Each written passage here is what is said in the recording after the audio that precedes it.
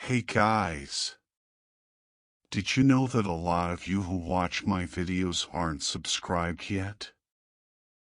I'd really appreciate it if you could hit that subscribe button.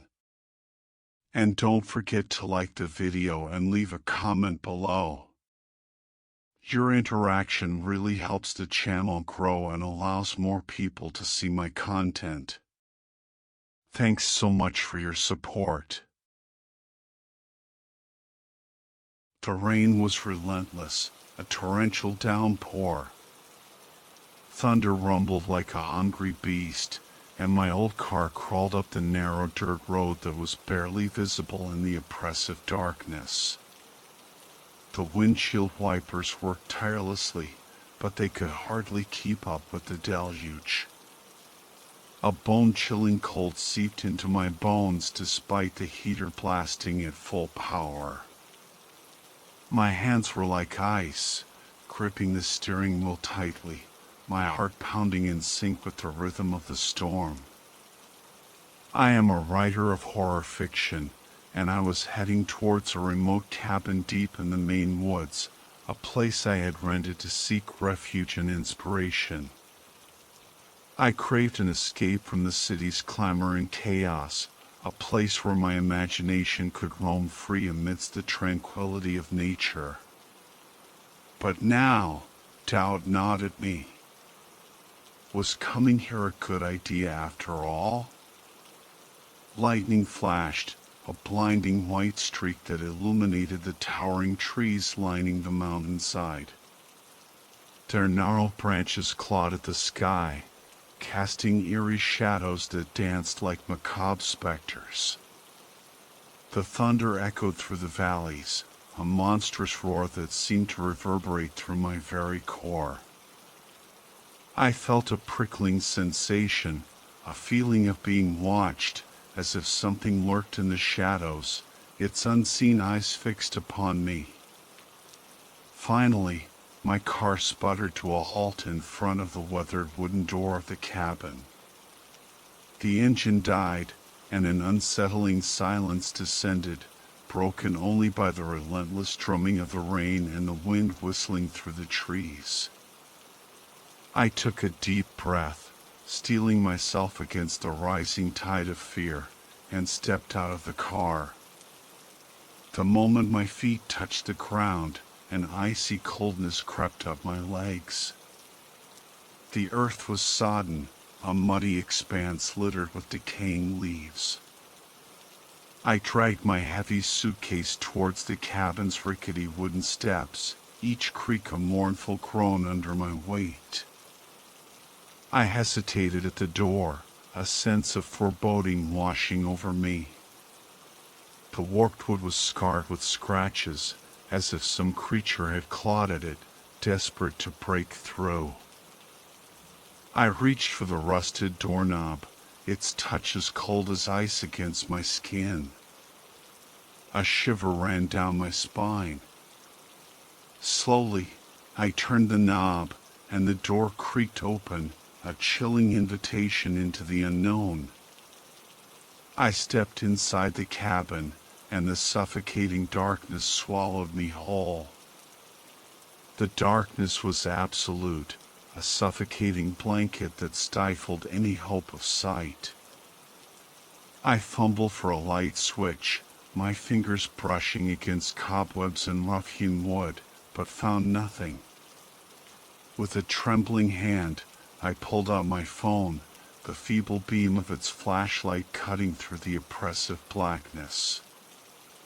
The cabin was even more dilapidated than I had imagined. Cracks spider-webbed across the damp wooden walls, and the floorboards groaned ominously beneath my weight, threatening to collapse at any moment. Dust and cobwebs clung to the threadbare furniture like ghostly shrouds. A wave of nausea washed over me, the air thick with the musty scent of decay and damp wood. I stumbled towards a window, desperate for fresh air, but it was jammed shut, refusing to budge. With the flashlight as my guide, I cautiously explored the cabin. The living room was a grim tableau of neglect, a tattered sofa facing a fireplace choked with ashes. In the kitchen, a rotting wooden counter sagged under the weight of a grime-encrusted sink, and an ancient refrigerator hummed a mournful tune. The bedroom offered no comfort, a four-poster bed draped with faded sheets and pillows that seemed to whisper of long-forgotten nightmares. A prickling sensation crawled across my skin, a feeling of unease that settled deep in my gut. This place was not right. It felt watched, as if unseen eyes followed my every move. I decided to return to the car to retrieve my bags and the rest of my belongings. But as I made my way back through the darkness, a sound pierced the silence, a chilling wail that echoed from the depths of the woods. It sounded like crying. I froze, straining to hear, my breath catching in my throat. The mournful cries grew louder, closer, sending a wave of fear through me. I turned and ran back towards the car, my heart pounding like a drum. But then, my foot caught on a gnarled root, and I stumbled, crashing to the ground. The flashlight slipped from my grasp, tumbling into the darkness, its feeble light extinguished. Panic seized me. I scrambled for the flashlight, my fingers grasping at damp leaves and cold earth, but it was gone. I tried to get up, but my legs felt like lead. And then I heard it. Footsteps. Approaching. Slow and deliberate. Terror gripped me, my body trembling uncontrollably. I squeezed my eyes shut, praying for this to be a nightmare. The footsteps stopped. Right in front of me. I slowly opened my eyes, and in the dim light filtering through the trees, I saw it. A towering figure, shrouded in shadow, standing just a few feet away. A scream tore from my throat, a desperate cry lost in the vastness of the night. I screamed, but the sound was swallowed by the darkness, a desperate cry lost in the vast emptiness of the night. I tried to scramble back, but my limbs felt heavy, my movements sluggish. The figure stepped closer, its form becoming clearer in the dim light. It was tall and gaunt, with unnaturally long limbs that seemed to bend at impossible angles. It had no face, just a smooth, featureless expanse of darkness where its head should have been. Panic clawed at my throat. I frantically searched for something, anything, to defend myself, but my trembling fingers found only a small, brittle twig. The figure reached out, its long, skeletal fingers brushing against my shoulder. I flinched, my body convulsing with fear. It leaned down, its breath warm against my ear, and whispered. The voice was a guttural rasp, ancient and otherworldly, sending shivers down my spine. The words were unintelligible, a language I didn't understand, yet they filled me with a primal dread. It repeated the phrase over and over, as if trying to communicate something. I forced myself to speak, my voice a shaky whisper. "Who are you?" The figure fell silent. It took a step back, its form receding slightly into the darkness. I stared at it, my heart pounding in my chest. It raised a long, bony finger, pointing towards something in the distance. I followed its gesture, my eyes straining to pierce the darkness. A faint light flickered in the distance. It was pointing towards the cabin. Understanding dawned on me. It wanted me to go inside. Hesitantly, I rose to my feet. I had no other choice. I followed the figure towards the cabin, its silent form leading the way. It opened the door for me, a gesture that seemed both courteous and menacing. I stepped inside, the figure following close behind. It closed the door, plunging us back into darkness. I stood there, frozen in fear, waiting for what would come next. The darkness clung to me, a suffocating presence that pressed against my skin. I stood frozen, my heart pounding a frantic rhythm against my ribs, unsure of what to do, or to turn. Then, abruptly, the lights flickered on. I blinked, my eyes struggling to adjust to the sudden illumination. The cabin looked different. Transformed. The walls, once damp and decaying, now appeared clean and well-maintained. The floorboards no longer groaned beneath my weight, and the furniture was arranged with an almost unsettling precision. Confusion warred with the lingering fear that clung to me like a shroud. The shadowy figure was gone. Vanished. I cautiously made my way to the living room. The tattered sofa was now covered with a crisp white sheet, and a pile of neatly stacked firewood sat beside the fireplace, ready to be lit. In the kitchen, the counters gleamed, the sink scrubbed clean, and the refrigerator hummed a cheerful tune, its interior stocked with an abundance of food and drinks.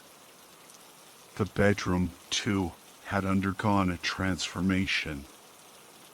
The bed was made with fresh white linens, and plump pillows rested against the headboard. Disbelief washed over me. Who had cleaned this place? And where had the terrifying figure gone? A sense of unease prickled my skin. This was too strange, too perfect. As I returned to the living room, my gaze fell upon a letter lying on the table. I picked it up, my fingers tracing the unfamiliar handwriting. "Welcome to the cabin," it read. "I hope you enjoy your stay. Do not worry about the figure. It means you no harm. It simply wanted to welcome you. Enjoy your stay, and beware the whispers in the fog." The words hung in the air, each one a chilling echo in the silence. Who had written this? How did they know about the figure? I glanced towards the window. The rain continued to fall, the fog swirling like a restless spirit. And then I heard it again. The whisper. Faint, almost imperceptible, but undeniably there. "Come out," it seemed to say. My blood ran cold. I slammed the door shut, my heart pounding in my chest. Fear, raw and primal, surged through me. I retreated to the bedroom, locking the door behind me, and burrowed under the covers, seeking a solace I knew I wouldn't find. The whispers continued to echo in my mind, a chilling mantra that seeped into my bones. Get out. Get out. Get out. I huddled beneath the covers, my body trembling uncontrollably. The darkness seemed to press in on me, a suffocating weight that stole my breath. Suddenly, the lights flickered and died, plunging the cabin into an impenetrable blackness.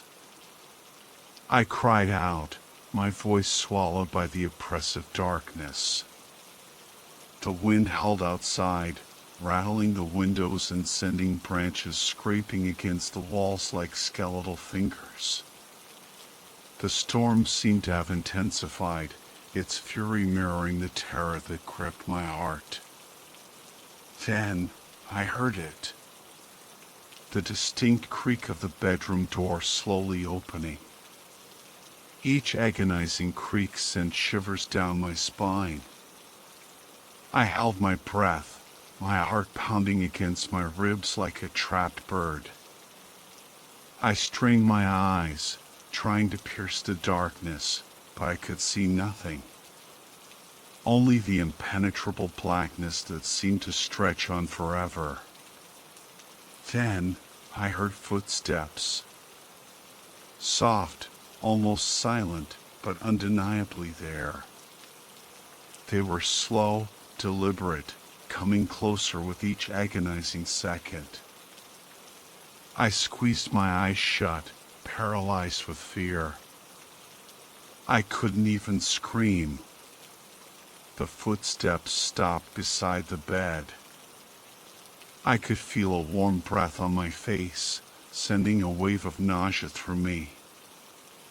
I opened my eyes, but the darkness was absolute. I could see nothing, but I could feel it. A presence, looming over me, watching me. Terror gripped me, a cold hand squeezing my heart. I was going to die here, alone, in this God-forsaken cabin. Then, just as suddenly as it had appeared, the presence vanished. The footsteps retreated, fading into the silence. I lay there, trembling, my body bathed in a cold sweat. I didn't understand what had just happened, but I knew one thing. I had to get out of this cabin. Now! I screamed until my lungs burned, but the sound was swallowed by the suffocating darkness.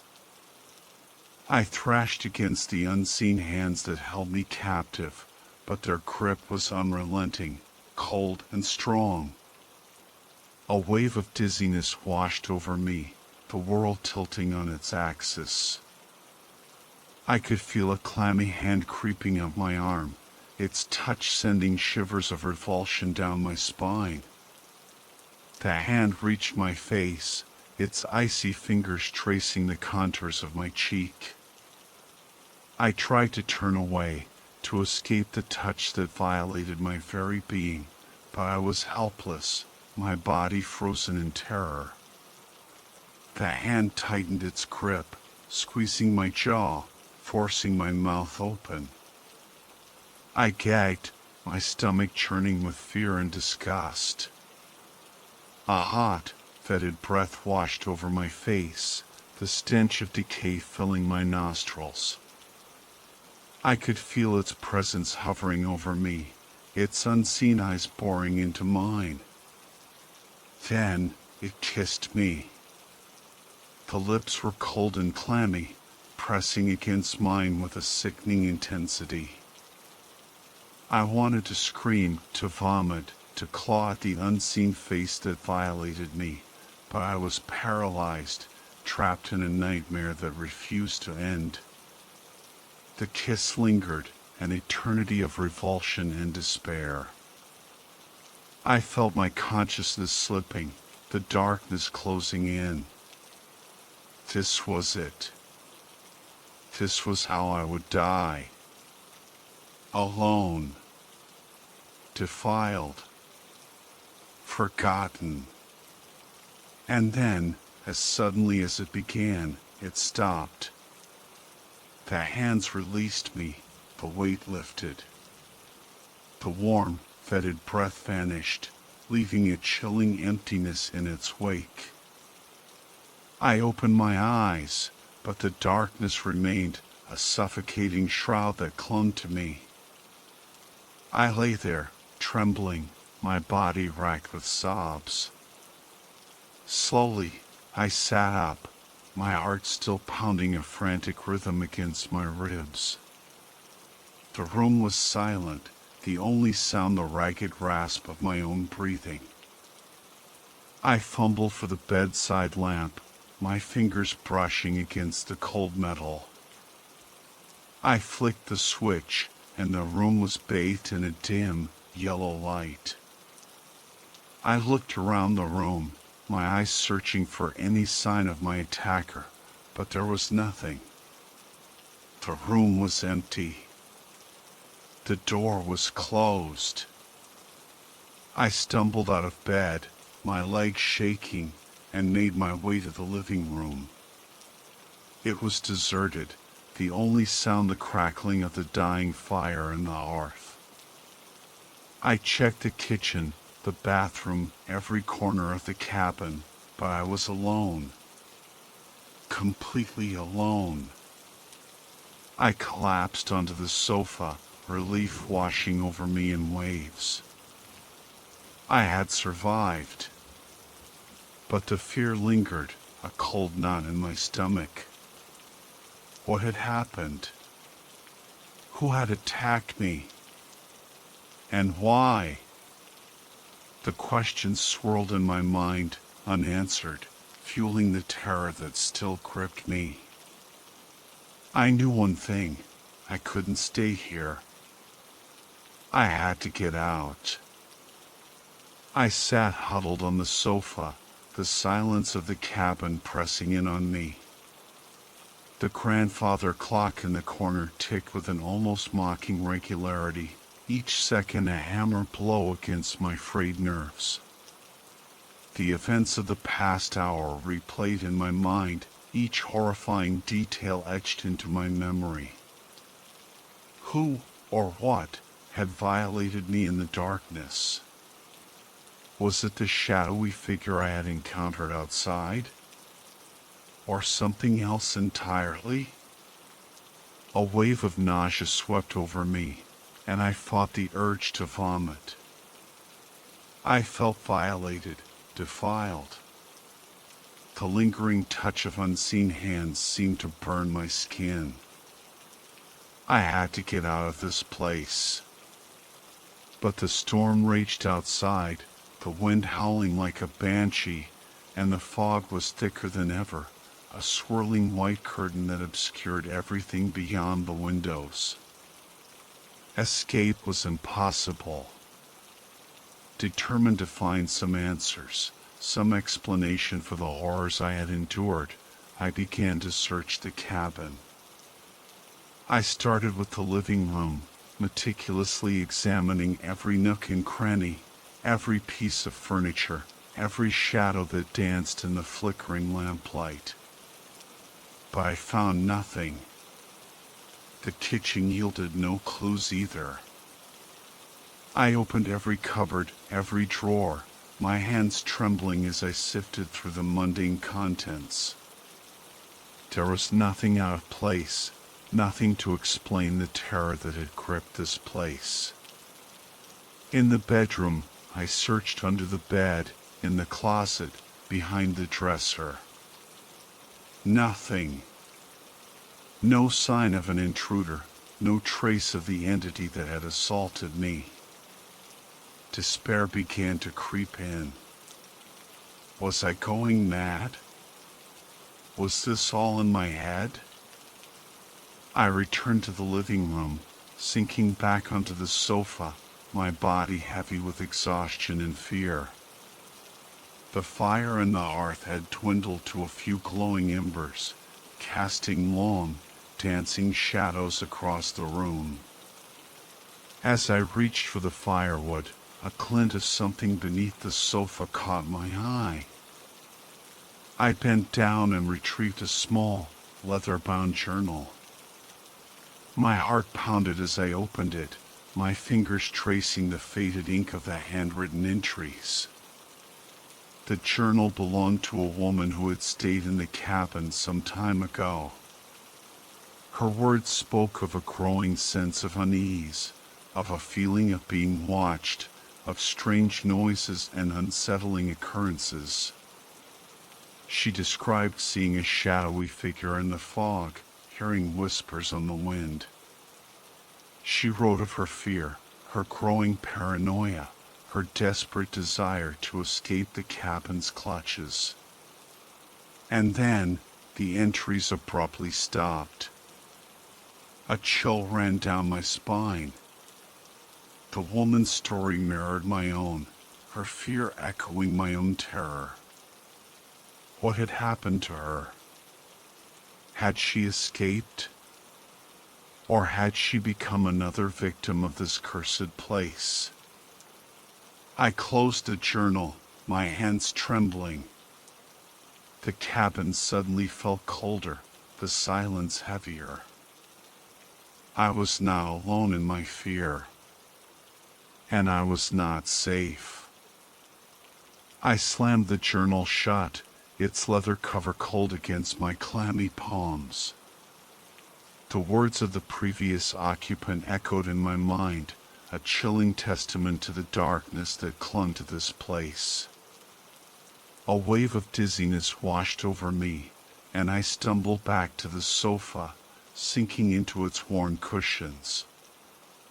The fire had died down to embers, casting long, flickering shadows that danced across the walls like macabre puppets. The silence in the cabin was deafening, broken only by the incessant ticking of the grandfather clock and the pounding of my own heart.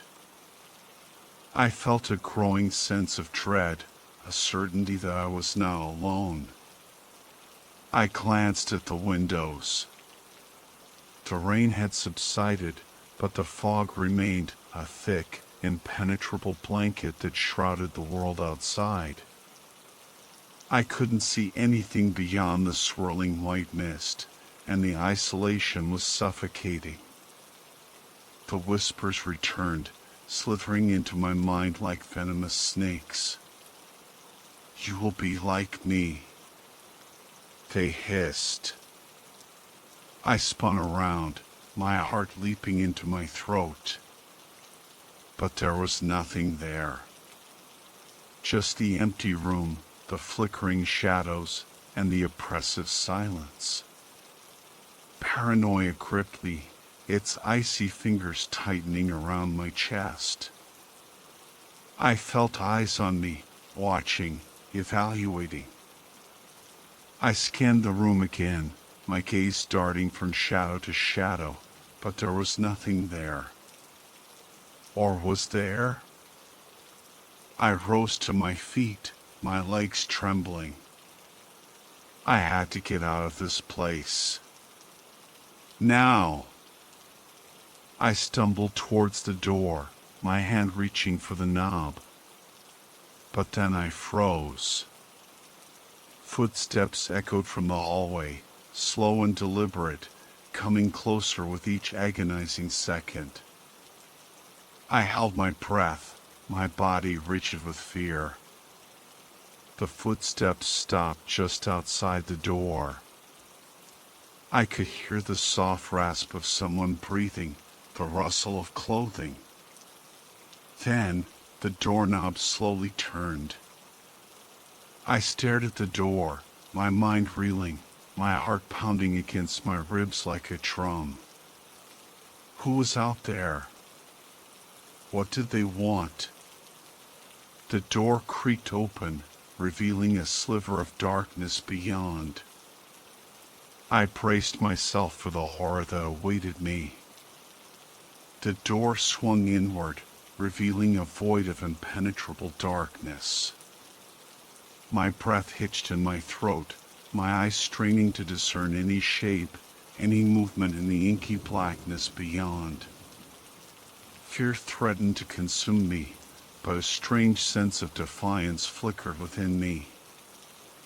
I wouldn't be a victim cowering in the shadows. I would face whatever lurked in the darkness, even if it was the last thing I did. With a trembling hand, I reached for the flashlight on the nearby table, its beam cutting through the oppressive darkness like a beacon. I stepped into the hallway, my heart pounding a war drum against my ribs. The flashlight beam danced across the peeling wallpaper, the dust motes swirling in the air like tiny ghosts. The hallway stretched before me, an endless tunnel of shadows and unknown horrors. I took a tentative step forward, the floorboards groaning beneath my weight.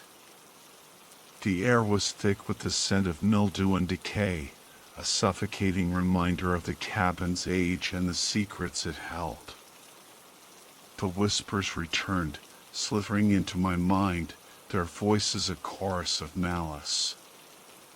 There's no escape. You're ours now. Join us. I shook my head, trying to banish the voices that clawed at my sanity. I wouldn't succumb to their whispers, their promises of oblivion. I would fight. I continued down the hallway, the flashlight beam illuminating the closed doors that lined the walls. Each door held the promise of unknown horrors, of hidden terrors waiting to be unleashed. I reached the end of the hallway, my breath catching in my throat. A single door stood before me, its paint peeling, its handle tarnished with age. I could feel the darkness emanating from it, a palpable sense of dread that clung to the air like a shroud. With a trembling hand, I reached for the doorknob, my knuckles white against the cold metal. I took a deep breath, steeling myself for the horrors that awaited me. I opened the door. The room was empty. I burst out of the cabin, the humid air thick with the scent of pine needles and damp earth. The fog clung to me like a shroud, its tendrils reaching out to snatch me back into the darkness. Panic fueled my flight. I didn't look back, didn't dare to see if anything pursued me. I scrambled through the undergrowth, branches whipping in my face, thorns tearing at my clothes. The whispers followed, their voices a chilling chorus in the swirling mist. You can't escape. We'll always find you. You belong to us now. I stumbled, my ankle twisting beneath me. Pain shot through my leg, and I cried out, falling to the damp ground. I tried to get up, but my ankle throbbed, refusing to bear my weight. Despair washed over me. I was trapped. There was no escape. I lay there, my chest heaving, my eyes squeezed shut against the swirling fog. The whispers grew louder, closer, their voices a symphony of malice. Then, a new sound cut through the fog. A voice. Human. Hello? Is someone there? I opened my eyes, my gaze searching the swirling mist. A figure emerged from the fog, a man with a kind face and worried eyes. Relief flooded through me, so intense it was almost painful. I wasn't alone. I'm here, I croaked, my voice hoarse from screaming. I've hurt my ankle. The man hurried towards me, his face etched with concern. He knelt beside me, gently examining my injured ankle. Don't worry, he said, his voice soothing. I'll help you. He carefully lifted me, his touch gentle and reassuring. He carried me through the fog, away from the cabin, away from the horrors that lurked within its walls. As we emerged from the woods, the fog began to dissipate, revealing a small town nestled in the valley below. The sight of civilization filled me with a sense of hope I hadn't dared to feel before. I was safe. I had escaped. But as I looked back at the swirling mist that shrouded the cabin, a shiver ran down my spine. I knew that the whispers would forever haunt my dreams, a chilling reminder of the darkness that lurked within the fog.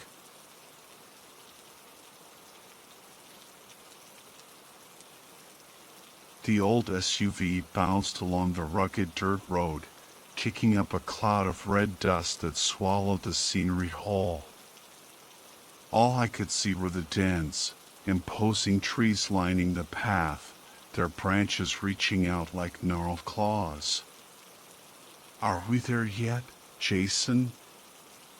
Ashley whined, swatting away the dust that filtered into the car. This is the kind of road where creepy killers in horror movies lure their victims. "Chill out, Ashley," Jason chuckled. "We're almost there. My great-grandfather's place is a bit off the beaten path, but trust me, it's worth it." I'm John, and I was in the back seat with Mike, who was busy snapping selfies. The mood in the car was a mix of excitement and anticipation for our weekend getaway at the lake house. But deep down, I felt a growing sense of unease and inexplicable dread. The further we drove into the woods, the more intense the chill in the air became, as if unseen eyes were watching us. Finally, we turned onto a private drive shrouded by towering oak trees. They blocked out the sun, casting an eerie twilight over the surroundings. And then, the lake house came into view. It was a large, two-story wooden structure, painted white, but weathered and worn by time. The porch sagged, windows were broken and pockmarked with what looked like bullet holes. The roof was covered in black tiles, thick with moss and lichen. The house was surrounded by towering trees, their branches reaching out and over the house like a giant cage. "Whoa, this place is awesome," Mike exclaimed, jumping out of the car. "Yeah, it's got a classic vibe," Ashley said, already snapping pictures with her phone. But I couldn't shake the feeling of dread that crept up my spine. The house didn't look beautiful or inviting. It looked eerie, menacing, as if something sinister lurked within. "What do you think, John? Like it?" Jason asked with a grin. Yeah, it's charming," I replied, forcing a smile. The truth was, I wanted to scream, "Get me out of here." But I didn't want to disappoint my friends. As we got closer, the chill intensified, almost like something was sucking the warmth from my body. The front door stood slightly ajar, as if inviting us to step inside and uncover its secrets. I took a deep breath, trying to quell the fear rising within me, and stepped into the lake house, a place shrouded in the shadows of a dark past. Inside, the house was dark and silent. Dust motes danced in the faint rays of sunlight that filtered through the cracks in the boarded-up windows, casting long, distorted shadows on the floor. "This place is creepy as hell," Ashley whispered, her voice trembling slightly. "Yeah, it's got a real horror movie vibe," Mike agreed. I nodded, unable to deny the oppressive atmosphere. The air was thick with a sense of foreboding, and an unnatural chill clung to the shadows. My great-grandfather was a painter, Jason said, breaking the silence. Oh, cool, Mike replied. He liked to paint mysterious stuff, Jason continued. I'll show you. He led us to a large hall where massive paintings lined the walls. Most of them were portraits, but the faces were distorted, grotesque, with eyes that seemed to bulge out, staring right at us. Wow, your great-grandfather's paintings are certainly unique, Ashley said, her voice laced with sarcasm. Yeah, they're kind of freaking me out, Mike added. I stared at the paintings, and this time I noticed the unsettling details. The eyes seemed to shift and move slightly, and the thin smiles on the subject's lips seemed to twitch. Don't you think these paintings are a bit weird? I whispered to Mike. Weird how? He asked. Like, they're alive, I replied. Mike laughed. You're overthinking it, John. They're just paintings. But I feel like they're watching us, I insisted. If you're scared, don't look, Mike said, moving on to examine other paintings. I tried to shake off the feeling, but I couldn't help but shudder. The longer I looked at those paintings, the more lifelike they seemed to become. Let's check out the other rooms, Ashley suggested. I'm starting to feel uneasy. We left the hall and explored the rest of the house, but the unsettling atmosphere persisted.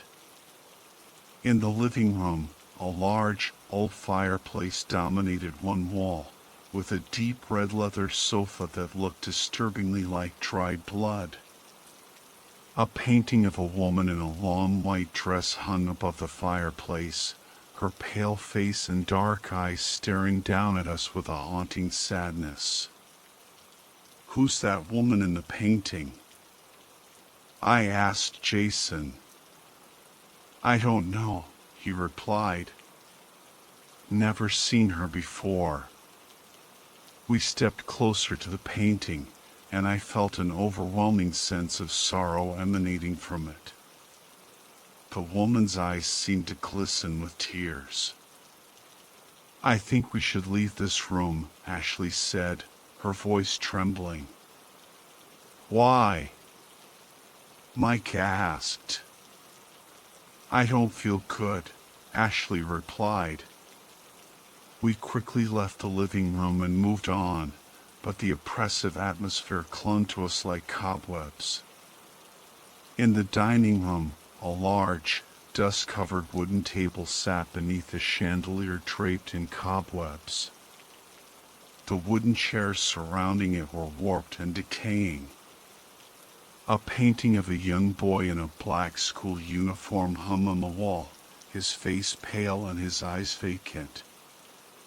That kid looks creepy, Mike commented.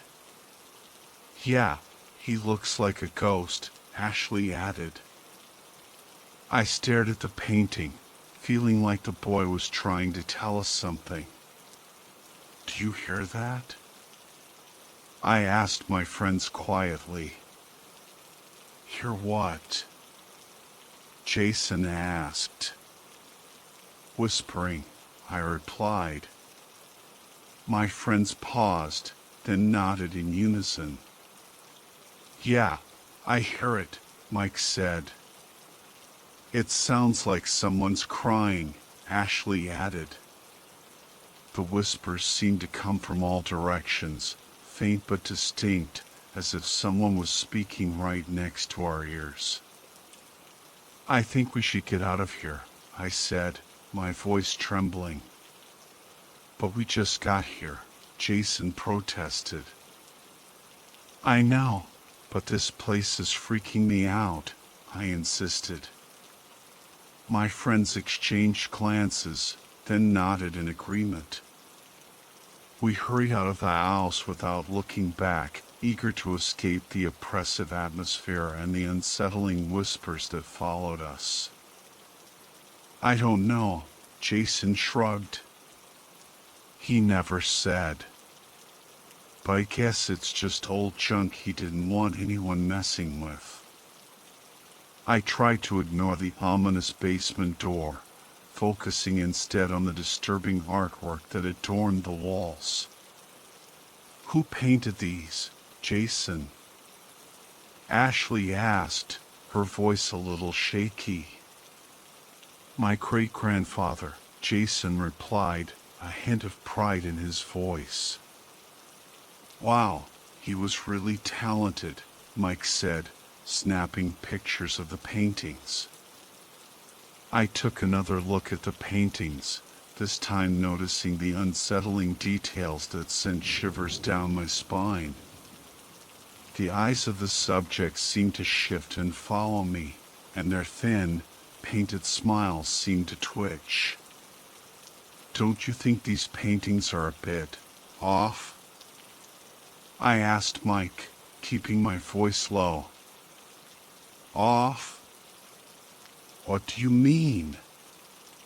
Like they're alive, I whispered, feeling a chill crawl up my spine. Mike laughed. Dude, you're seriously freaking yourself out.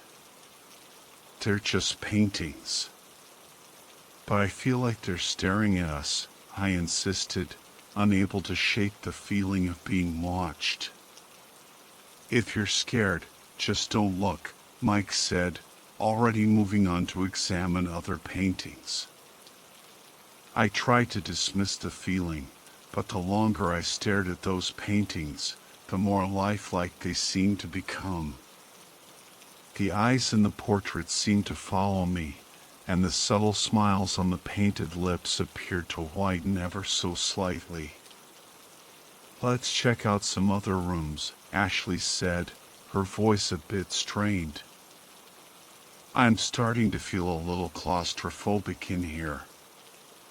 We left the hall and ventured into other rooms, but the oppressive atmosphere clung to us like a shroud. In the living room, a massive, ancient fireplace dominated one wall, with a deep red leather sofa that looked disturbingly like dried blood.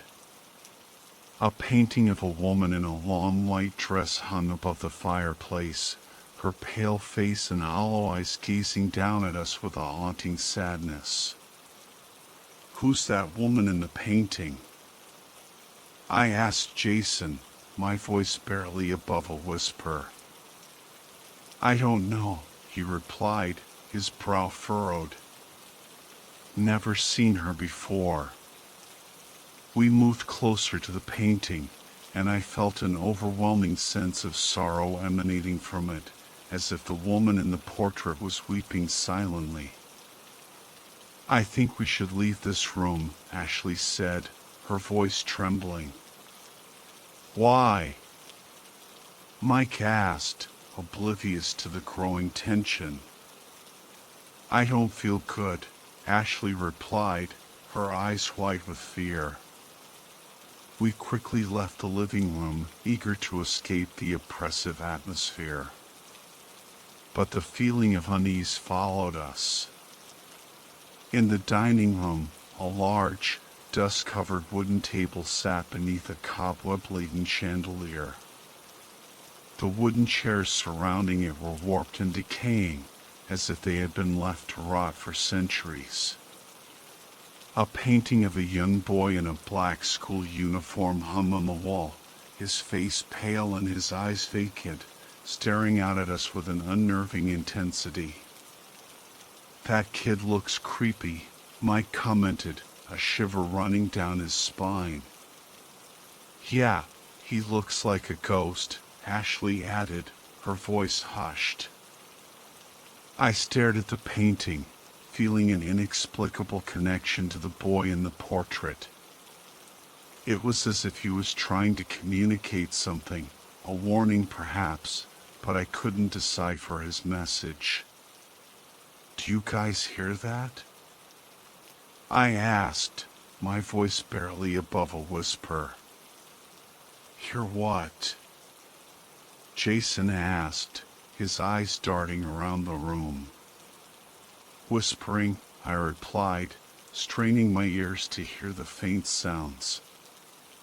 My friends fell silent, listening intently. A moment later, they both nodded, their faces pale. "Yeah, I hear it," Mike said, his voice barely a whisper. "It sounds like someone's crying," Ashley added, her eyes wide with fear. The whispers seemed to be coming from all directions, faint but distinct, as if the walls themselves were speaking to us. They were filled with sorrow and despair, sending chills down my spine. "I think we should get out of this house," I said, my voice trembling. "But we just got here," Jason protested, though I could see the fear in his eyes. "I know, but this place is freaking me out," I insisted. "Those whispers, they're unnerving." My friends exchanged glances, their faces pale and drawn.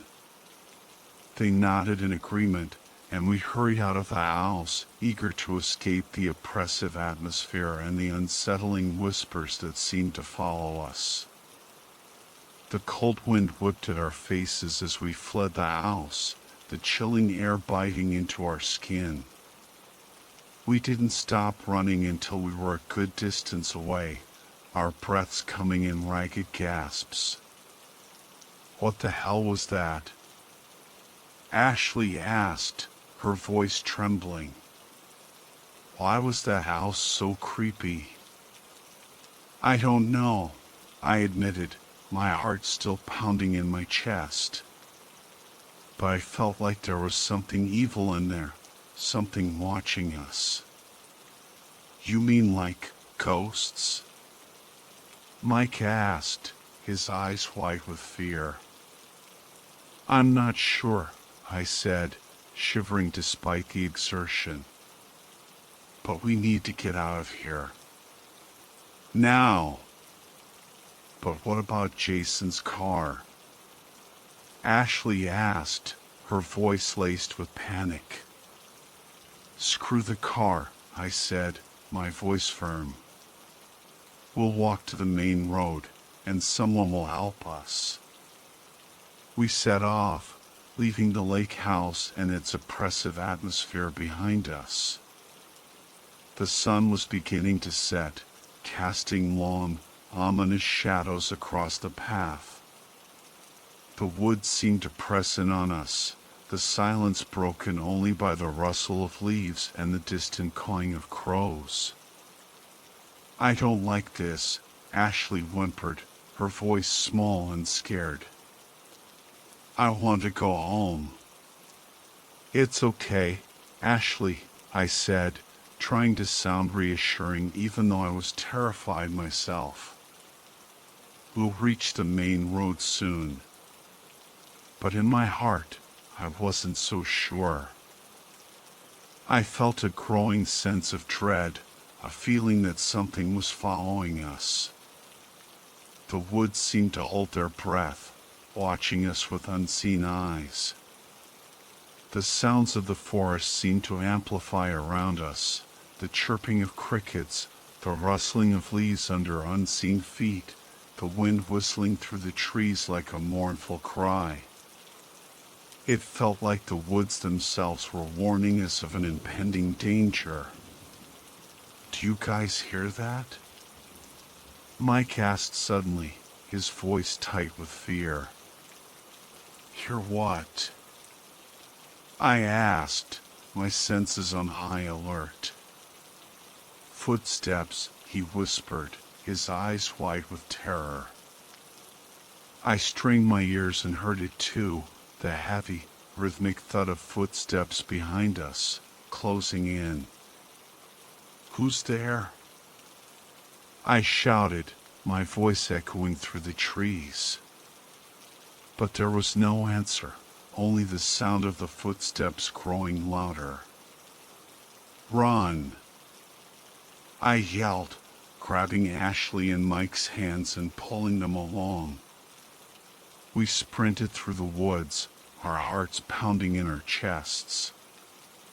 The footsteps followed, relentless and unwavering. I didn't know what was chasing us, but I knew it was something evil, something that wanted to harm us. We burst out of the trees and onto the shore of the lake. The water was dark and still, reflecting the ominous twilight sky. "Which way do we go?" Ashley gasped, her breath coming in ragged gasps. "I don't know," I said, my mind racing. "But we need to get away from that thing." Suddenly, there was a loud crack from behind us. I whirled around and saw a tall, shadowy figure standing beneath a tree. It was taller than any man I had ever seen, with long, spindly limbs that seemed to defy gravity. "What is that?" Mike whispered, his voice filled with terror. "I don't know," I said, my blood running cold. "But we need to run." We turned and ran again, but the figure was faster. It glided through the trees with unnatural speed, its long limbs propelling it forward like a spider. I could feel its hot breath on my neck, its presence closing in on us. "Help!" Ashley screamed, her voice filled with terror. I glanced back and saw the creature reaching out with its long, skeletal fingers, grasping for Ashley. "No!" I shouted, and I pushed Ashley out of the way, sacrificing myself. The creature's icy fingers wrapped around my arm, and I was pulled into the darkness, my friend's screams echoing in my ears. The world dissolved into a dizzying swirl of darkness. I felt weightless, adrift in a sea of nothingness. My heart hammered against my ribs, and my breath came in short, panicked gasps. I struggled against unseen bonds, but my efforts were futile. Then, consciousness slipped away, leaving me adrift in a black void. I awoke to a blinding light, my eyes fluttering open. I blinked against the harsh glare, trying to make sense of my surroundings.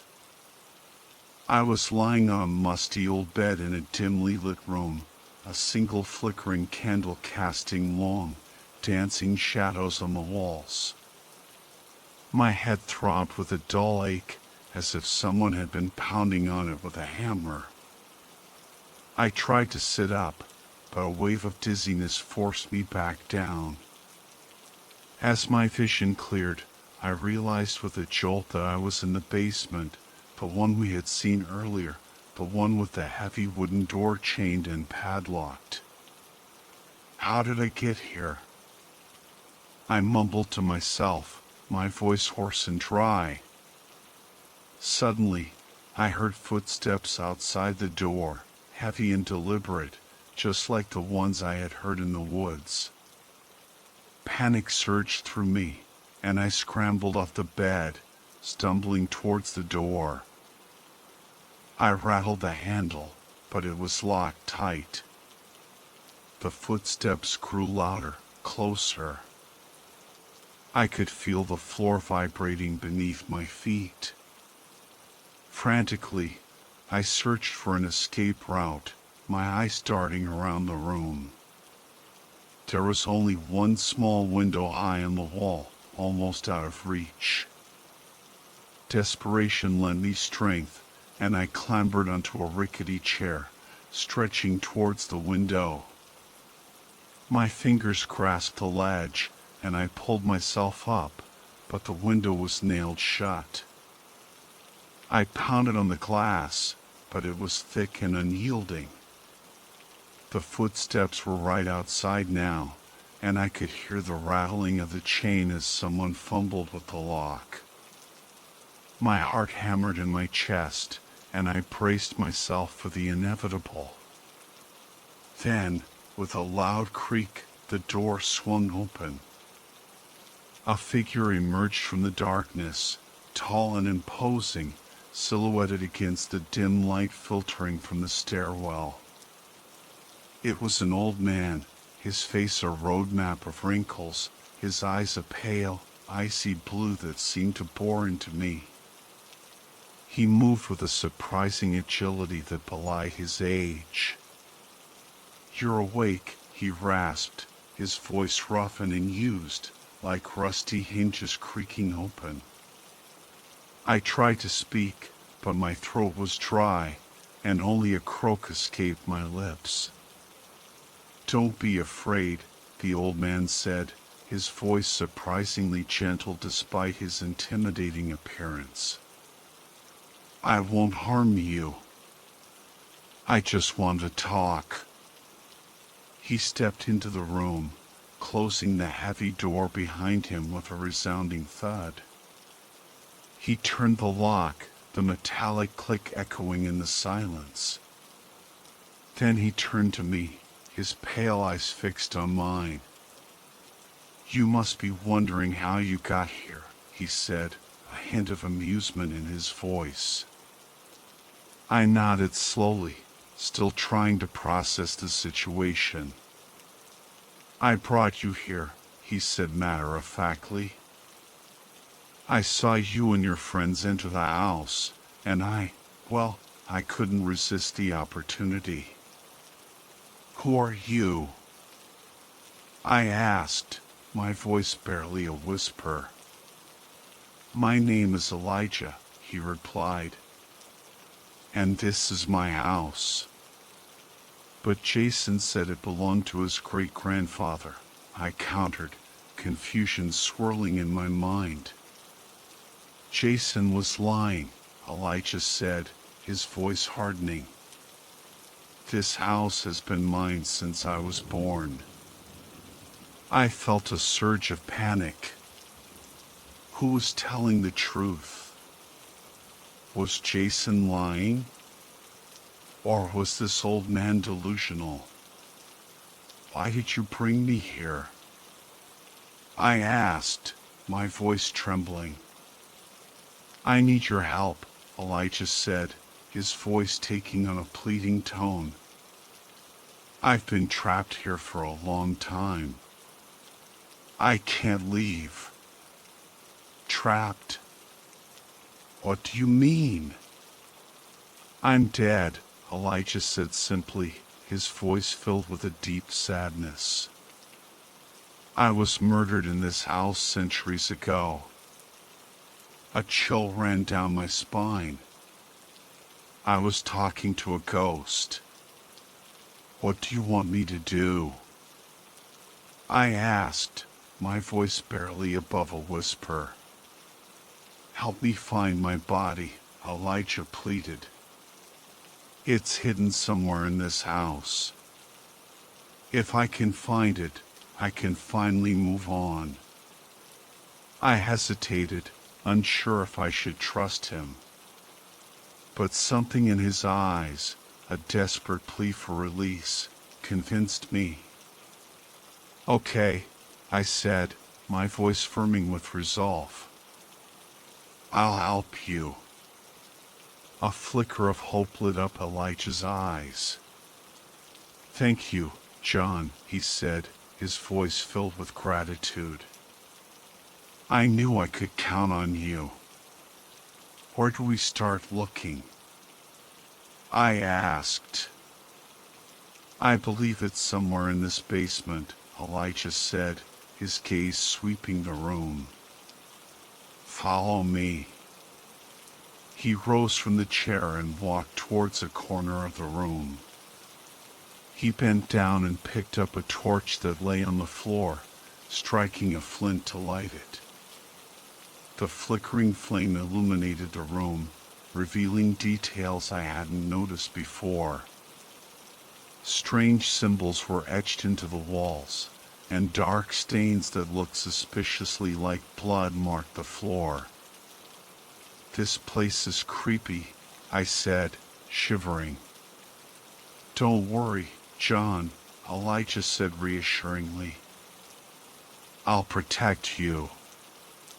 He led me to a section of the wall and tapped it lightly.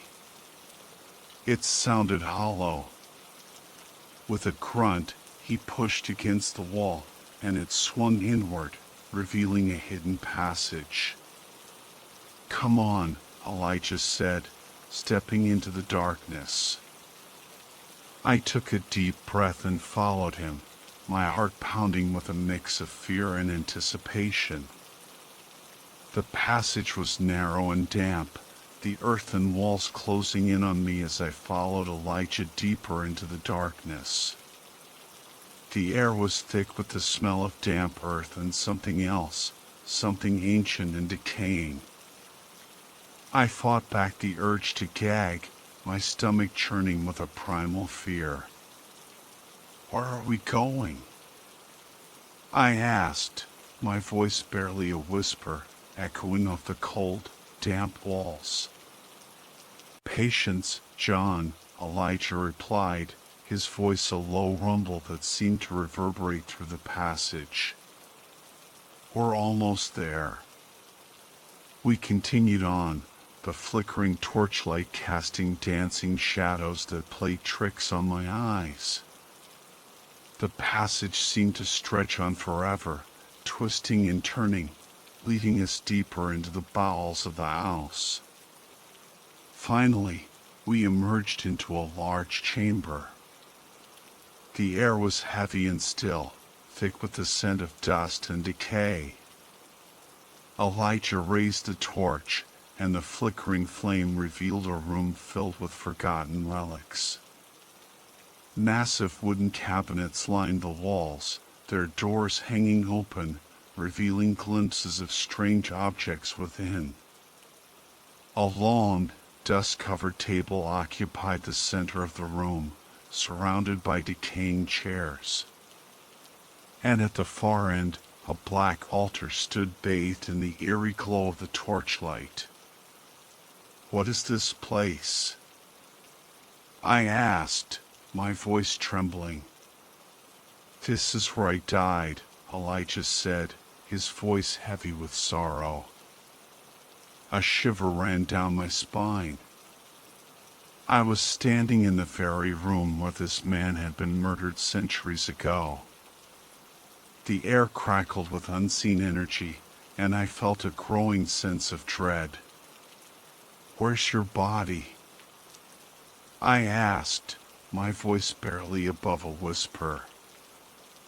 "I don't know," Elijah admitted. "But I can sense it's close, somewhere within these walls." He moved towards the altar, kneeling before it with reverence. He closed his eyes and began to chant in a language I didn't understand, his voice resonating through the chamber. I watched him, a sense of unease creeping over me. The air grew colder, and the shadows seemed to deepen, as if responding to Elijah's incantation. Suddenly, there was a loud crash from behind us. I spun around to see one of the large cabinets toppling over, its contents spilling onto the floor. Dust billowed up, choking me with its musty scent. "What was that?" I gasped, my heart pounding in my chest. Elijah opened his eyes, his gaze fixed on the fallen cabinet, his expression filled with alarm. "An evil spirit," he whispered, his voice hoarse with fear. "It has been awakened." I looked around the room, my eyes wide with terror. I didn't know what kind of spirit Elijah was talking about, but I knew it couldn't be good. Then, I heard a scream echoing from the passage we had just come through. "Who's that?" I asked, my voice trembling. "Your friends," Elijah said grimly. "They're in danger." Ashley's screams echoed through the passage, each one a sharp spike of fear in my heart. I turned to Elijah, his face a mask of grim determination. "We have to help them," I yelled, my voice tight with urgency. "Follow me," Elijah shouted back, already sprinting towards the passage. We raced through the narrow corridor, the flickering torchlight casting eerie shadows that danced and writhed on the damp walls. My heart pounded in my chest, a drumbeat of fear echoing in my ears. I couldn't bear the thought of losing Ashley and Mike, of them falling victim to whatever evil lurked in this house. As we ran, I stumbled, my knees slamming against the hard-packed earth. Pain shot through my leg, but I couldn't stop. I had to reach my friends. "John!" Elijah yelled from ahead. "Hurry!" I gritted my teeth, pushing through the pain, and scrambled to my feet. We burst into the main hall, the scene before me stopping me dead in my tracks. Mike lay sprawled on the floor, a dark pool of blood spreading beneath him. Ashley knelt beside him, her body shaking with sobs, her face pale and streaked with tears. "Mike!" I screamed, rushing towards my friend. He... Ashley stammered, pointing a trembling finger towards a darkened corner of the room. I followed her gaze and saw it, a tall, shadowy figure, its form shifting and swirling in the darkness. It had no discernible features, just a void of blackness that seemed to absorb all light. "The evil spirit," Elijah whispered, his voice filled with dread. "It's stronger than I anticipated." Despair washed over me. How could we possibly fight something like that? We were no match for a creature born of darkness. Then, I remembered the journal Jason had mentioned, the one his great-grandfather had kept. "Elijah!" I exclaimed. "The journal!" Jason's great-grandfather kept a journal about this house. Elijah's eyes widened with understanding. "It might contain the key to defeating this spirit." "It should be in the library," I said, hope flickering in my chest. We raced up the creaking stairs, my injured leg throbbing with every step.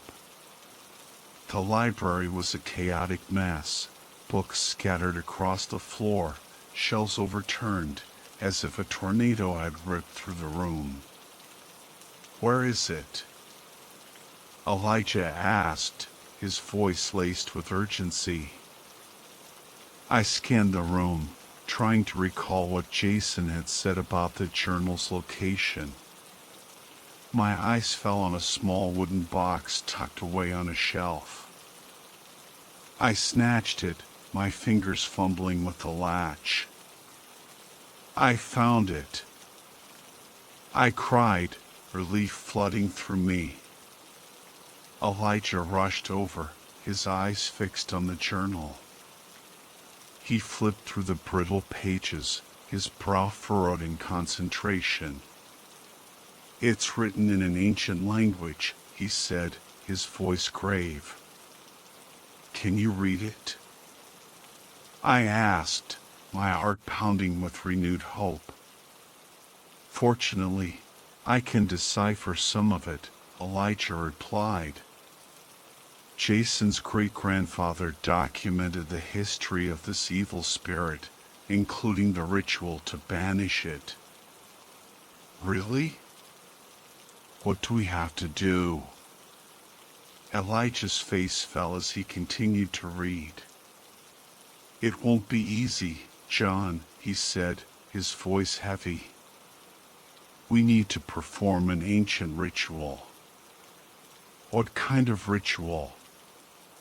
A ritual that requires the blood of a descendant of the one who awakened the spirit, Elijah said, his gaze meeting mine. My blood ran cold. You mean? Yes, John, Elijah said, his voice solemn. Your blood. My blood? I echoed, my voice a mere whisper. The weight of his words crashed down on me, a terrifying realization dawning in my mind. Elijah nodded grimly. Yes, John. Only your blood can banish this spirit. Fear gripped me, cold and paralyzing. I wasn't ready to die. I was too young, with so much life left to live. But the image of Mike lying lifeless on the floor and Ashley's terror-stricken face spurred me on. If I didn't act, they would both die. What do I have to do? I asked, my voice trembling. Elijah turned to the last page of the journal. There's an ancient incantation here. You must recite it at the altar and then use this knife to draw your blood onto the symbol carved into the stone. He drew a small, ornate silver knife from his belt, its blade glinting ominously in the flickering torchlight. The handle was intricately carved with symbols I didn't recognize, and an aura of ancient power seemed to emanate from it. I took the knife, its coldness shocking against my palm. The weight of it felt heavy, a responsibility settling on my shoulders. John, Elijah said, his voice grave, you must perform the ritual quickly, before the spirit kills your friends. I nodded, steeling my resolve. I'll do it. We raced back to the main hall, the echoes of Ashley's screams spurring us on. The spirit was now hovering over her, its long, skeletal fingers reaching for her throat. Leave her alone. I shouted, my voice filled with a desperate rage. The spirit turned towards me, its formless face contorting in a silent snarl. It let out a guttural growl that seemed to shake the very foundations of the house. Ashley! I cried, my heart breaking at the sight of her struggling against the creature's grasp. The spirit turned its attention to me, its shadowy form gliding across the floor. I backed away, my hand gripping the silver knife tightly. Stay back. I yelled, but the creature continued its advance, its presence filling me with a chilling dread. I pressed myself against the wall, my back hitting the cold stone. The spirit reached out, its long fingers stretching towards me like claws. I closed my eyes, bracing for the inevitable. But then, a shattering sound pierced the air. I opened my eyes to see a large vase explode against the spirit's form, shards of pottery flying in all directions. The creature recoiled, a guttural cry escaping its formless mouth.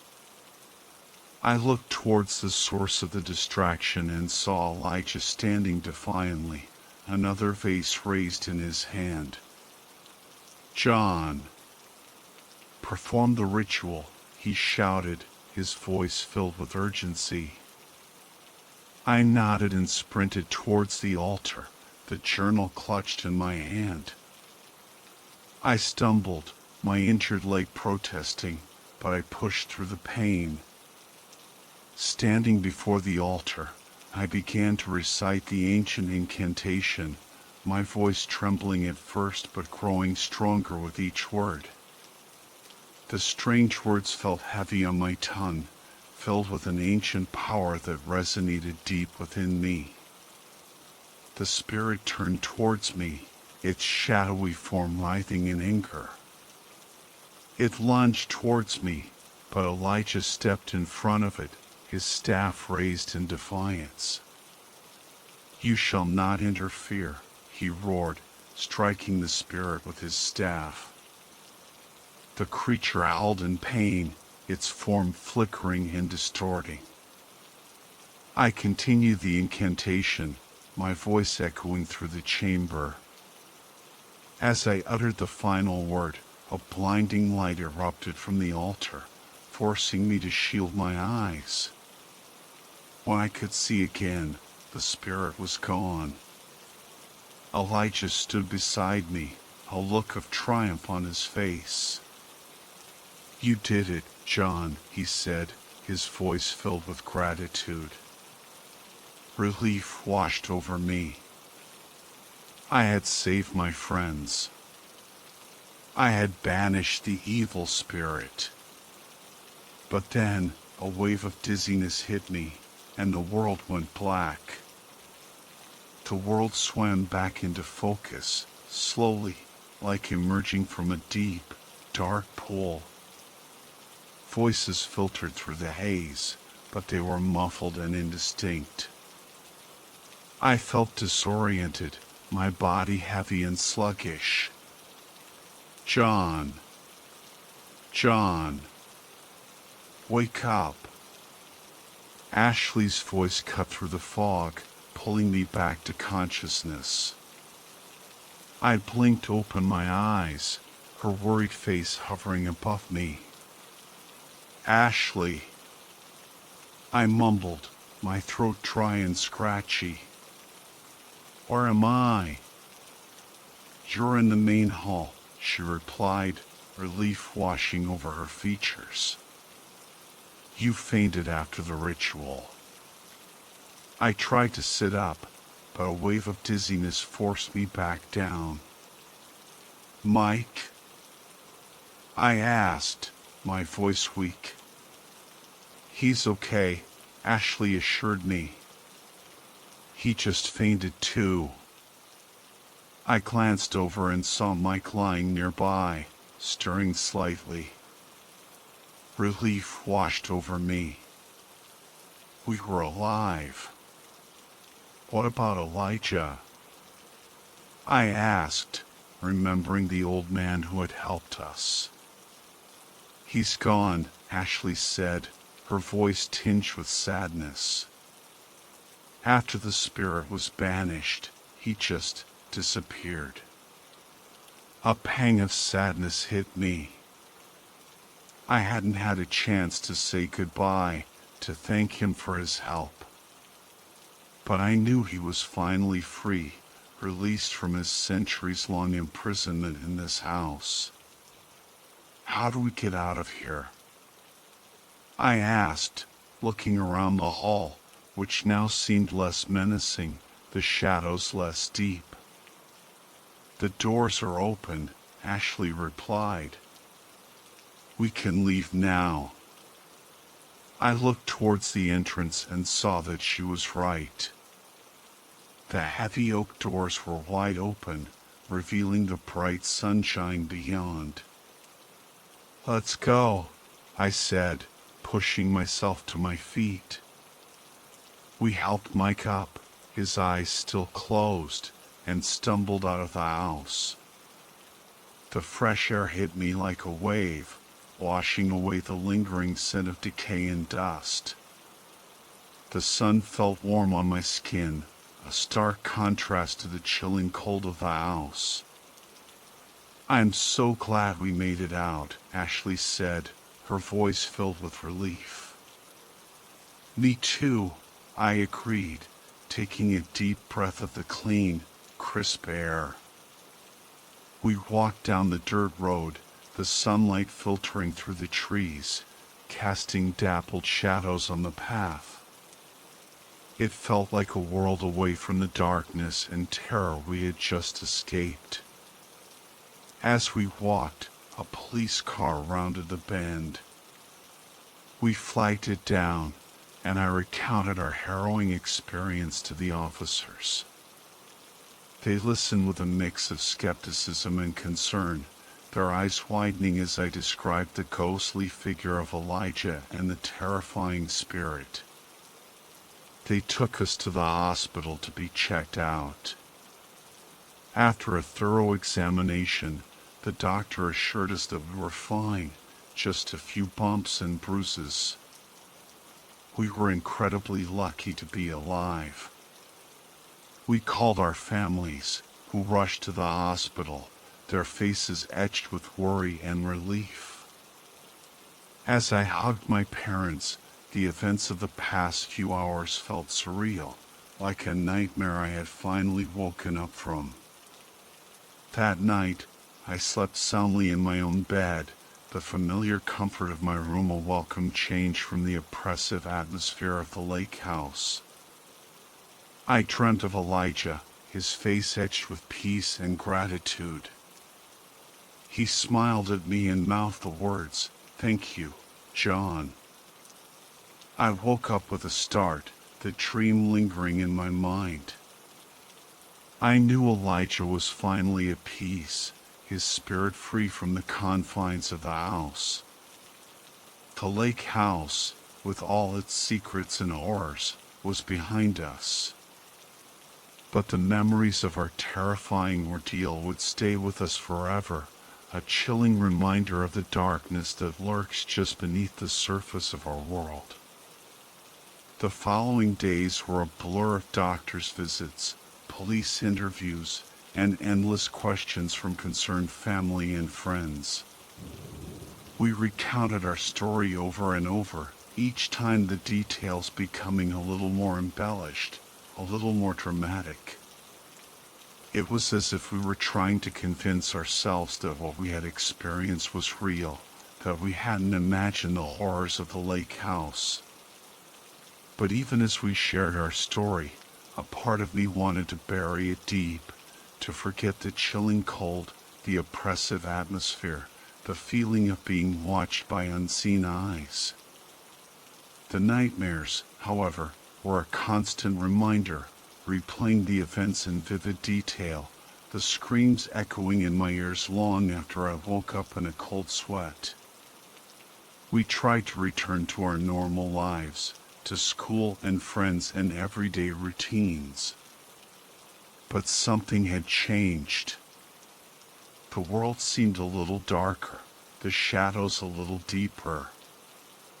We were more aware of the unseen, the things that lurked just beyond our perception.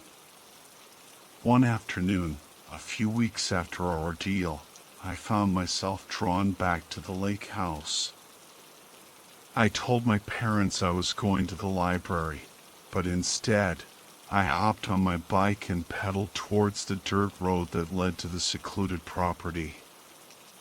The woods seemed to watch me as I approached, the trees swaying slightly in the breeze, their branches whispering secrets I couldn't understand. A sense of foreboding settled over me, but I couldn't turn back. I needed to see the house again, to confront the lingering fear that clung to me like a shadow. The house stood silent and empty, the windows boarded up, the paint peeling. It looked more derelict than ever, a decaying monument to the darkness it had contained. I leaned my bike against a tree and approached cautiously, my heart pounding in my chest. As I stood before the house, a cold gust of wind swept through the trees, sending a shiver down my spine. The front door creaked open slightly, as if inviting me in. I hesitated, fear battling with curiosity. Part of me wanted to run, to escape the memories that haunted this place. But another part of me, a darker, more curious part, urged me forward. I took a step towards the house, then another. The door creaked open further, beckoning me into the darkness. I reached out and pushed it open, stepping into the silent, dust-filled hallway. The air was thick with the smell of decay, and a chill settled over me despite the warm afternoon sun. I could almost hear the echoes of Ashley's screams, the guttural growls of the spirit, the desperate chanting of Elijah. I walked through the house, each room a stark reminder of the horrors we had faced. The living room with its blood-red sofa, the dining room with its vacant-eyed boy, the library with its ancient secrets. And finally, the basement, the place where it had all begun. I stood before the chained door, the padlock hanging open, a silent testament to our escape. I could almost feel the presence of Elijah, his desperate plea for release, the chilling touch of the spirit's icy fingers. I turned and fled the house, the memories chasing me like shadows. As I raced away on my bike, I knew that the lake house would forever be a part of me, a dark secret buried deep within my soul. The experience had changed me, leaving me with a lingering sense of unease, a constant awareness of the darkness that hides in the shadows, waiting for its moment to emerge. The lake house was silent now, but its story was far from over. It was waiting, patiently, for its next victims.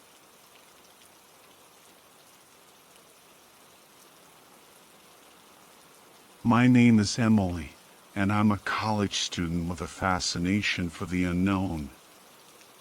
I'm driving through the thick darkness, heading towards a remote cabin deep within the forests of Oregon. The rain is relentless, the road is slick, and my windshield wipers can barely keep up with the downpour. Visibility is getting worse by the second. A knot of anxiety tightens in my stomach, but I can't help but feel a thrill of excitement for the adventure that awaits. I've always been drawn to the mysterious, devouring ghost stories and chilling tales, and this cabin has a reputation for being haunted. I'm eager to see for myself if the legends are true. Thunder booms, shaking the car, and lightning flashes, illuminating the tall, menacing trees lining the road. They look like monstrous claws reaching out to grab me. I try to focus on the road, but fatigue and worry are starting to cloud my mind. I glance at the clock on the dashboard. It's almost midnight. I've been driving for nearly 5 hours, but it feels like I'm no closer to my destination. Suddenly, my headlights catch a figure standing in the middle of the road. I slam on the brakes, sending the car into a terrifying spin. I wrestle with the steering wheel, trying to regain control as the car skids across the wet asphalt. Finally, it comes to a stop. My heart pounds in my chest, my hands clammy and cold. I peer back towards the figure, but it's gone. Maybe it was just a deer, or some other wild animal, I try to reassure myself. Taking a deep breath, I cautiously put the car back in gear and continue. This time, I drive slower, my senses on high alert, scanning the surroundings for any sign of movement. I feel a prickling sensation on the back of my neck, like someone is watching me. A chill runs down my spine. I turn on the radio, hoping to break the silence and calm my nerves, but the music can't drown out the frantic beating of my own heart. My cell phone signal died as soon as I entered the forest, and my GPS is useless. I feel isolated and vulnerable. I don't know which way to go. I pull out an old, folded map from the glove compartment. It shows the way to the cabin, but the route is complex, and I'm not sure it matches the road I've been driving on. I decide to continue on the same path, hoping to find a junction or a signpost. But the further I drive, the narrower and rougher the road becomes. The trees on either side lean in, their branches forming a dark canopy that blocks out the moonlight. I'm starting to think I'm lost. Fear gnaws at me once more. Just as despair begins to set in, I see a faint light in the distance. I press down on the accelerator, my spirits lifting with renewed hope. Finally, I arrive at the cabin. It's a small, dark structure nestled deep in the heart of the forest. It looks eerie and ominous, like something out of a horror movie. I pull up in front of the cabin and turn off the engine. Silence descends, broken only by the sound of the rain and the wind whistling through the trees. I sit in the car, staring at the cabin, my mind wrestling with the decision to go in. I've made up my mind. I'm going in. Curiosity has won over fear. I grab my powerful flashlight and my backpack and step out of the car. The rain is still falling, a light drizzle now, and the air is damp and cold. The wind howls through the trees, and branches creak and groan like the cries of tortured souls. I hurry towards the cabin, my heart pounding in my chest, unsure of what awaits me inside.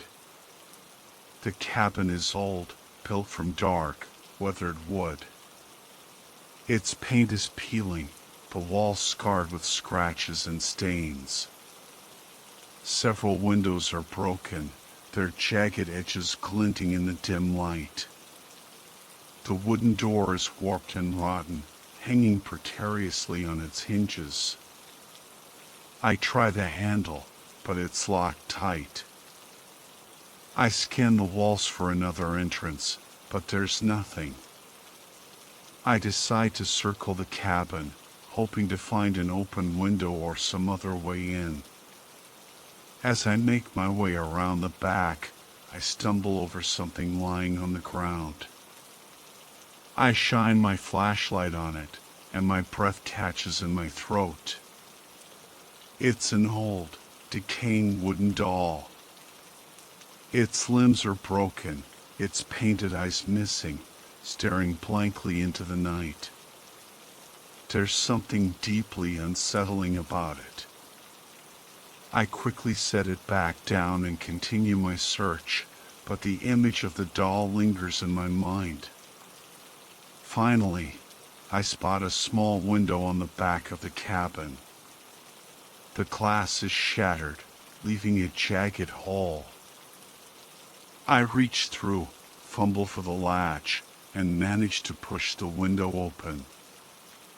I carefully climb through, trying to be as quiet as possible. Inside, the cabin is pitch black. I switch on my flashlight, its beam cutting through the thick darkness. Dust motes dance in the air, illuminated by the light. The air is stale and heavy, with a musty odor and the faint scent of animal musk.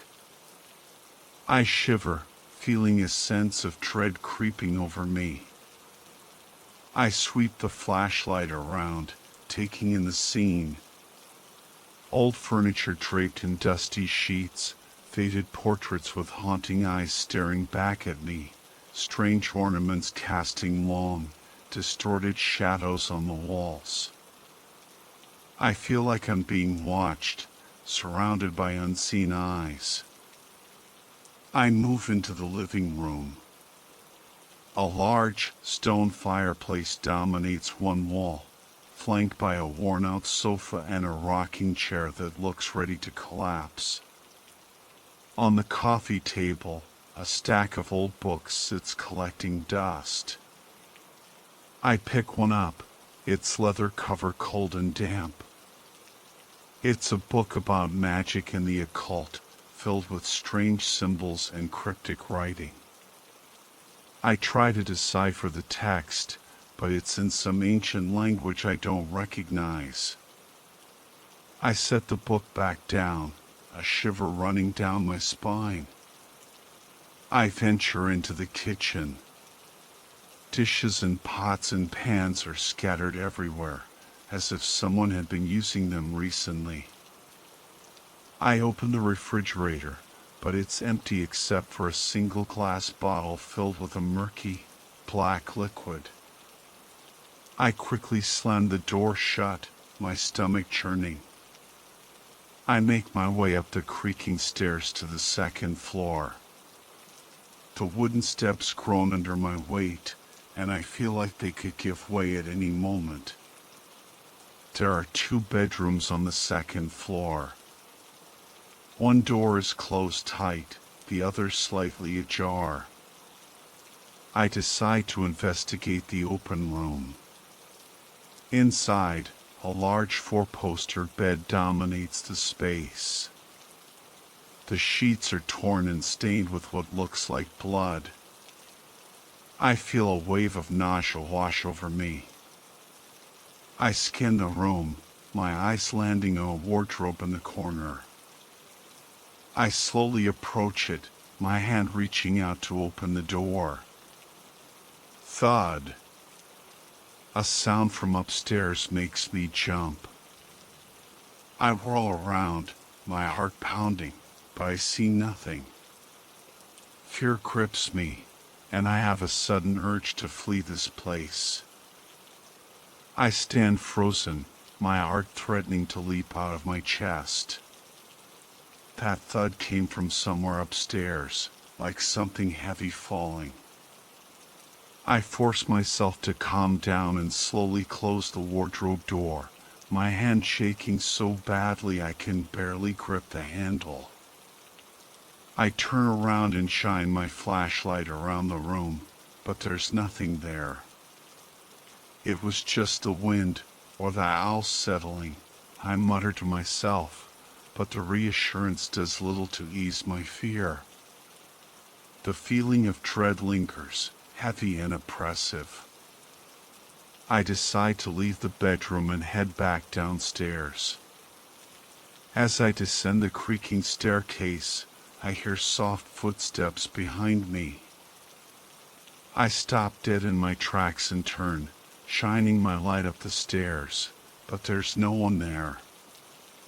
It must be my own footsteps echoing, I think, but I can't shake the feeling that someone, or something, is following me.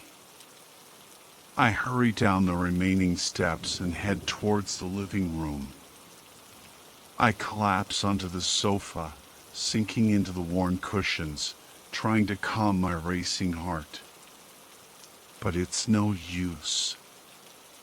The atmosphere in the cabin is thick with an unsettling energy, and I feel a growing sense of unease.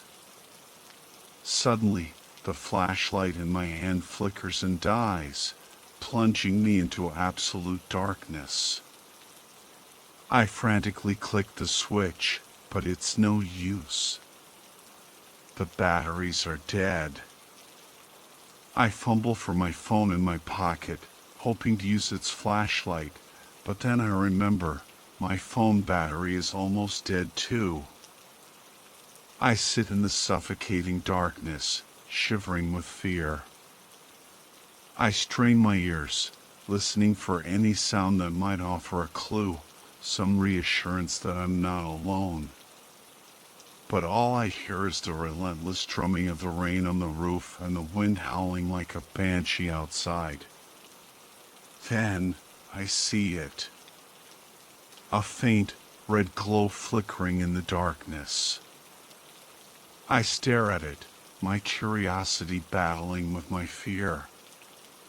The red glow slowly intensifies, and I realize with horror that it's a pair of eyes, glowing crimson in the dark, staring directly at me.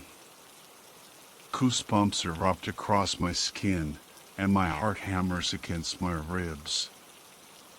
I try to make out the creature attached to those eyes, but I can't see anything beyond the two glowing orbs floating in the darkness. The eyes move closer, slowly, deliberately. I back away until I hit the wall, my breath catching in my throat. I'm trapped, cornered by an unseen entity. The eyes stop right in front of me. I feel its hot, fetid breath on my face. I squeeze my eyes shut, bracing for the inevitable attack. But nothing happens. I cautiously open my eyes and scan the room, but the red eyes are gone. I let out a shaky breath, relief washing over me. But then I feel it, a pressure on both my shoulders, a cold, clammy touch. I slowly turn my head. I slowly push open the bedroom door. The room is dim, lit only by slivers of sunlight filtering through the gaps in the faded curtains. I step inside cautiously, my flashlight beam dancing across the dusty furniture and peeling wallpaper. The room has a stale, abandoned feel. A thick layer of dust coats every surface. The large bed in the center of the room is covered with a faded white sheet, riddled with small tears and what looks like dark, dried blood stains. A shiver crawls down my spine. I move towards the nightstand. A vintage lamp sits on top, its shade askew. Next to it lies a book, its cover blank and worn. I pick it up, brushing off the dust, and turn it over in my hands. There's no title, just a strange symbol embossed on the front, a symbol I don't recognize. I open the book and discover it's not a book at all, but a journal, filled with handwritten entries in faded ink. Some of the writing is smudged and illegible, but I can make out enough to understand the chilling story within.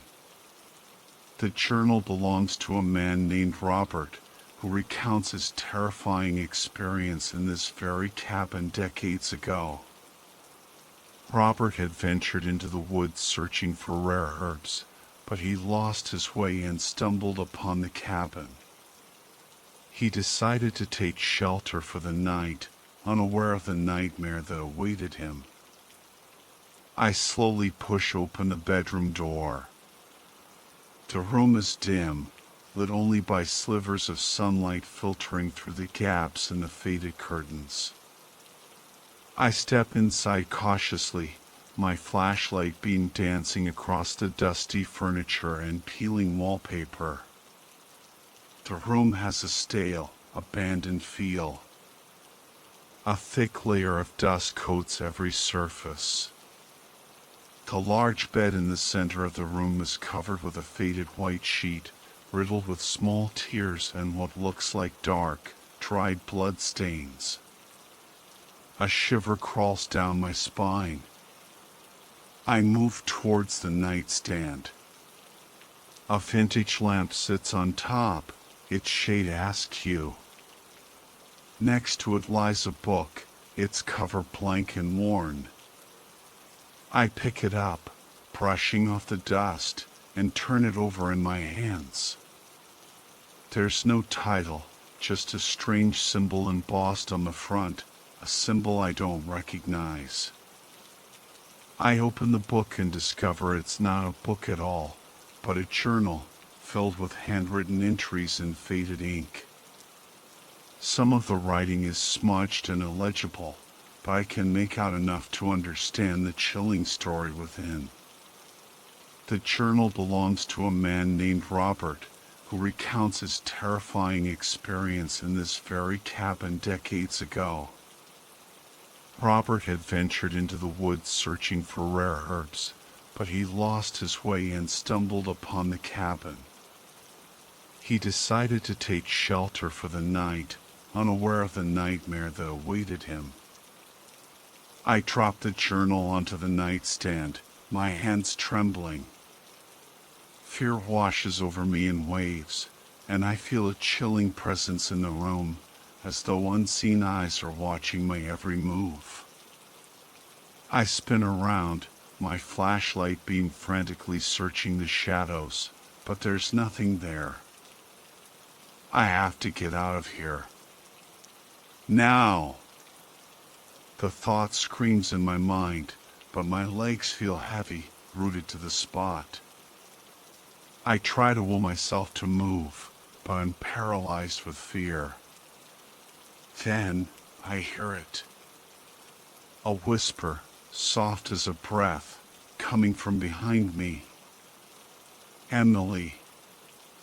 The voice sends a shiver down my spine. It's calling my name.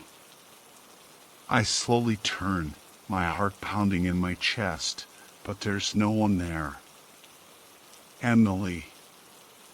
The voice comes again, closer this time, more insistent. I feel a cold breath on the back of my neck, raising goosebumps on my skin. Who's there? I ask, my voice trembling. There's no answer, only a soft, chilling chuckle that echoes through the room. Panic starts to rise within me. I'm not alone in this cabin. There's something else here, something unseen, toying with me. Get out. I shout, my voice cracking. Get out of here. But the laughter only grows louder, morphing into a maniacal cackle that seems to surround me. I cover my ears, trying to block out the sound, but it's no use. It echoes in my head, piercing my thoughts. I sink to the floor, tears streaming down my face. I've never felt so terrified, so utterly helpless.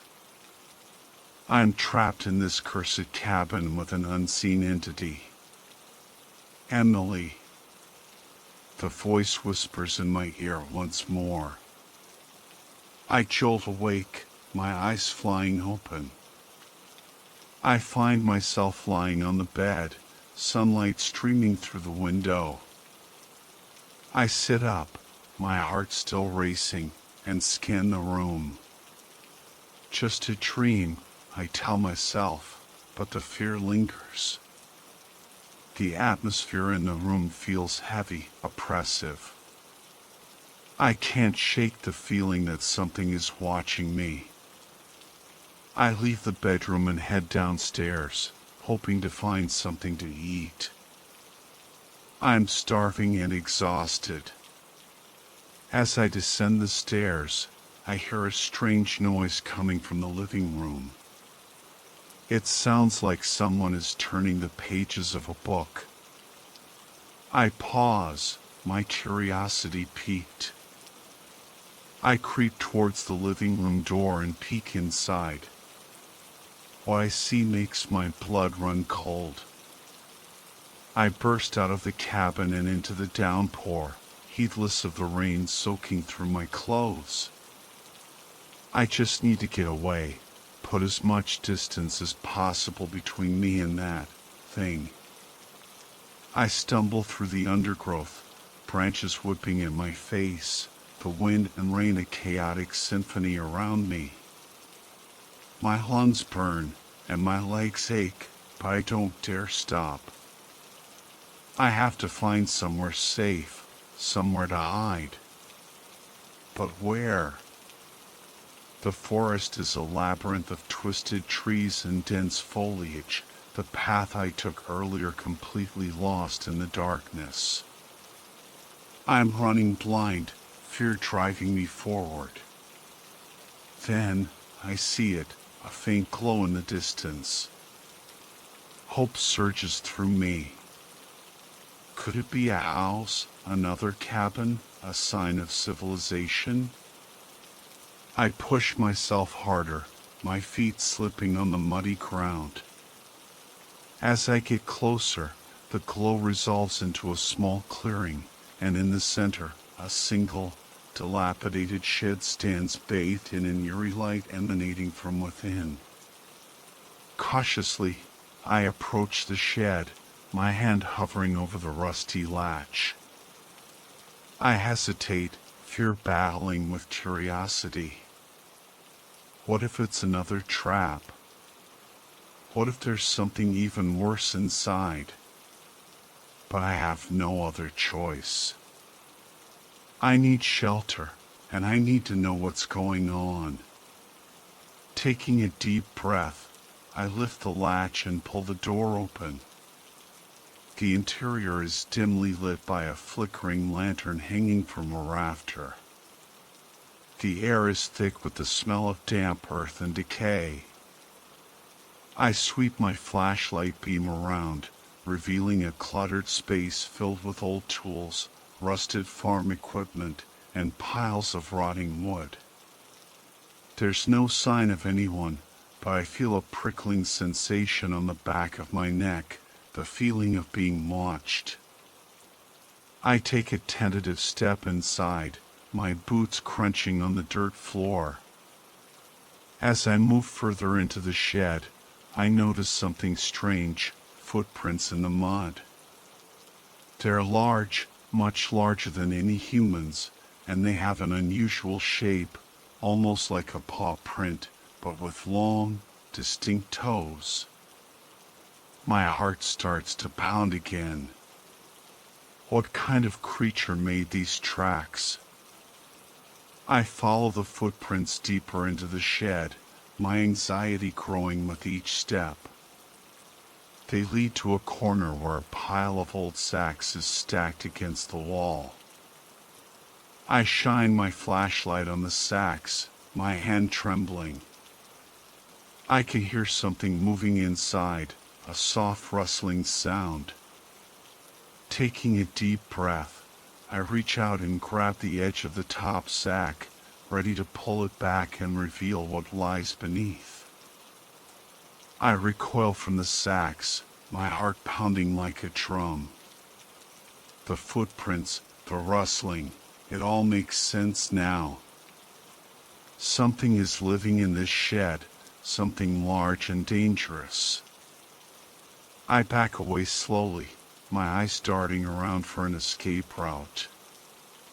But the only door is the one I came through, and it's blocked by the creature in the corner. I raise my flashlight, its beam illuminating the sacks once more. The rustling stops, and an eerie silence descends. I hold my breath, every sense on high alert. Then, it moves. The sacks shift, and a low growl rumbles from within. I take another step back, my hand reaching for the door handle behind me. Suddenly, a large, dark shape bursts from the sacks, leaping towards me with incredible speed. I scream and throw myself to the side, narrowly avoiding its claws. The creature crashes into the wall where I was standing a moment ago, sending splinters of wood flying. It turns towards me, its eyes glowing menacingly in the dim light. It's a monstrous wolf, but unlike any I've ever seen before. Its fur is jet black, its eyes burning red, and its teeth are long and sharp, dripping with saliva. I scramble to my feet, adrenaline coursing through my veins. I have to get out of here. I turn and run for the door, but the wolf is faster. It lunges again, its jaws snapping shut inches from my face. I duck and roll, narrowly avoiding its attack. I scramble back to my feet, my back pressed against the wall. The wolf circles me, its growls echoing in the confined space. I raise my flashlight, hoping to blind it, but the creature seems unfazed.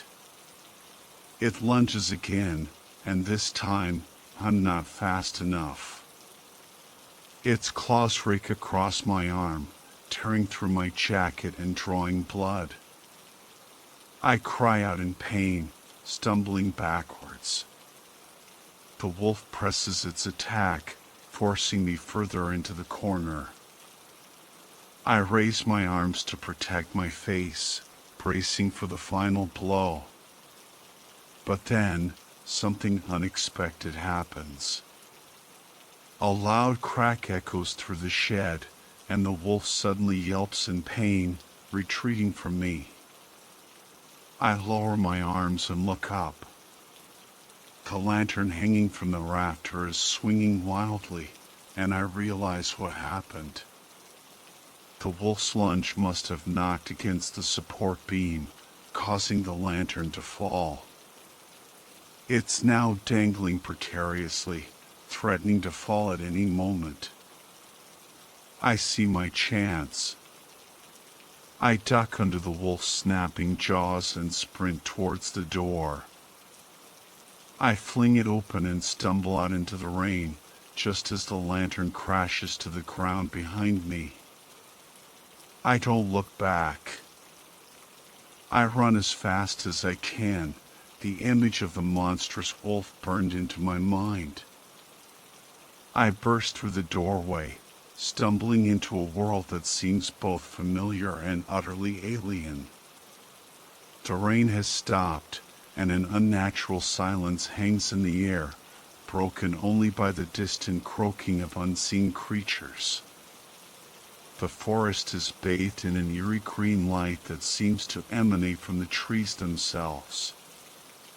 Their gnarled branches twist and writhe like living things, reaching out towards me with skeletal fingers.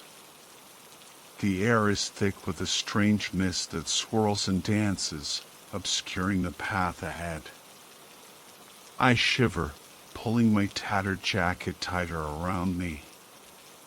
The wound on my arm throbs, a constant reminder of the creature I just escaped. But there's no time to rest, no time to dwell on my injuries. I have to keep moving, find my way back to the cabin, back to the world I know. But as I push forward, I realize something is wrong. The forest seems to be shifting around me, the trees changing position, the paths disappearing and reappearing. I'm lost, trapped in a maze of twisted vegetation and shifting shadows. Panic starts to rise within me, clawing at my throat. I'm alone, injured, and lost in a place that feels increasingly unreal. Then I hear it. A sound that cuts through the silence, a sound that chills me to the bone. It's a low, guttural growl, coming from somewhere deep within the forest. It's closer than before, and it's getting louder. I spin around, my flashlight beam frantically searching the darkness, but I can't see anything. The growling continues, circling me, drawing closer. I know what it is. The creature from the shed, the monstrous wolf, is hunting me. I break into a run, my breath catching in my throat. I dodge between trees, scramble over fallen logs, desperate to escape the sound that grows ever closer. But the forest seems to be working against me, the branches reaching out to snag my clothes, the roots tripping me up. I fall, scraping my hands on the rough ground, but I quickly scramble back to my feet and keep running. The growling is right behind me now, hot on my heels. I can almost feel its breath on my neck, its claws reaching for me. I glance over my shoulder and see its glowing red eyes closing in. I'm running out of time. Just when I think all hope is lost, I stumble out of the trees and into a clearing. In the center stands the cabin, its dark silhouette a beacon of hope in this nightmarish landscape. I sprint towards it, my lungs burning, my legs screaming in protest. I can hear the wolf crashing through the undergrowth behind me, its growls a terrifying symphony of pursuit. I reach the cabin door and fumble for the handle. It swings open, and I stumble inside, slamming the door shut behind me. I lean against the door, gasping for breath, my heart pounding in my chest. I'm safe, for now. But I know the creature is out there, waiting for me to make another mistake. I stumble through the doorway, and a wave of dizziness washes over me.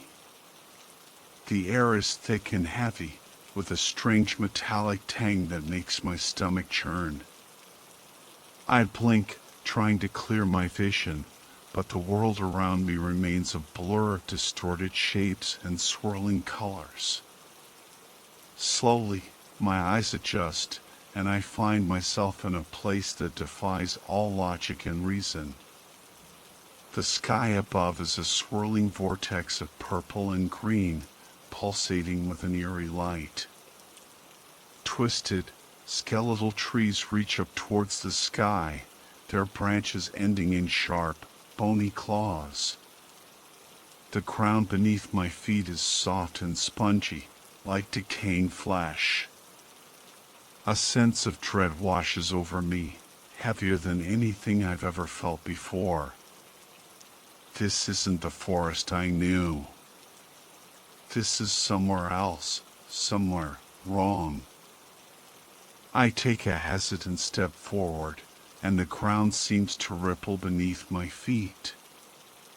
Strange, bioluminescent plants illuminate the path, casting long, distorted shadows that dance and writhe like living things. I hear a low, guttural moan echoing through the trees, and my heart leaps into my throat.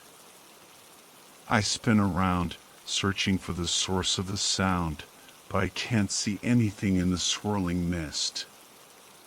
The moan comes again, closer this time, and I realize it's not just one voice.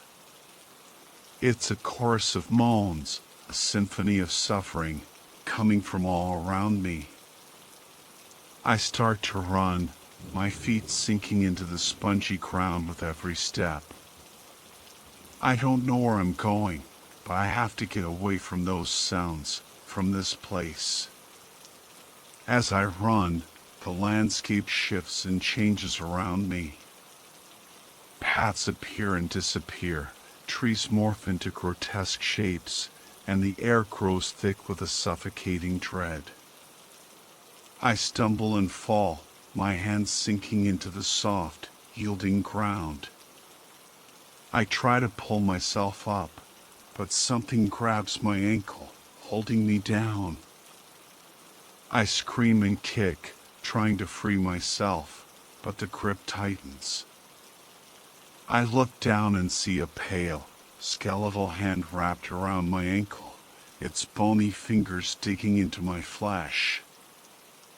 I thrash and scream, but it's no use. More hands emerge from the ground, grasping at my legs, my arms, pulling me down into the soft earth. I'm sinking, swallowed by the ground, the chorus of moans growing louder, closing in around me. This is it, I realize. This is how it ends. But then, just as I'm about to be completely consumed, a blinding light erupts from the ground, throwing the creatures back. I gasp for air, scrambling away from the grasping hands, my heart pounding in my chest. Standing before me is a figure cloaked in shadow, its face obscured by a dark hood. It raises its hand, and the ground around me begins to solidify, the grasping hands retreating back into the earth. Who are you? I ask, my voice trembling. The figure doesn't answer. It simply turns and gestures for me to follow. I hesitate, unsure whether to trust this mysterious savior. But I have no other choice. I'm lost, injured, and trapped in a terrifying world. I take a deep breath and follow the figure deeper into the unknown. I follow the hooded figure through the twisted landscape, my heart pounding with a mixture of fear and hope. The strange, ethereal glow of this otherworldly realm casts long, dancing shadows that play tricks on my eyes. Every rustle of leaves, every creak of branches, sends a shiver down my spine. The figure moves with an unnatural grace, gliding over the uneven terrain as if gravity has no hold on it. I struggle to keep up, my injured arm throbbing with every step. We pass through groves of trees that seem to whisper secrets in an unknown language, their leaves shimmering with an iridescent light. Strange creatures with glowing eyes watch us from the shadows, their forms shifting and changing like wisps of smoke. I want to ask the figure where we're going, what this place is, but fear keeps my mouth sealed. I don't know whether this being is friend or foe, but I cling to the hope that it will lead me out of this nightmare. After what feels like an eternity, we reach a clearing bathed in an ethereal light. In the center stands a towering structure, its architecture unlike anything I've ever seen before. It's a twisted amalgamation of organic shapes and sharp angles, like a living cathedral grown from the bones of this strange world. The hooded figure stops at the entrance, turning to face me. It raises its hand, and the hood falls back, revealing a face that is both beautiful and terrifying. It's a woman, her skin as pale as moonlight, her eyes glowing with an otherworldly light. Her features are delicate, almost ethereal, but there's a sadness in her eyes, a deep sorrow that seems to weigh her down. Who are you? I ask, my voice barely a whisper. I am the guardian of this place, she replies, her voice echoing with an ancient power. And you are not meant to be here. I know, I say, my voice trembling. I need to get back to my world. The woman nods slowly. The path back is fraught with peril, she warns. But I will help you. She raises her hand, and a shimmering portal opens in the air before me. I can see glimpses of my world through the swirling energy, the familiar trees of the forest, the rain-soaked ground, the faint outline of the cabin in the distance. Go, the woman says, and never return. I hesitate, wanting to ask more, to understand this strange place and the woman who guards it. But I know I can't stay. I take a step towards the portal, and as I do, I feel a surge of gratitude for this unexpected savior. Thank you, I whisper.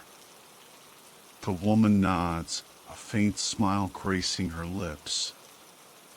May you find peace in your world. I step through the portal, and the world around me dissolves into a kaleidoscope of colors and shapes. The next thing I know, I'm lying on the ground outside the cabin. The rain has stopped, and the first rays of dawn are breaking through the clouds. I'm back. I'm alive. I'm free.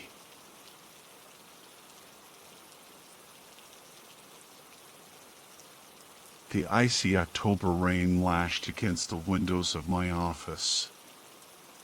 I am Emma Harper, a criminal profiler with the FBI, and I was staring at the photographs spread across my desk. The photos were filled with the lifeless faces of young women, their blonde hair, blue eyes, and pale white skin eerily similar. Each one a victim of the serial killer who was currently on the loose in Arkansas. This was my first case as a profiler. The pressure was intense, like the storm raging outside. I had to prove myself, had to stop this psychopath. But the more I delved into the details of the case, the more a chilling feeling crept into my heart. It was like a dark shadow was slowly closing in. The thick case files described the brutal murders. Each victim was bound, tortured, their bodies covered in wounds, before being discarded in the deep woods like some kind of sacrifice. I tried to shake off the fear, to focus, to analyze. This killer had knowledge of anatomy. He mutilated his victims with precision, like a surgeon. But within that precision was a perversion, a cruelty. The more I studied, the more I felt drawn into the killer's dark mind. It was like something was whispering, mocking, challenging. The ringing of the phone snapped me out of my trance. It was the local police, informing me that they had found another victim. I quickly got up, grabbed my coat, and headed to the airport, the rain still falling relentlessly. Arkansas, a small town shrouded in silence, was waiting for me. And I knew that behind that calmness lurked a darkness, a cruelty, ready to consume everything. The police car sped down deserted roads. There were only tall trees on either side, casting long shadows like watching demons. A sense of unease grew within me. I tried to control myself, but I couldn't shake the feeling that someone was watching, following. Finally, we arrived at the crime scene, an old abandoned house in the middle of the woods. The atmosphere was oppressive, eerie. I took a deep breath and stepped out of the car. This was the beginning.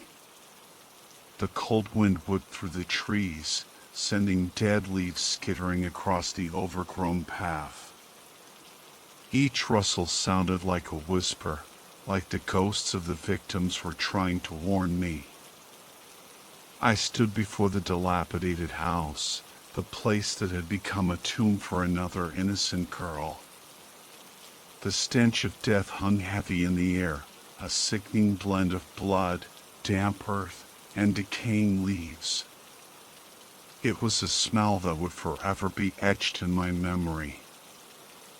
I steeled myself and stepped across the threshold, into the maw of the beast. Inside, the air was thick with the chill of neglect. Sunlight struggled to penetrate the grime-coated windows, casting the interior in a perpetual twilight.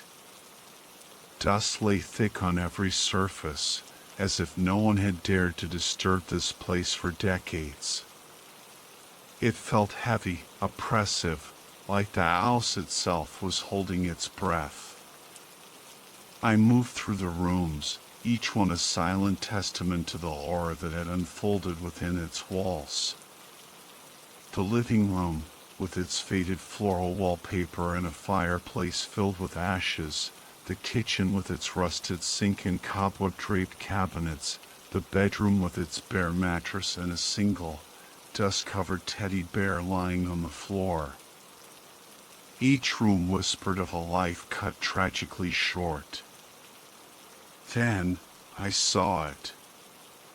A smear of crimson on the floorboards, a trail leading towards a darkened doorway. My heart pounded against my ribs like a trapped bird. I knew what I would find. The basement door creaked open, the sound echoing through the silent house like a scream.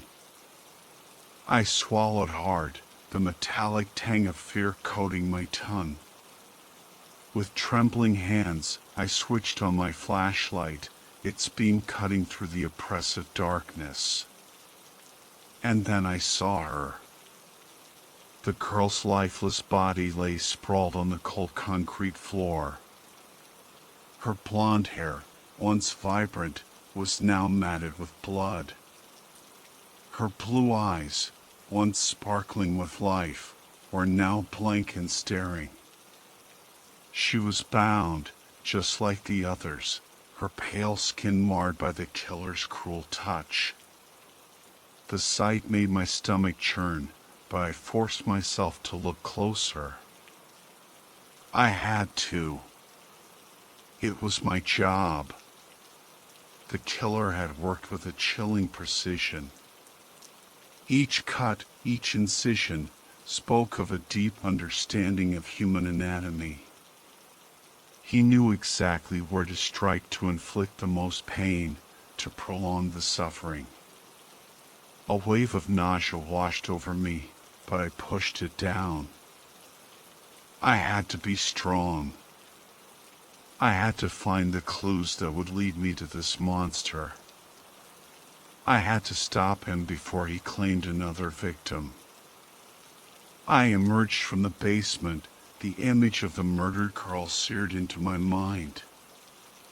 The air outside felt thin, the world tilted on its axis. I stumbled towards the front door, desperate to escape the suffocating atmosphere of that house. Back in the sunlight, I felt a wave of dizziness wash over me. I leaned against the rotting porch railing, gasping for breath. The world swam back into focus, but the horror remained. I knew I couldn't leave, not yet. There was still work to be done. I had to find something, anything, that would lead me to the killer. With renewed determination, I re-entered the house. This time, I focused on the details. I examined every inch of the living room, the kitchen, the bedroom. I ran my fingers along the dusty shelves, peered into cobweb-filled corners, and searched under the threadbare rugs. But there was nothing. No fingerprints, no stray hairs, no signs of forced entry. The killer had been meticulous, leaving no trace of his presence. Frustration gnawed at me. Was this a dead end? Would this monster continue to roam free, claiming more victims? I sank onto the dusty sofa, the springs groaning beneath my weight. I closed my eyes, trying to think like the killer. What was his motive? Why did he choose these women? What did he do with their bodies after he... A chilling thought struck me. The precision of the wounds, the anatomical knowledge, it reminded me of someone. Someone from the darkest annals of criminal history. Jack the Ripper. The infamous serial killer who terrorized London over a century ago. He, too, had preyed on young women, mutilating their bodies with surgical precision. Could there be a connection? Was this a copycat killer, inspired by the Ripper's gruesome legacy? Or was it something more sinister? I pulled out my phone and started searching for information on Jack the Ripper. I read about his victims, his methods, his taunting letters to the police. A shiver ran down my spine. The similarities were undeniable. Could it be? Could Jack the Ripper have somehow returned from the grave?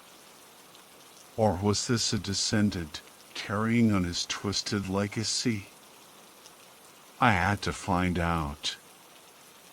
I had to know the truth, no matter how terrifying it might be. My mind raced, a whirlwind of thoughts and theories. Jack the Ripper, here in Arkansas? It seemed impossible, insane. But the evidence was staring me in the face. The victims, the methods, the letter, it all pointed to a chilling connection. I had to tell someone. I had to warn them.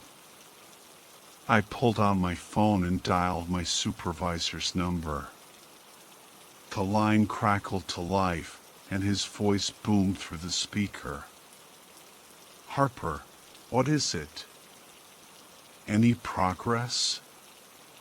"Sir, I think this might be connected to Jack the Ripper." The line went silent. I could practically hear the gears turning in his head. Jack the Ripper? But that's impossible. He died over a century ago. I know, sir. But the similarities are too striking to ignore. The victims, the mutilations, even the letters. Letters? What letters? I explained about the taunting notes sent to the police station, the one signed "Jack is back." Another long silence. Then, his voice, low and serious. "Harper, this changes everything. We need to be extremely careful. This killer is clearly dangerous and delusional. He's playing mind games with us." "I understand, sir." "Stay vigilant, Harper, and keep me updated on any new developments." "Yes, sir." I hung up, my heart pounding. This was bigger than I ever imagined. I was no longer just dealing with a serial killer. I was dealing with a legend, a ghost story come to life. The weight of responsibility pressed down on me. I had to stop this madman before he could claim another victim. But how? Where do you even begin to hunt a ghost? I returned to my hotel room, the once familiar space now feeling alien and threatening. Every shadow seemed to hold a hidden danger. Every creak of the floorboards sent shivers down my spine.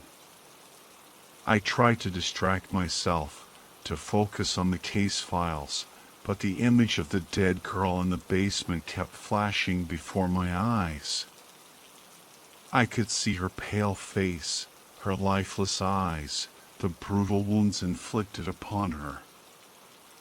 The killer's words from the letter echoed in my mind. You can't catch me. I'm smarter than you. I'm stronger than you. A wave of fear washed over me. Was he right? Was I outmatched? No. I wouldn't let him win. I wouldn't let him terrorize this town any longer. I would find him. I would stop him. Even if it cost me my life. The weak light of dawn filtered through the gaps in the curtains, casting long, skeletal shadows across the room. I hadn't slept a wink. Every creak of the floorboards, every rustle outside the window had sent my heart racing. I gripped the gun under my pillow, the cold metal a small comfort in the suffocating darkness. Exhaustion battled with fear, but fear was winning. I couldn't shake the feeling that I was being watched, hunted. Was the killer out there, lurking in the shadows, waiting for the perfect moment to strike? I finally threw back the covers, the cold air biting at my skin. I needed to get out of this room, out of this hotel. I needed to be doing something, anything, to stop this madman. I showered and dressed quickly, then headed down to the hotel's deserted breakfast room. The stale smell of coffee and the eerie silence amplified my unease. I forced down a few bites of toast, my appetite gone. Back in my room, I opened my laptop and checked my emails. There was a message from my supervisor with a list of potential suspects compiled by the local police. I scanned the names, the faces, but none of them felt right. None of them screamed Jack the Ripper. I leaned back in my chair, frustration building. We were no closer to catching this monster. He was always one step ahead, a phantom lurking in the shadows. But then, a thought struck me. The letter. The killer had sent it to the police station. That meant he knew where it was. He had to have been there, watching, observing. I grabbed my phone and called the local police department. I spoke to the officer in charge, explaining my theory. He agreed to check the security footage from the night the letter was delivered. Hours later, the phone rang. It was the officer, his voice filled with excitement. Agent Harper, we found something. There's a man on the security footage, walking past the station around the time the letter was delivered. Can you see his face? No, he's wearing a hat and a scarf, but we can make out his build, his clothes. He sent me the footage. I watched it over and over again, analyzing every detail. The man's gait, the way he carried himself, there was something familiar about him. But I couldn't place it. I printed out a still image from the footage and showed it to everyone I could find, hotel staff, locals, even the waitress from the diner down the street. But no one recognized him. Disappointment washed over me. Another dead end. Was this killer truly untouchable?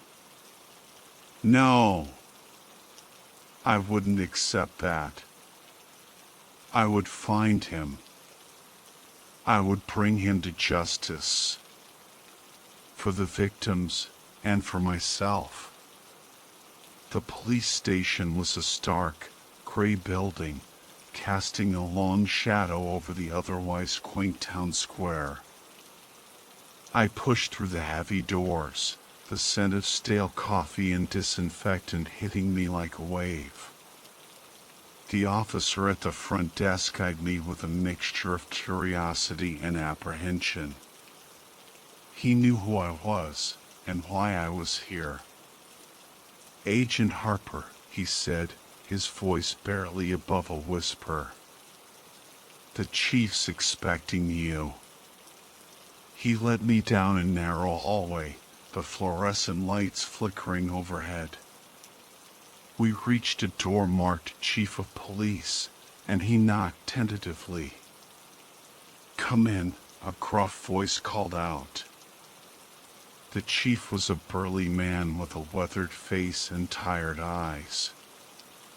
He gestured to a chair across from his desk, which was littered with files and photographs. The letter, encased in a plastic evidence bag, lay in the center. "You wanted to see this?" he asked, his voice heavy with resignation. I nodded, my throat suddenly dry. He slid the bag across the desk, and I picked it up with trembling hands. The paper was thick and yellowed, the ink faded and spidery. I could almost feel the killer's presence as I read the words, scrawled in that disturbingly familiar handwriting. "To the foolish police," it began. "You will never catch me. I am always one step ahead. I am the master, and you are the pawns." A chill ran down my spine. The arrogance, the confidence, it was chilling. "I will continue to kill," the letter continued, "until you give up. You will pay for your incompetence." The final words were scrawled in larger, bolder letters, as if to emphasize their significance. "Jack is back." I stared at the letter, my mind reeling. This was no mere copycat. This was the real deal.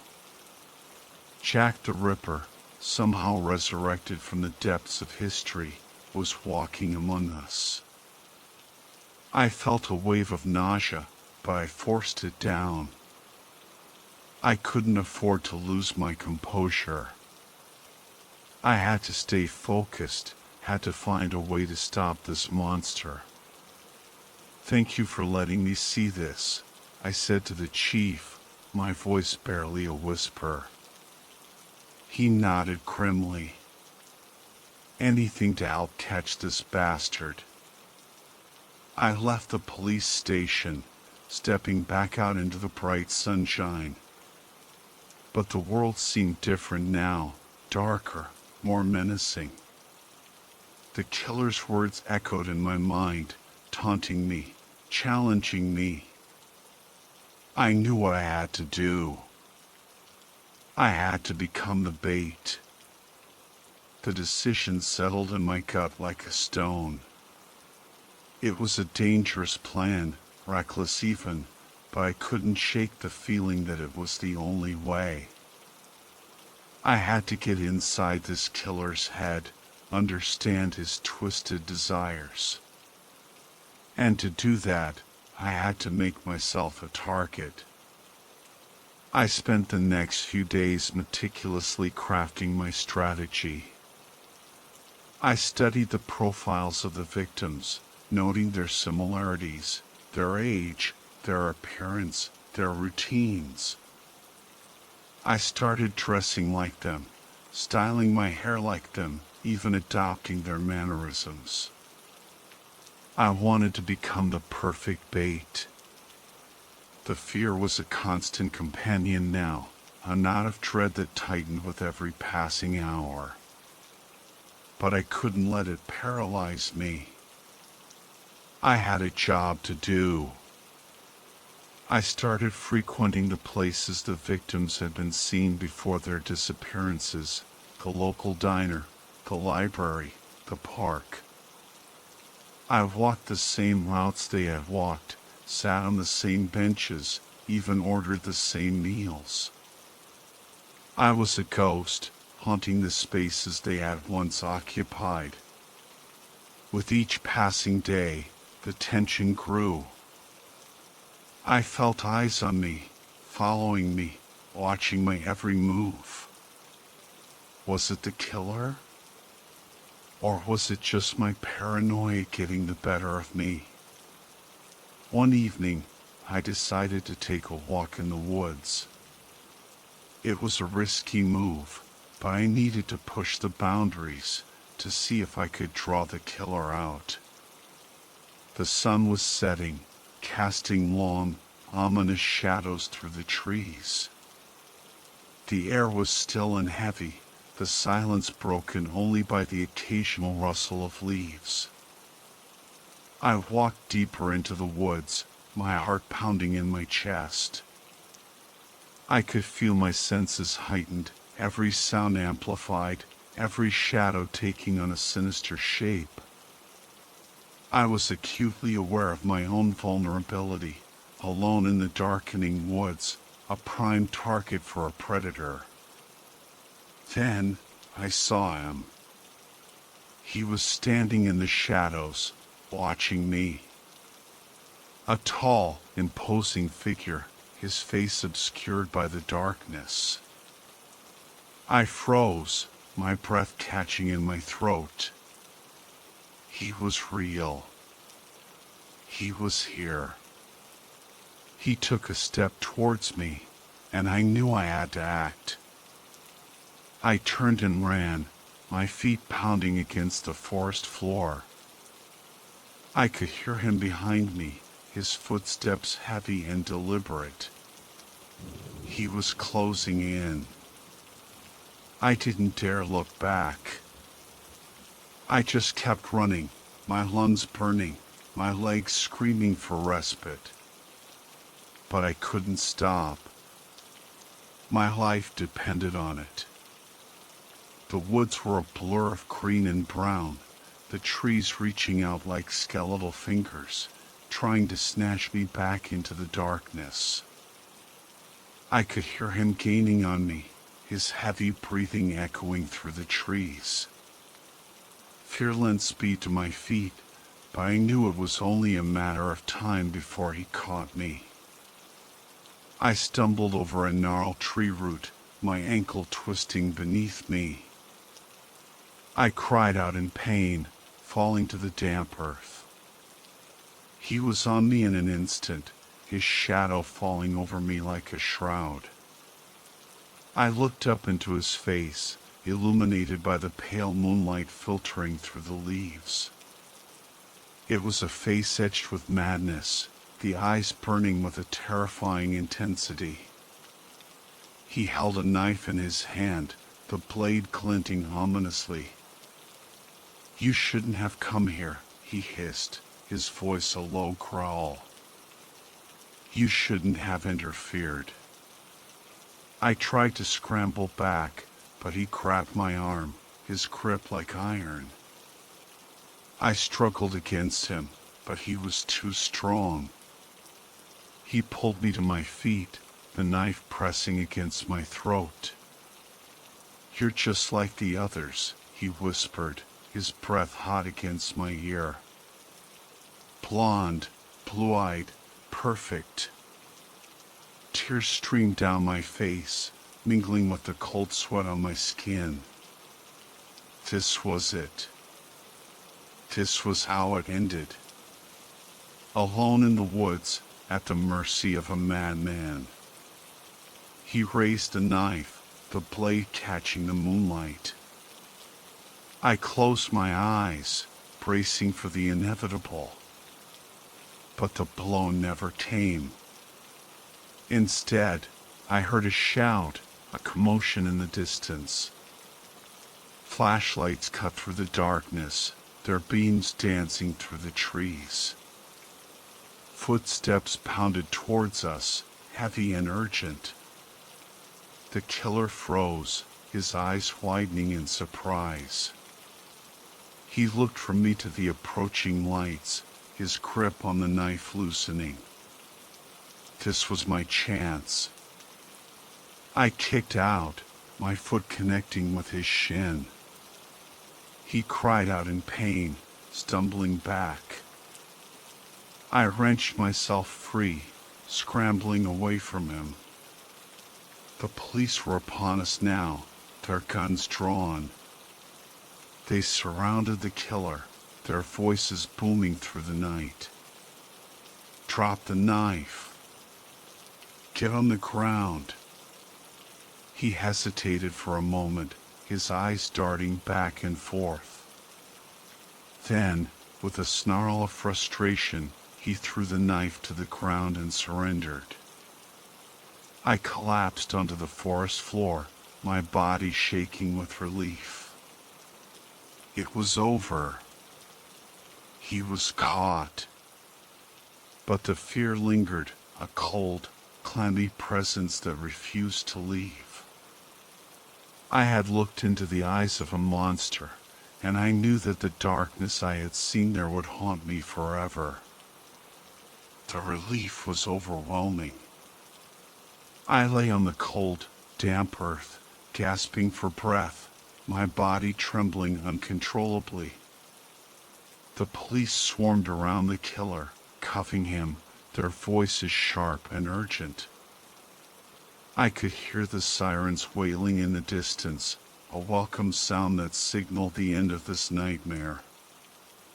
A paramedic knelt beside me, checking my pulse, asking questions I could barely understand. I was in shock, my mind replaying the events of the past few minutes in a dizzying loop. The killer's face, the glint of the knife, the feeling of his hot breath on my skin, it was all too much. They helped me to my feet, my legs shaky and weak. I leaned on one of the officers, my head spinning. He led me out of the woods, towards the flashing lights of the waiting ambulance. As I sat in the back of the ambulance, wrapped in a warm blanket, I finally allowed myself to cry. The tears came in a torrent, a release of all the fear and tension I had been holding inside. At the hospital, they examined me, treated my sprained ankle, and gave me a sedative. I drifted off to sleep, exhausted but safe. When I woke up, the sun was streaming through the window. I felt groggy and disoriented, but the fear had subsided, replaced by a dull ache of exhaustion. My supervisor was sitting beside my bed, his face etched with concern. "Harper, how are you feeling?" he asked, his voice gentle. "I'm okay," I mumbled, my throat dry. "Just tired." He nodded. "You did good, Harper. You were incredibly brave." I managed a weak smile. "It was a close call." "Too close," he agreed. "But you caught him. That's what matters." He told me that the killer had been identified as John Smith, a local drifter with a history of violence. They had found evidence linking him to all the murders, including the tools used to mutilate the victims and the handwritten letters. "He's confessed to everything," my supervisor said. "He's going away for a long time." I felt a surge of satisfaction. Justice had been served. The victims could finally rest in peace. But I knew that I would never be the same. I had stared into the abyss, and the abyss had stared back. The experience had changed me, hardened me, but it had also shown me the depths of human depravity. I had caught a monster, but the monsters inside my own head were still lurking, waiting to be unleashed.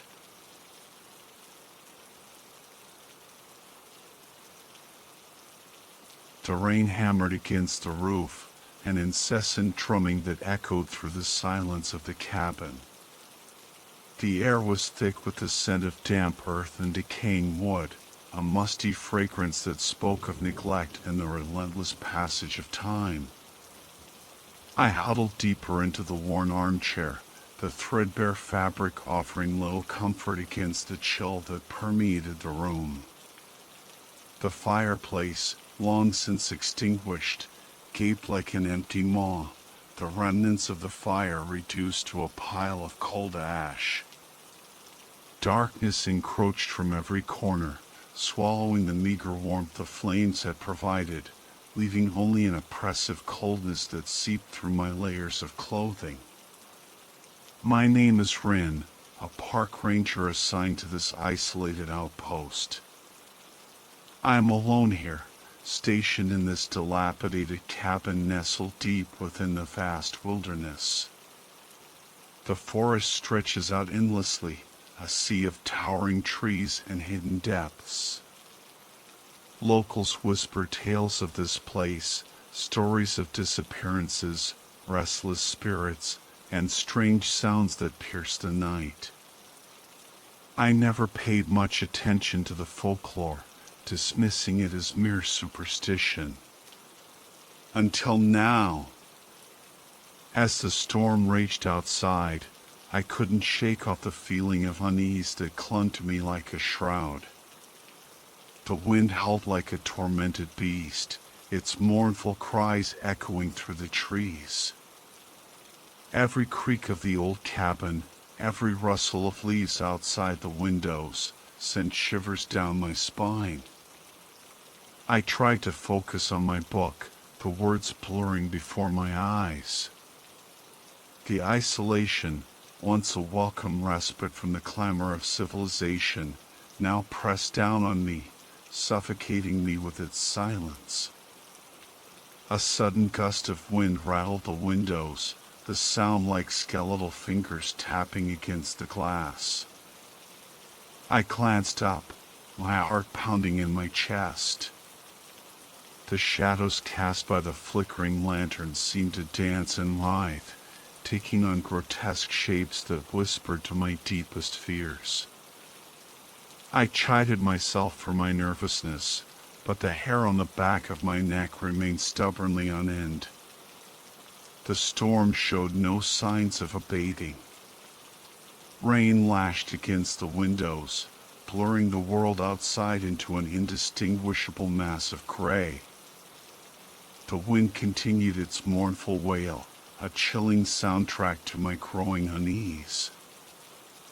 I huddled deeper into my chair, pulling the threadbare blanket tighter around me. But the cold seemed to penetrate my very bones, a harbinger of something sinister lurking just beyond the flickering circle of lantern light. The floorboards groaned beneath my feet as I paced the length of the small cabin. Restless energy thrummed through my veins, fueled by a mixture of fear and anticipation. The storm outside continued its relentless assault, but the sounds of the wind and rain seemed distant now, muffled by the growing dread within me. I paused by the window, peering out into the darkness. The trees swayed violently in the wind, their branches like skeletal arms reaching out to snatch me into the night. Lightning flashed, illuminating the forest in a brief, stark tableau.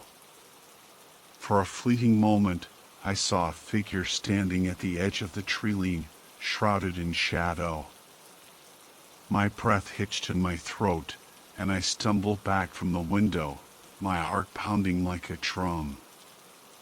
Hallucination? A trick of the light? Or something more sinister? I forced myself to take a deep breath, the air catching in my throat. Fear was a living thing within me, whispering doubts and conjuring images of unseen horrors. I had to get a grip on myself. Panic would only make things worse. Determined to dispel the growing sense of dread, I busied myself with preparing a simple meal. The familiar routine of chopping vegetables and stirring the pot offered a momentary distraction. But even as I worked, my ears strained for any sound from outside, my eyes darting to the windows, searching for any sign of movement in the darkness. The wind howled, and the rain beat against the windows, a relentless symphony of nature's fury. But beneath those sounds, I thought I heard something else. A soft scratching at the door, almost imperceptible, yet persistent. I froze, my blood turning to ice. Was it just the wind playing tricks on me? Or was there someone or something outside? I crept towards the door, my bare feet silent on the wooden floor. The scratching continued, a rhythmic rasp that set my teeth on edge. My hand trembled as I reached for the latch. Who could be out there, in the middle of this storm, in the heart of the wilderness? With a deep breath, I flung the door open, bracing myself for the unknown. The doorway stood empty. Rain lashed in, momentarily blinding me with its ferocity. I blinked against the downpour, the wind whipping strands of hair across my face. There was no one there. Had I imagined the scratching? Was it just the storm playing tricks on my frayed nerves? A shiver ran down my spine, and I quickly slammed the door shut, the heavy thud echoing through the cabin. I leaned against the rough wood, my heart still pounding in my chest. The silence that followed was deafening, broken only by the relentless drumming of the rain. I tried to convince myself that I was overreacting, that the isolation was getting to me. But deep down, a primal fear gnawed at my insides. There was something out there, I was sure of it. Something unseen, something malevolent. Suddenly, a floorboard creaked overhead. I froze, every muscle in my body tense. The sound was unmistakable, the distinct groan of wood under pressure. Someone was upstairs. But that was impossible. I was alone in the cabin. Wasn't I? My breath caught in my throat, and I slowly reached for the heavy iron poker resting beside the fireplace. My knuckles whitened as I gripped the cold metal, the weight of it strangely reassuring. With the poker raised, I crept towards the staircase, each step agonizingly slow. The stairs creaked ominously beneath my weight, betraying my every move. My heart hammered against my ribs, a frantic drumbeat that echoed in the silence. As I reached the top of the stairs, a cold gust of wind swept through the hallway, extinguishing the lantern I carried. I was plunged into darkness, the inky blackness pressing in on me like a suffocating blanket. Panic clawed at my throat, and I fought the urge to scream. Then I heard it again. A soft whisper, close to my ear, sending chills down my spine. Rin. The voice was barely audible, a ghostly sigh that seemed to slither through the darkness. I spun around, my poker raised, but there was nothing there. Only the oppressive darkness and the chilling whisper of my name. Terror seized me, and I stumbled back, my foot catching on the edge of the rug. I fell backwards, tumbling down the stairs, the poker clattering away from my grasp. I landed with a sickening thud, the air knocked from my lungs. Dazed and disoriented, I lay at the bottom of the stairs, the darkness swirling around me. I tried to get up, but a sharp pain shot through my ankle. I was trapped. Then I saw it. A pair of eyes, glowing in the darkness, watching me from the top of the stairs. The eyes were cold, reptilian, filled with an ancient malice. A low growl echoed through the cabin, and I knew that I was no longer alone. The Cabin in the Woods, page 4. I scrambled backwards, fear lending me a burst of adrenaline. My injured ankle throbbed, but I ignored the pain, pushing myself away from the stairs, from those terrifying eyes. I crawled towards the fireplace, desperate for any kind of weapon, any means of defense. My fingers closed around the cold iron poker. It was heavy, unwieldy, but it was something. I gripped it tightly, my knuckles white, my breath coming in ragged gasps. The eyes followed my every move, glowing with an eerie luminescence in the darkness. I could hear the creature now, its breathing ragged and heavy, like a bellows pumping air into a dying fire. It was slowly descending the stairs, each creak of the wood a hammer blow to my already fragile nerves. I raised the poker, my arms trembling with fear and exertion. I had no idea what I was facing, but I knew I had to fight. Survival instinct kicked in, overriding the terror that threatened to consume me. A low growl reverberated through the cabin, sending shivers down my spine. The creature emerged from the shadows, its form indistinct in the darkness. It was tall and gaunt, with long, spindly limbs that moved with an unnatural grace. Its eyes burned like embers, and its mouth was a gaping maw filled with rows of sharp, jagged teeth. I let out a scream, a primal cry of fear and defiance. The creature lunged, its claws outstretched. I swung the poker with all my might, the iron connecting with its shoulder. A sickening crunch echoed through the room, and the creature recoiled with a hiss of pain. But it wasn't enough. The creature was strong, far stronger than I had anticipated. It lunged again, its claws raking across my arm, tearing through my flesh. I cried out in pain, the poker slipping from my grasp. The creature loomed over me, its eyes burning with a predatory hunger. I closed my eyes, bracing for the final blow. But it never came. Instead, I heard a voice, a woman's voice, sharp and commanding. "Leave her alone." I opened my eyes, blinking against the darkness.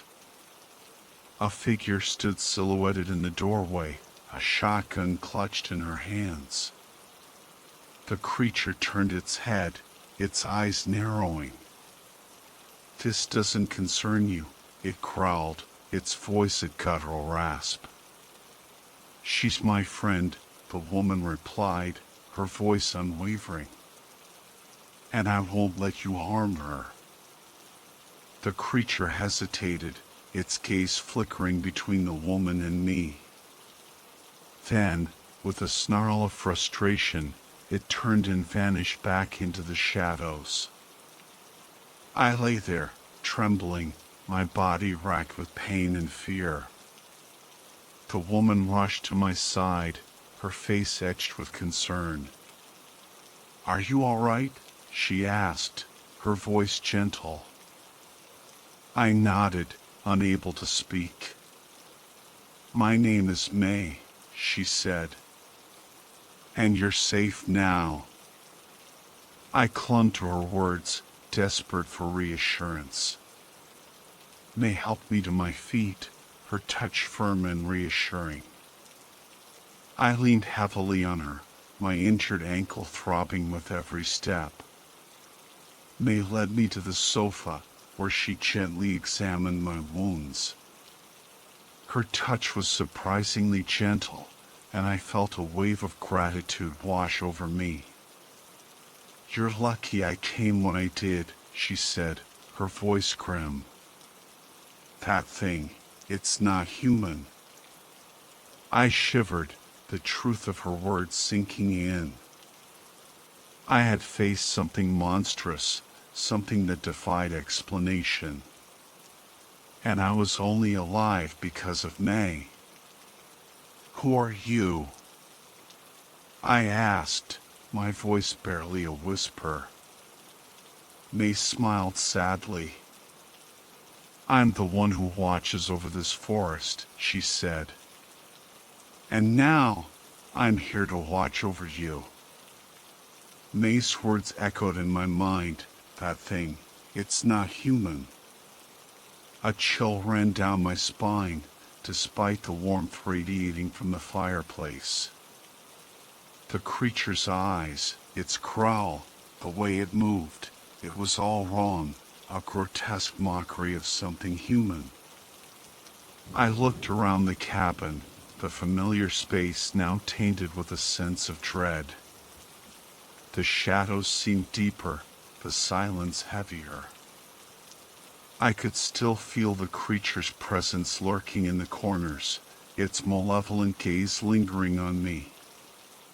May busied herself tending to my wounds, her movements efficient and practiced. She cleaned the cuts on my arm, the antiseptic stinging, and bandaged them with a deft touch. I watched her, mesmerized by her calm demeanor. How could she be so calm after what we had just witnessed? "Who was that?" I asked, my voice trembling. "What did it want?" May sighed, her gaze fixed on the flames dancing in the fireplace. "It's an ancient evil," she said, her voice low and grave. "A creature of darkness that feeds on fear and despair." My blood ran cold. An ancient evil? Here, in this remote corner of the wilderness? It seemed impossible, yet I couldn't deny what I had seen with my own eyes. "Why is it here?" I asked, my voice barely a whisper. "It's been drawn to this place," May replied, her eyes filled with a deep sadness.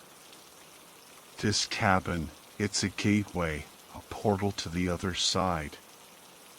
"A gateway? To the other side?" The words hung in the air, heavy with unspoken horrors.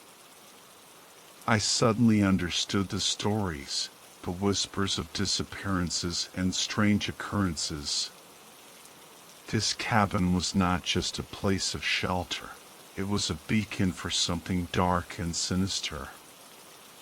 "What can we do?" I asked, my voice filled with a growing sense of despair. May looked at me, her eyes filled with a steely determination. "We fight," she said. "We fight to protect this place, to protect ourselves, to protect the world from the darkness that threatens to consume it." Her words ignited a spark of hope within me. I was not alone in this fight. I had May, and together we would face the darkness, no matter how terrifying it might be. But as I looked into May's eyes, I saw a flicker of doubt, a shadow of fear that she tried to conceal.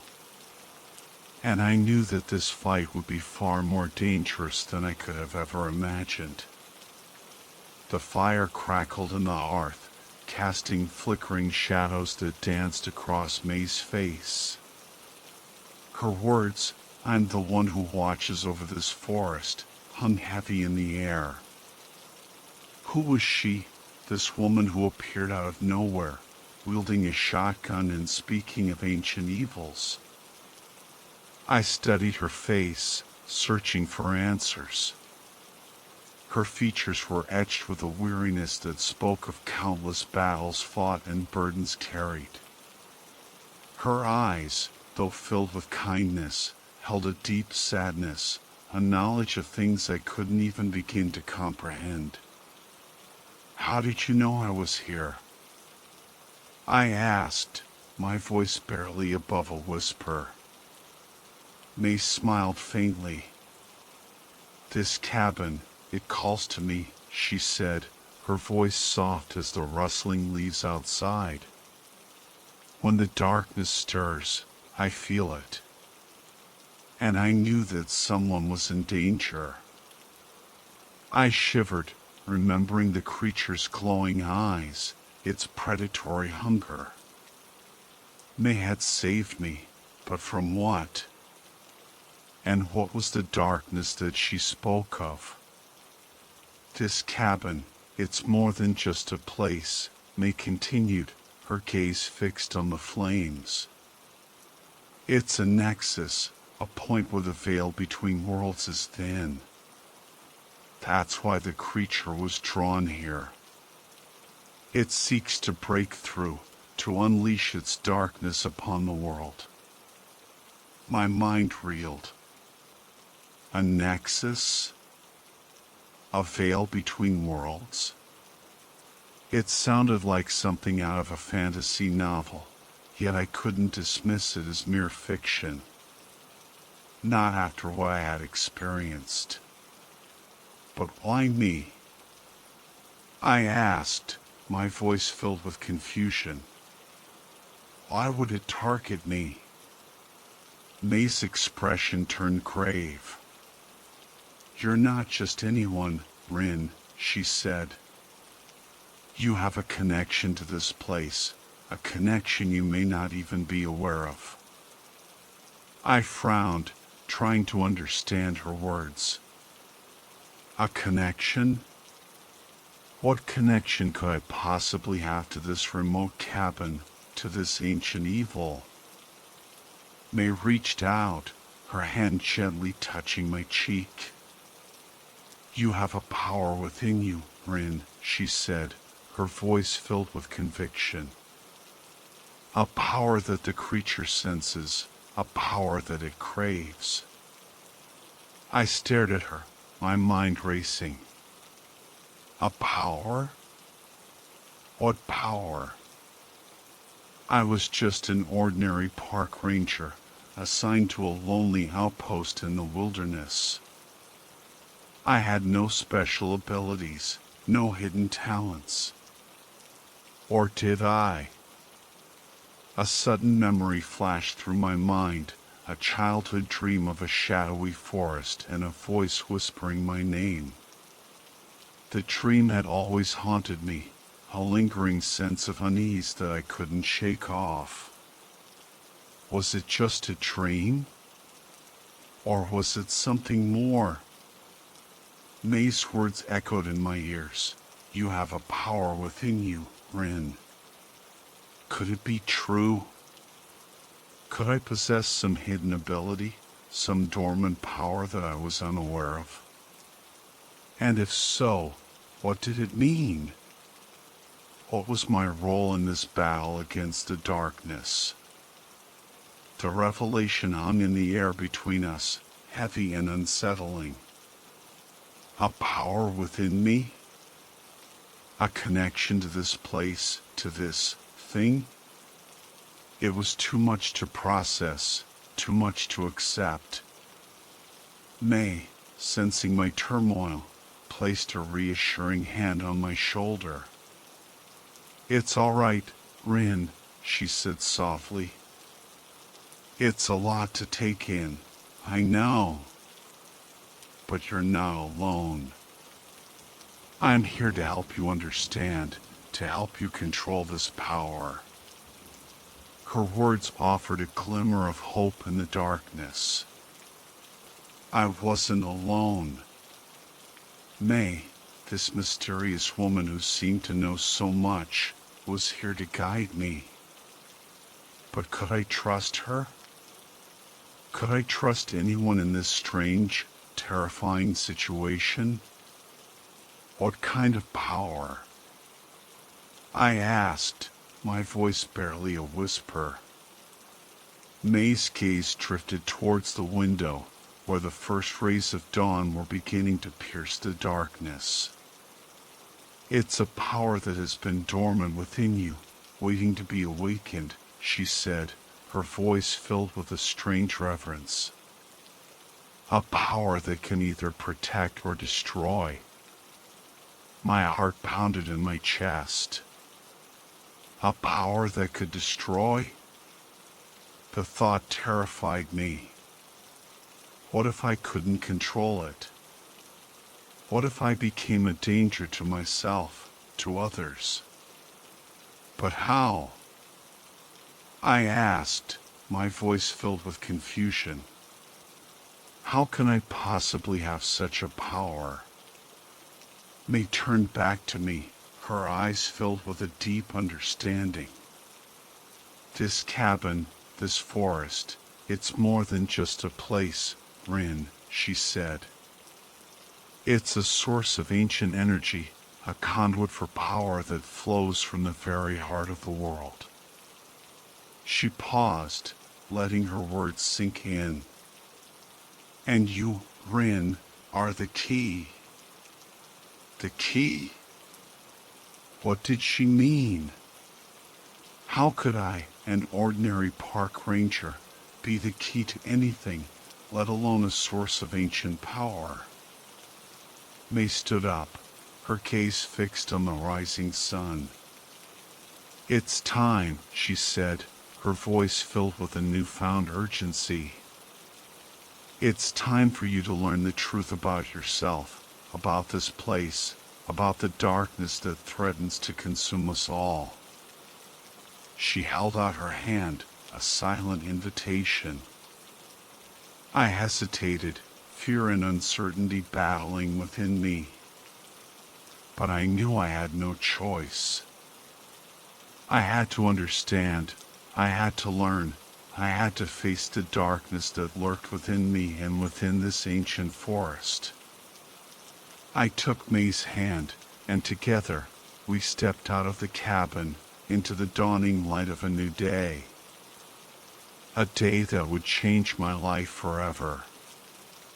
The forest floor was soft beneath my feet, damp with the remnants of the storm. The air was crisp and clean, the scent of pine needles and damp earth filling my lungs. But the beauty of the morning was lost on me, overshadowed by the fear and uncertainty that gnawed at my soul. May led me deeper into the woods, following a barely visible path that wound its way through the towering trees. The sunlight filtered through the canopy, casting dappled shadows that danced and shifted around us. I kept glancing back over my shoulder, half expecting to see the creature emerge from the undergrowth, its eyes glowing with malevolent intent. "Don't worry, Rin," May said, sensing my unease. "It won't follow us here. This part of the forest is protected." Protected? By what? I wanted to ask, but the words caught in my throat. I didn't want to know. I didn't want to delve any deeper into this world of ancient evils and hidden powers. We reached a clearing, a small patch of sunlight bathed in an ethereal glow.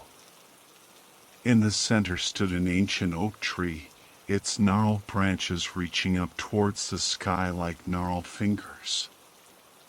A sense of peace emanated from the tree, a calming presence that eased the fear that gripped my heart. "This is where it begins," May said, her voice filled with reverence. "This is where you will learn to control your power."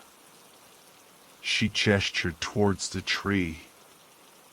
"Touch it, Rin," she said. "Feel its energy flow through you." I hesitated, fear battling with curiosity. What would happen if I touched the tree? Would I be consumed by its power? Would I be transformed into something monstrous? May smiled gently. "Don't be afraid, Rin," she said. "The tree will not harm you.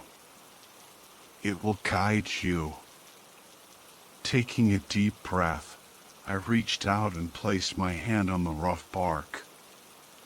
A jolt of energy surged through me, like a bolt of lightning. I gasped, pulling my hand back, but the sensation lingered, a warm tingling that spread through my entire body.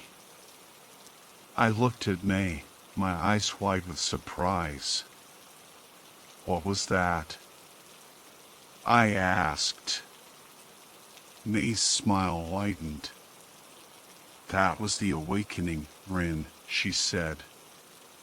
"The first step on your journey." I looked back at the tree, a sense of awe washing over me.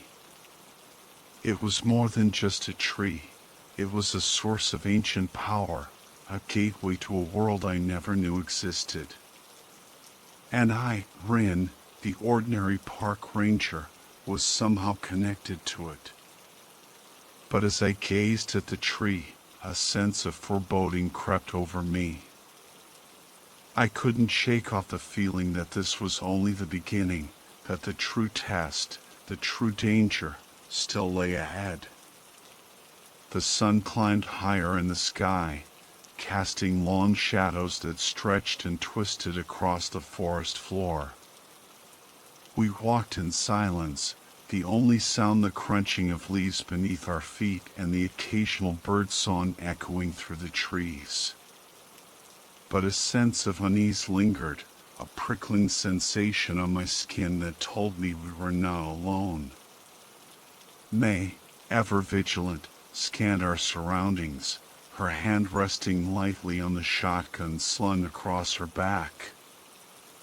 I tried to match her composure, but my heart hammered in my chest, and my eyes darted nervously towards every rustle of leaves, every fleeting shadow.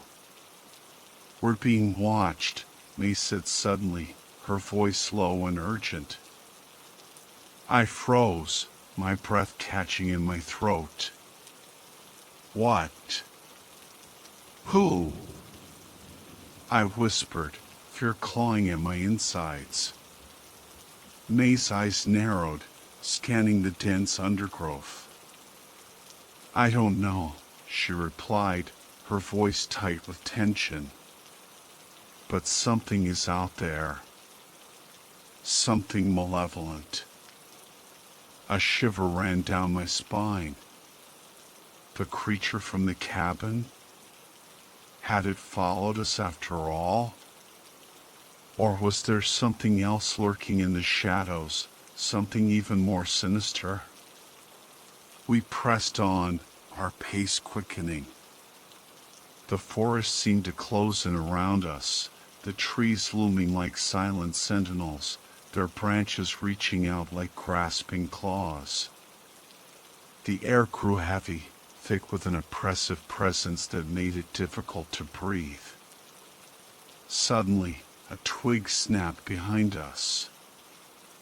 I whirled around, my heart pounding in my chest.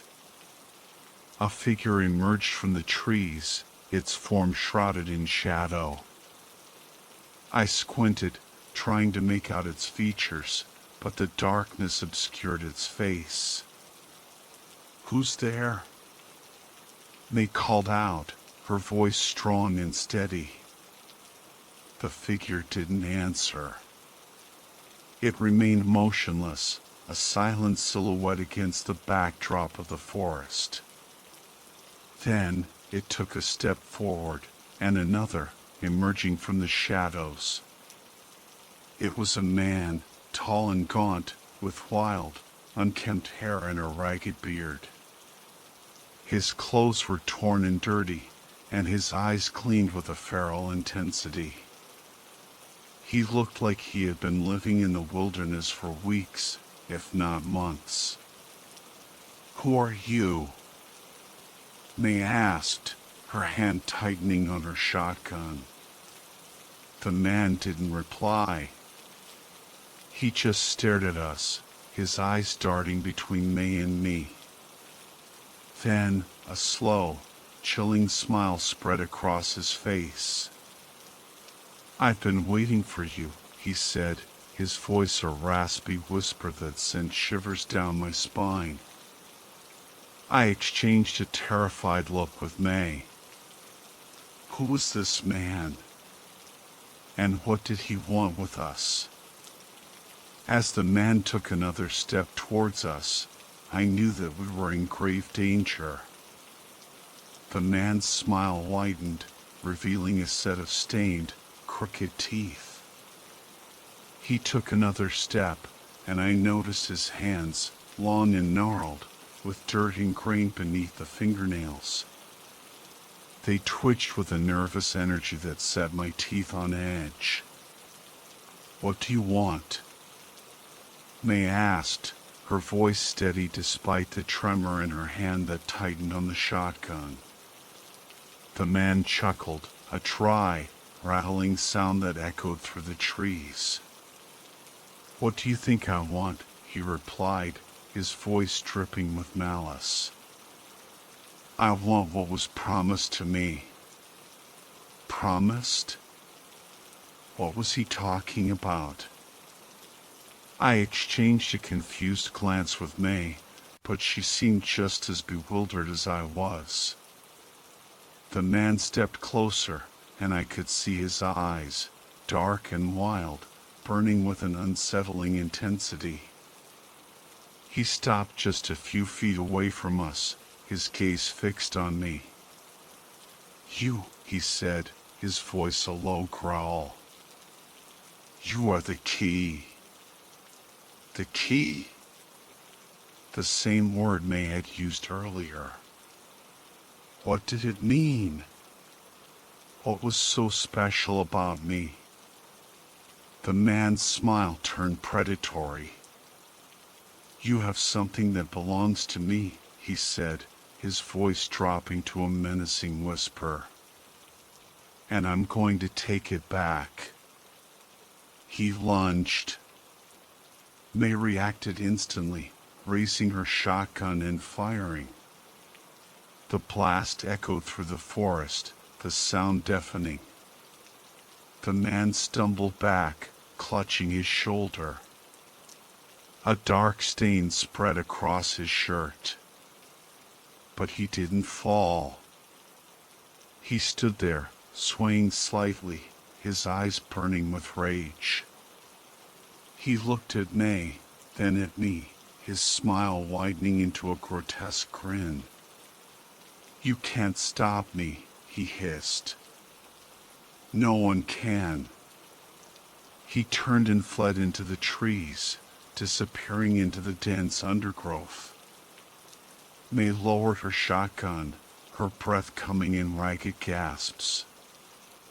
"We have to go," she said, her voice urgent. "Now!" We didn't hesitate.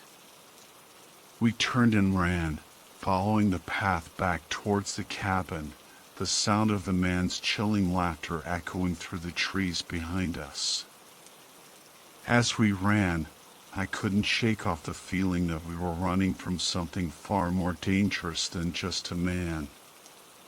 We were running from a darkness that had been awakened, a darkness that threatened to consume us all. And I, Rin, the ordinary park ranger, was somehow at the center of it all. The cabin loomed before us, a dark silhouette against the twilight sky. We burst through the door, slamming it shut behind us and bolting it with trembling hands. I leaned against the rough wood, gasping for breath, my lungs burning. May moved quickly, securing the windows and checking the locks. The cabin, once a refuge, now felt like a prison, a fragile barrier against the encroaching darkness. "He's coming," May said, her voice grim. "I can feel him." I shivered, fear gripping my heart like a vice. The man's words echoed in my mind, "You can't stop me." No one can. Was he right? Were we doomed? May turned to me, her eyes filled with a steely determination. "We have to fight, Rin," she said. "We have to protect the cabin, protect the gateway." But how?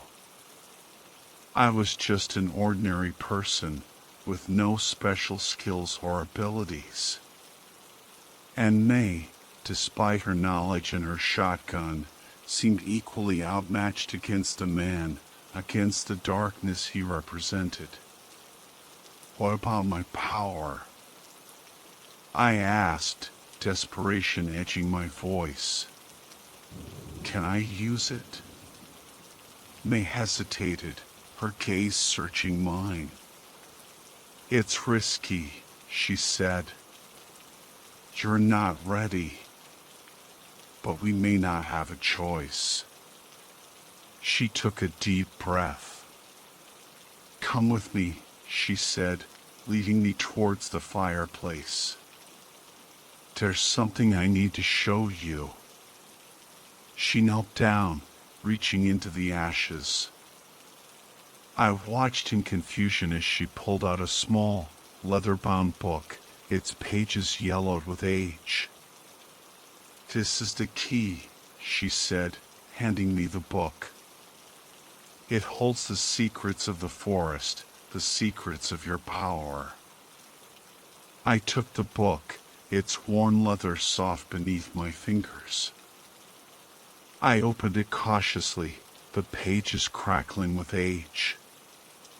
The writing inside was strange, ancient symbols that I didn't recognize. "What does it say?" I asked, my voice filled with awe. May smiled faintly. "It tells the story of this place, Rin," she said. "The story of the guardians, the protectors of the gateway." Guardians? Protectors? Was that what I was supposed to be? A guardian of this ancient power, a protector of the world from the encroaching darkness?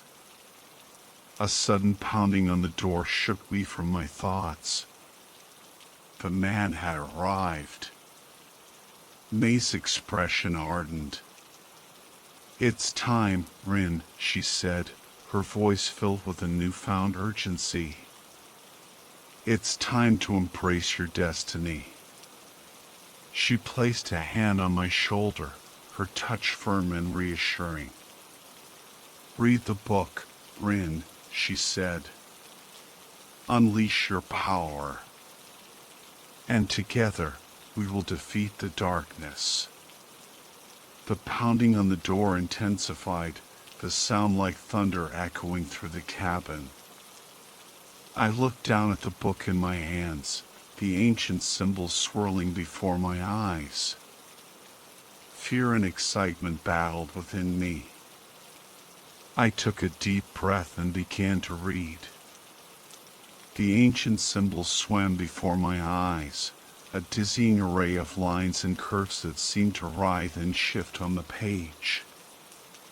I struggled to focus, my mind reeling from the events of the past few hours. The creature, the man, the revelation of my own hidden power. It was all too much to comprehend. But as I continued to read, a strange calmness settled over me. The symbols began to make sense, forming words and phrases in a language I didn't understand, yet somehow knew. It was as if the book was speaking directly to my soul, awakening something deep within me. A surge of energy pulsed through my veins, and I felt a warmth spreading through my body, emanating from the book itself. The air around me crackled with energy, and the shadows in the cabin seemed to recede, as if banished by an unseen force. I looked up from the book, my eyes widening in surprise. The cabin was bathed in a soft, golden light emanating from my own hands. I could feel the power coursing through me, a raw, untamed energy that vibrated with every beat of my heart. May smiled, her eyes shining with a mixture of awe and relief. "You've done it, Rin," she said, her voice filled with pride. "You've awakened your power." But there was no time to celebrate. The pounding on the door grew louder, more insistent. The man was growing impatient. "He's breaking through," May said, her voice grim. "We have to stop him." I stood up, my body trembling with a mixture of fear and excitement. The book fell to the floor, its pages fluttering in the sudden breeze that swept through the cabin. I raised my hands, the golden light intensifying, and focused all my energy on the door. A blinding flash erupted from my palms, and a shockwave rippled through the cabin. The door buckled and splintered, the wood cracking under the immense pressure. I heard a scream from outside, a sound of pain and rage. Then, silence. I lowered my hands, my body shaking with exhaustion.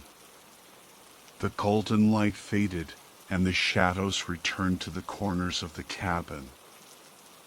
I looked at May, my eyes wide with disbelief. "Did we do it?" I asked, my voice barely a whisper. May nodded, a slow smile spreading across her face. "We did it, Rin," she said. "You did it."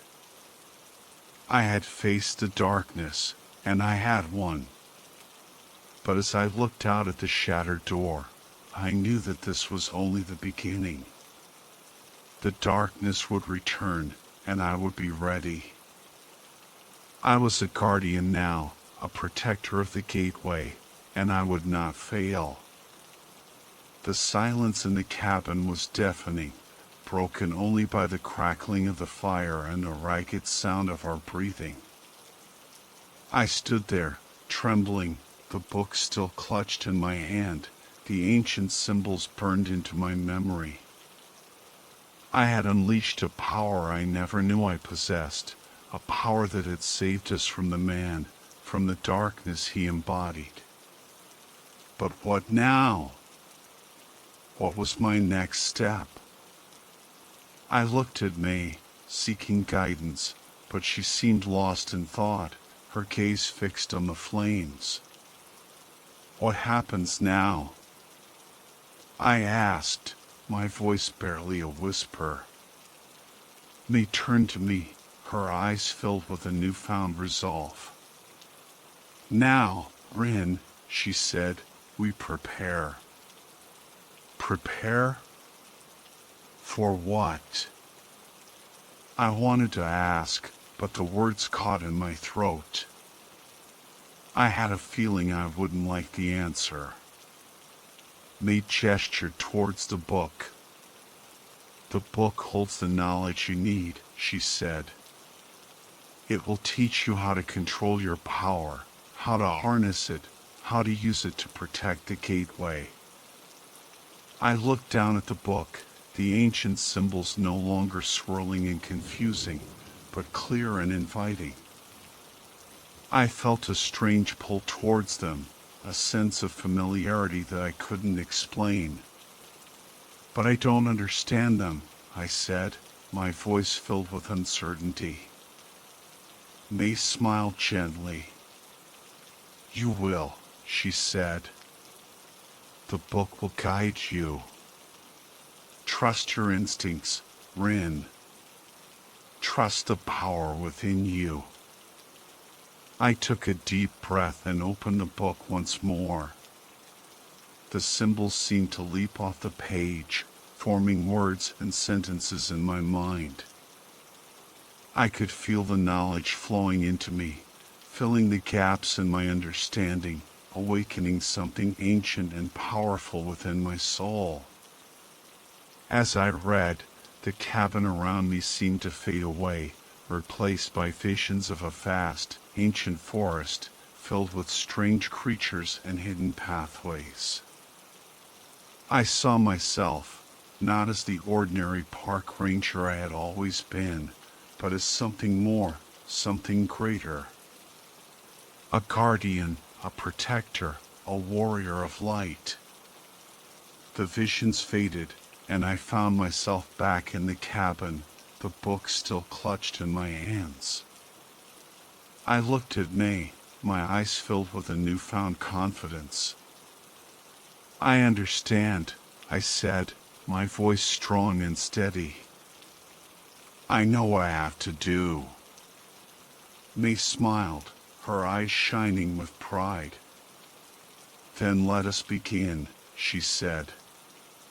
We spent the next few hours poring over the book, deciphering its secrets, unlocking the knowledge it held. May guided me, explaining the ancient rituals, the techniques for harnessing my power, the ways to protect myself and the gateway from the forces of darkness. As the sun began to set, casting long shadows across the forest floor, I felt a sense of readiness, a newfound strength that coursed through my veins. I was no longer just Rin, the park ranger. I was Rin, the guardian, the protector, the warrior of light. And I was ready to face the darkness. Night had fallen, blanketing the forest in an impenetrable darkness. The only light came from the crackling flames in the fireplace, casting dancing shadows across the walls of the cabin. We sat in silence, May and I, the tension hanging thick in the air. We were waiting. The book lay open on the table between us, its pages filled with cryptic symbols and ancient wisdom. I had absorbed as much as I could, but the true test lay ahead. Could I really control this power that surged within me? Could I truly protect the gateway? A low growl echoed through the trees outside, sending a shiver down my spine. The creature was back. I could feel its presence, a malevolent force pressing against the boundaries of the cabin, seeking a way in. May stood up, her hand resting on the shotgun. "It's time, Rin," she said, her voice calm but firm. "Remember what you've learned. Trust your instincts." I nodded, my heart pounding in my chest. I rose to my feet, my hands trembling slightly. The golden light flickered beneath my skin, a raw power waiting to be unleashed. The growl outside intensified, followed by a scratching at the door, a chilling reminder of the creature's relentless hunger. I closed my eyes, focusing on the energy within me, channeling it towards my hands. The scratching turned to pounding, the door rattling violently in its frame. I could feel the creature's frustration, its desperation to break through. But I wouldn't let it. I wouldn't let it destroy this place, this world. With a deep breath, I raised my hands towards the door. The golden light surged, brighter than before, and a wave of energy erupted from my palms, slamming against the door. The cabin shook, the windows rattled, and a deafening roar echoed through the forest. Then, silence. I cautiously approached the door, my heart still pounding. I reached out and slowly opened it. The creature stood outside, its form illuminated by the moonlight. It was even more terrifying than I remembered, its eyes burning with an icy rage, its claws dripping with a viscous fluid. But something was different. It seemed hesitant, its movements sluggish. The golden light emanating from my hands seemed to repel it, causing it to flinch and recoil. I raised my hands higher, the light intensifying.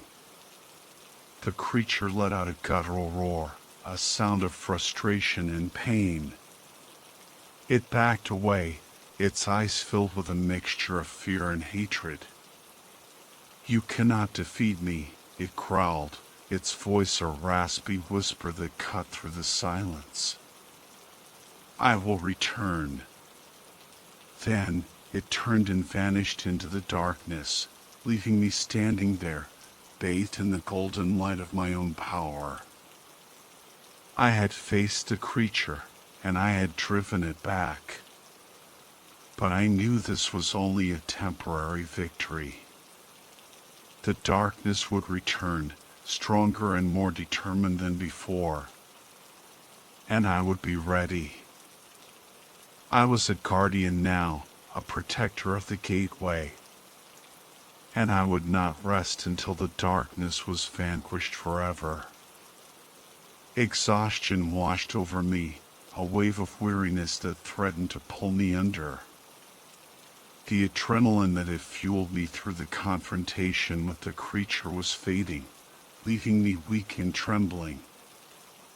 I sank to the floor, leaning against the wall, the book slipping from my grasp. May knelt beside me, her hand resting gently on my shoulder. "You did well, Rin," she said, her voice soft and reassuring. "You faced your fear, and you protected the gateway." I nodded, too exhausted to speak. The events of the night replayed in my mind, a whirlwind of fear, confusion, and ultimately, triumph. I had never imagined myself capable of such power, such strength. But it's not over, is it? I finally managed to ask, my voice barely a whisper. May shook her head. "No, Rin," she said, her voice grave. "It's far from over. This was just the beginning." A chill ran down my spine. The creature's parting words echoed in my mind. "I will return." I knew he was right. The darkness would not be so easily defeated. It would regroup, gather its strength, and come back for me, for the gateway, for the world. "What do we do now?" I asked, fear creeping back into my voice. May's expression hardened. "We train," she said, her voice filled with a newfound determination. "We prepare. We become stronger." She helped me to my feet, her grip firm and reassuring. "You have a long way to go, Rin," she said. "But you have the potential to become a powerful guardian. A protector of this world." I looked at her, my eyes filled with a mixture of fear and determination. I knew the road ahead would be difficult, filled with danger and uncertainty. But I also knew that I wasn't alone. I had May, and I had the power within me, the power of the ancient forest, the power of the gateway. And together, we would face the darkness, no matter what it threw at us. We spent the following days training, honing my abilities, learning to control the energy that flowed through me. They taught me ancient techniques for channeling my power, for shielding myself from harm, for wielding the light against the forces of darkness. The cabin became our sanctuary, a place of learning and growth. We studied the book, deciphering its secrets, unlocking the ancient wisdom it held. I practiced my newfound abilities, feeling the power grow within me, day by day. But even as I grew stronger, the fear remained. The creature's threat hung over me, a constant reminder of the darkness that lurked just beyond the edge of the forest. I knew that the final confrontation was inevitable, and I wasn't sure if I was ready. One evening, as we sat by the fire, May turned to me, her expression serious. "Rin," she said, "there's something I need to tell you." My heart sank. I knew whatever she was about to say, it wouldn't be good.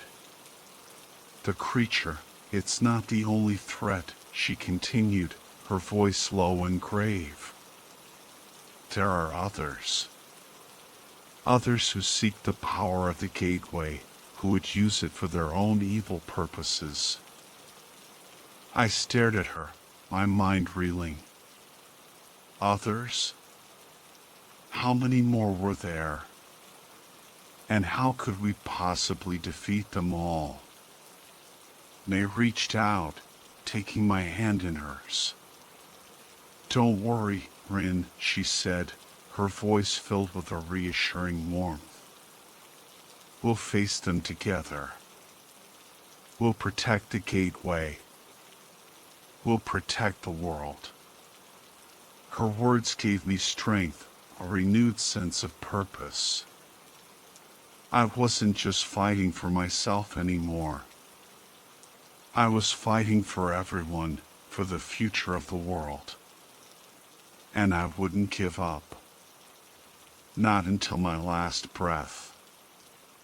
The fire crackled and popped, casting dancing shadows on the walls of the cabin. Outside, the wind howled like a restless spirit, and the trees swayed ominously in the darkness.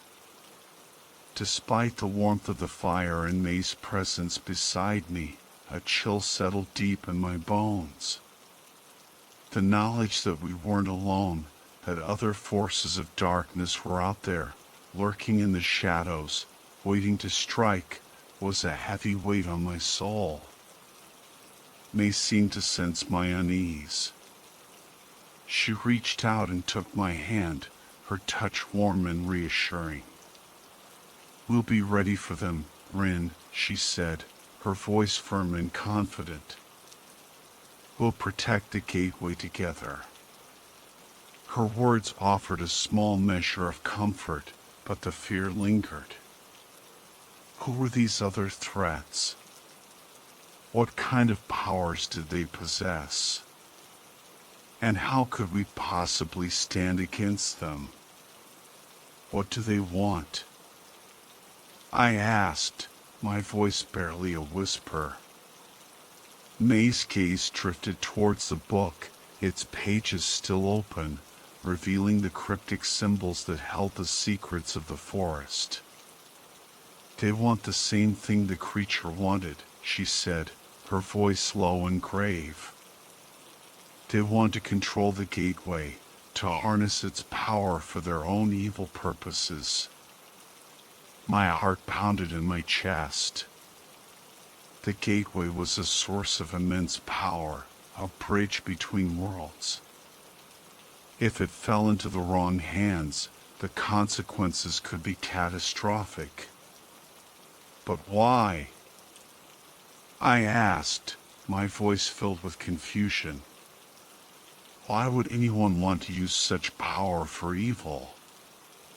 May sighed, a deep, weary sound that echoed the howling wind outside. There are those who crave power, Rin, she said.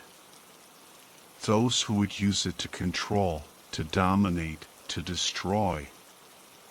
She looked at me, her eyes filled with a deep sadness. The world is a dangerous place, Rin, she said. There are forces of darkness that have existed since the beginning of time, forces that seek to corrupt and consume all that is good. I shivered, the weight of her words settling upon me like a shroud. I had always thought of the world as a relatively safe place, filled with good people and kind intentions. But now, I realized how naive I had been. There was a darkness out there, a darkness that I had only just begun to glimpse. But we can fight it, can't we? I asked, my voice filled with a desperate hope. May nodded, her eyes shining with a fierce determination. We can, Rin, she said. And we will. We'll protect the gateway, and we'll protect the world from the darkness that threatens to consume it. Her words ignited a spark of courage within me. I was no longer just a park ranger, a simple guardian of the forest. I was a warrior of light, a protector of the world. And I would not back down from this fight. But as I looked out into the darkness, I knew that the battle ahead would be long and arduous. The forces of darkness were gathering, their power growing. And we would need all our strength, all our courage, and all our faith to stand against them. The days that followed were a blur of intense training and restless nights. They pushed me harder than I ever thought possible, physically and mentally. We sparred with wooden staffs under the watchful eyes of the ancient trees, their silent presence a constant reminder of the power that coursed through me. We practiced channeling my energy, forming shields of light, and unleashing bursts of raw power that sent tremors through the forest floor. I learned to sense the subtle shifts in the energy around me, to feel the presence of other beings, both benign and malevolent. The forest, once a place of fear and uncertainty, became my training ground, my teacher. I learned to listen to its whispers, to feel its pulse, to tap into its ancient wisdom. But even as I grew stronger, the fear remained. The creature's threat, the knowledge of other, more sinister forces lurking in the shadows, weighed heavily on my mind. Sleep offered little respite, haunted by nightmares of shadowy figures and monstrous creatures. One night, I awoke with a start, my heart pounding in my chest. A cold sweat clung to my skin, and a sense of dread permeated the air. I sat up, listening intently, but the only sound was the soft crackle of the dying embers in the fireplace. I glanced over at May, who slept soundly in the armchair beside me. Her face was relaxed, her breathing even. For a moment, I envied her peaceful slumber, her ability to escape the fear that gnawed at my soul. Then, I heard it. A soft whisper, barely audible, yet chillingly familiar. Rin. The voice slithered through the darkness, sending shivers down my spine. It was the same voice I had heard on the stairs, the voice that had whispered my name before the creature attacked. I froze, my blood turning to ice. The creature was back. But how? How had it found us? The whisper came again, closer this time, sending a wave of terror through me. Rin, we are coming for you. I leaped to my feet, my heart pounding like a drum. I shook me awake, my voice trembling with fear. Nay! Wake up! They're here. May's eyes flew open, her gaze instantly alert. She grabbed her shotgun, her movements swift and practiced. What is it, Rin? What's wrong? The creature, I whispered, my voice filled with terror. It's back. And it's brought others. May's expression hardened. Get the book, she said, her voice grim. We have to be ready. I scrambled for the book, my hand shaking so badly I could barely hold it.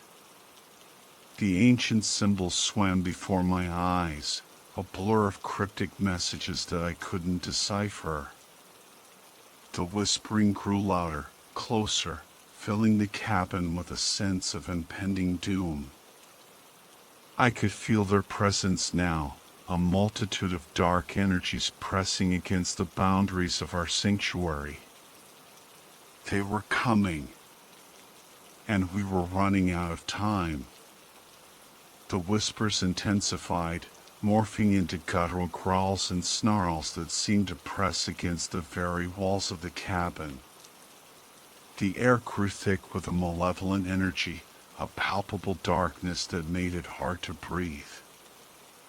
I could feel the floorboards vibrating beneath my feet, as if the cabin itself was trembling in fear.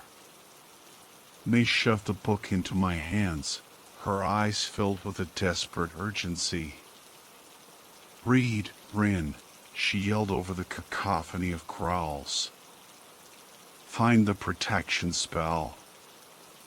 Now! My fingers fumbled with the brittle pages, the ancient symbols a blur before my terrified eyes. Panic threatened to overwhelm me, but I forced myself to focus, to search for the words, the symbols that would shield us from the encroaching darkness.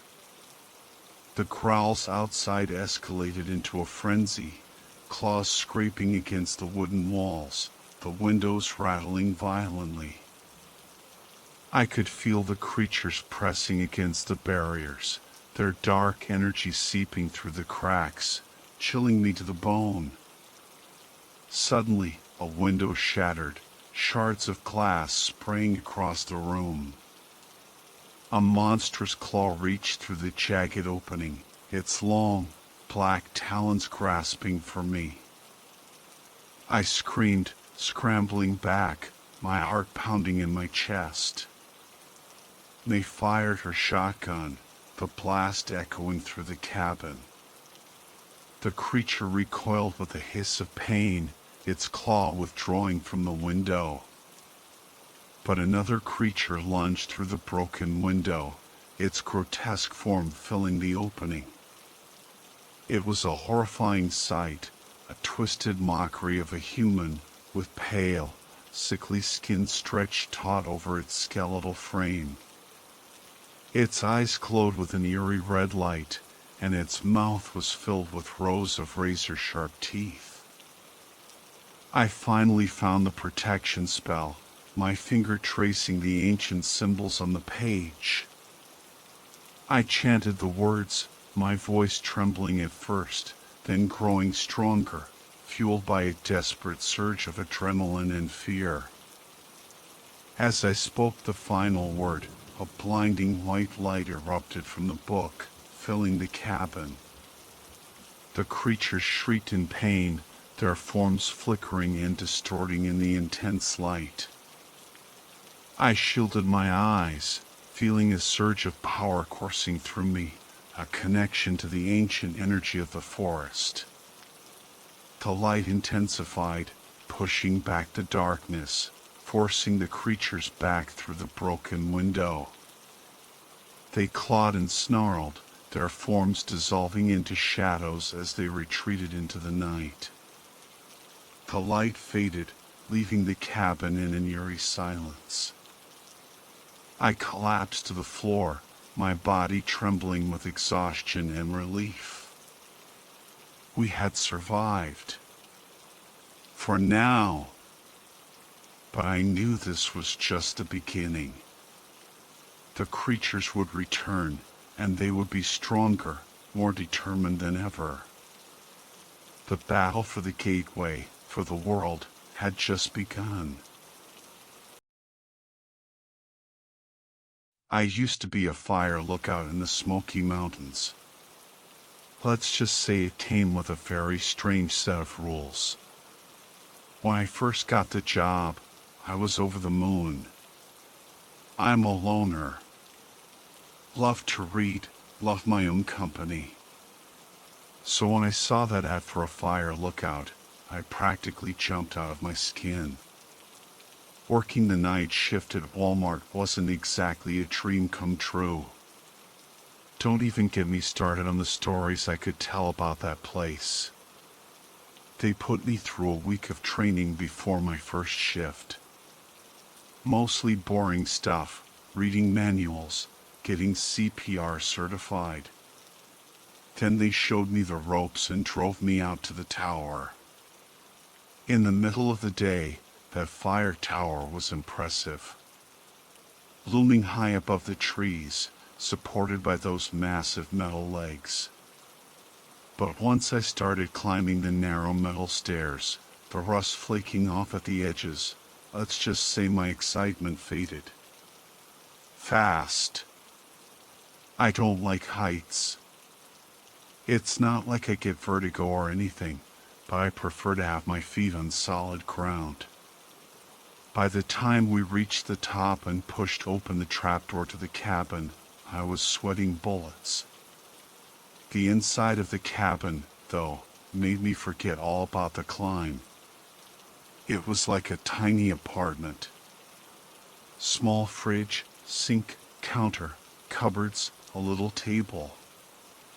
In the center of the room was another table with a map attached to it. And, of course, windows everywhere. A 360-degree view of the national park. The view was incredible. Mountains and valleys stretching for miles in every direction. A photographer's dream. The other lookout, a grizzled old guy named Frank, explained the job. 24-hour shifts. I could sleep, but I had to set an alarm and scan for fires every hour during the night, every half hour during the day. There was a radio to report any problems and a phone to call the fire department if things got really bad. I was already picturing myself getting paid to take amazing pictures and read. This was going to be the easiest job ever. Frank told me to read the rule book first thing. He asked if I had any questions. I said no. He stressed that I couldn't leave the tower, no matter what, until someone came to relieve me. Then he headed down the stairs, and I followed to get my stuff from my car. He got in his truck and hesitated for a moment, like he wanted to say something else. But then he just shook his head, wished me luck, and drove off. It took 3 trips to get all my stuff up to the top. At home, carrying groceries up to my apartment is no big deal. Here, it was a matter of life and death. I was almost at the top with a box of food when I stumbled on one of the narrow steps and nearly went over the side. I had to stop for a minute to catch my breath before I could keep going. Maybe this job wasn't going to be such a cakewalk after all. I pushed the thought aside and went back down for the rest of my stuff. Supplies, books, chargers, camera, 2 more trips, and I was finally done. I collapsed into the chair, ready for a nap. That's when I heard static on the radio. I jumped up and grabbed it. "Hello?" I said. No answer. I figured Frank was just reminding me to do a fire check. But hauling all that stuff up the stairs had put me behind schedule. It had already been almost an hour since he left. I did a slow scan of the forest, checking for smoke. Nothing. First check done. I celebrated with a bottle of water and started putting away the groceries. The cupboards weren't empty, but they weren't exactly stocked with gourmet food either. A whole shelf of canned peaches? Not exactly thrilling. But I had enough to get by for a few shifts. I put the bread on the counter and the cold cuts in the fridge. I'd have to get some better food next time I went shopping. Time for another check. The sun was starting to set, so I grabbed my camera and took some pictures. They were amazing. I couldn't wait to upload them when I got home. I glanced around the cabin and noticed the manual. I hadn't read it yet. I sighed and picked it up, figuring it would put me to sleep in no time. As I opened it, a piece of paper fell out. I picked it up and read. The real rules. 1. Never, under any circumstances, leave the fire tower until you are relieved. 2. Turn off all lights between the hours of 2 and 3 a.m. 3. If you receive a radio transmission or phone call between those hours, do not answer. 4. If anyone knocks on the trapdoor during those hours, tell them they'll have to wait until morning. Do not open the door. 5. If you see a glowing object floating toward the tower, don't look at it. Cover your eyes and count to 50. When you open your eyes, it should be gone. If not, cover and count to 50 again.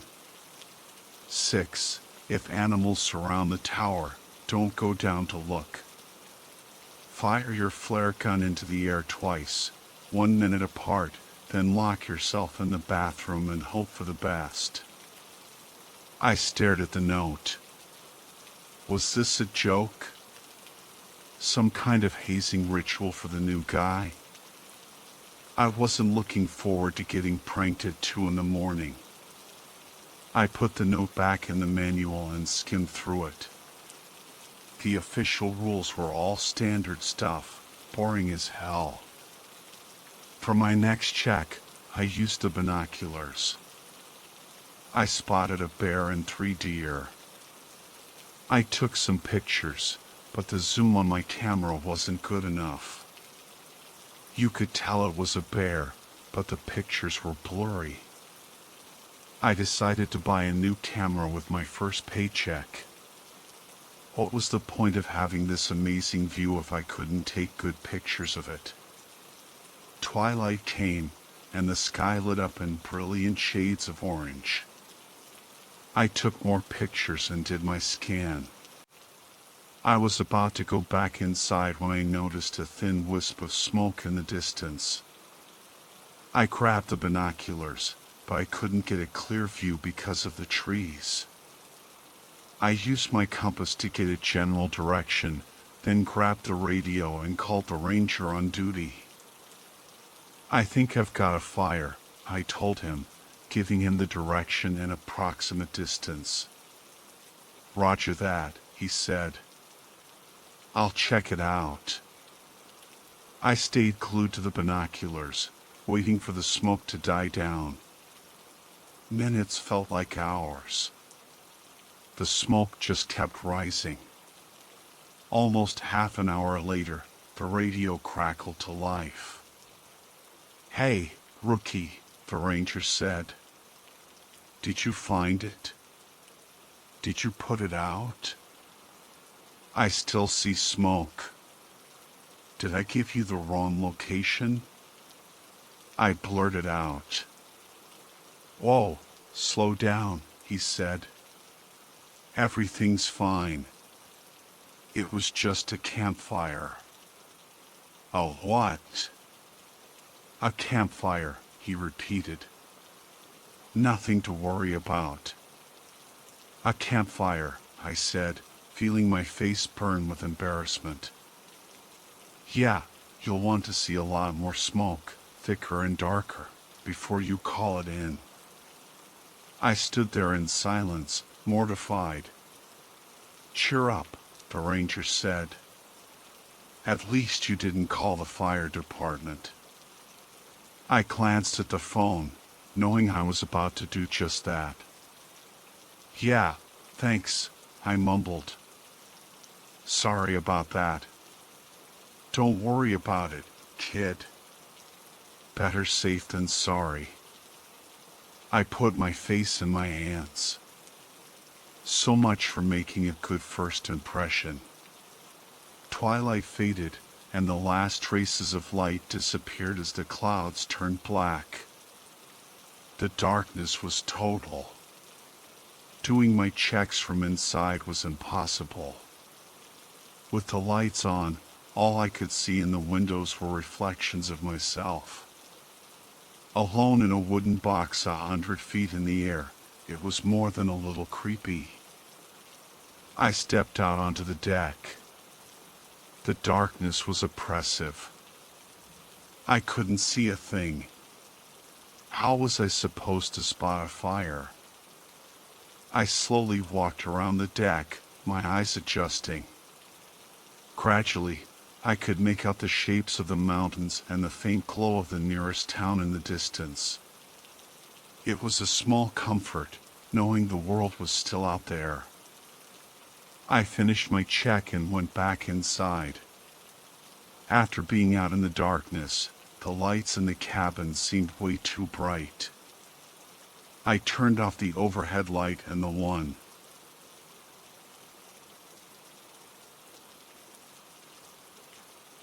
I used to be a park ranger in the Rocky Mountains. Now, I think we're all in trouble. It was almost 3 in the afternoon when the knock came. I was surprised, to say the least. It was early January, the wind was howling, and the temperature was a frigid 12 degrees. The wind chill? Forget about it. Way below zero. I'd been glued to the weather radar all day, expecting a blizzard to hit by nightfall. It had been snowing lightly, but nothing major, yet. Usually, I kept the ranger station door unlocked. Hikers and campers often stopped by for a hot coffee or to register their campsite. But the latch had been acting up, and the door kept blowing open. So, I'd been keeping it locked until I could fix it. This knock was different. Light, hesitant, almost polite. I almost missed it over the wind and the creaking of the old station. I was in the middle of emailing about a new generator. The old one was on its last legs when I heard it. I had to stop typing and really listen. It came again, a little louder this time. I pushed back from my desk, took a sip of coffee, and went to open the door. 5 people stood outside, bundled up in brand new, expensive-looking winter gear. 3 guys, two girls.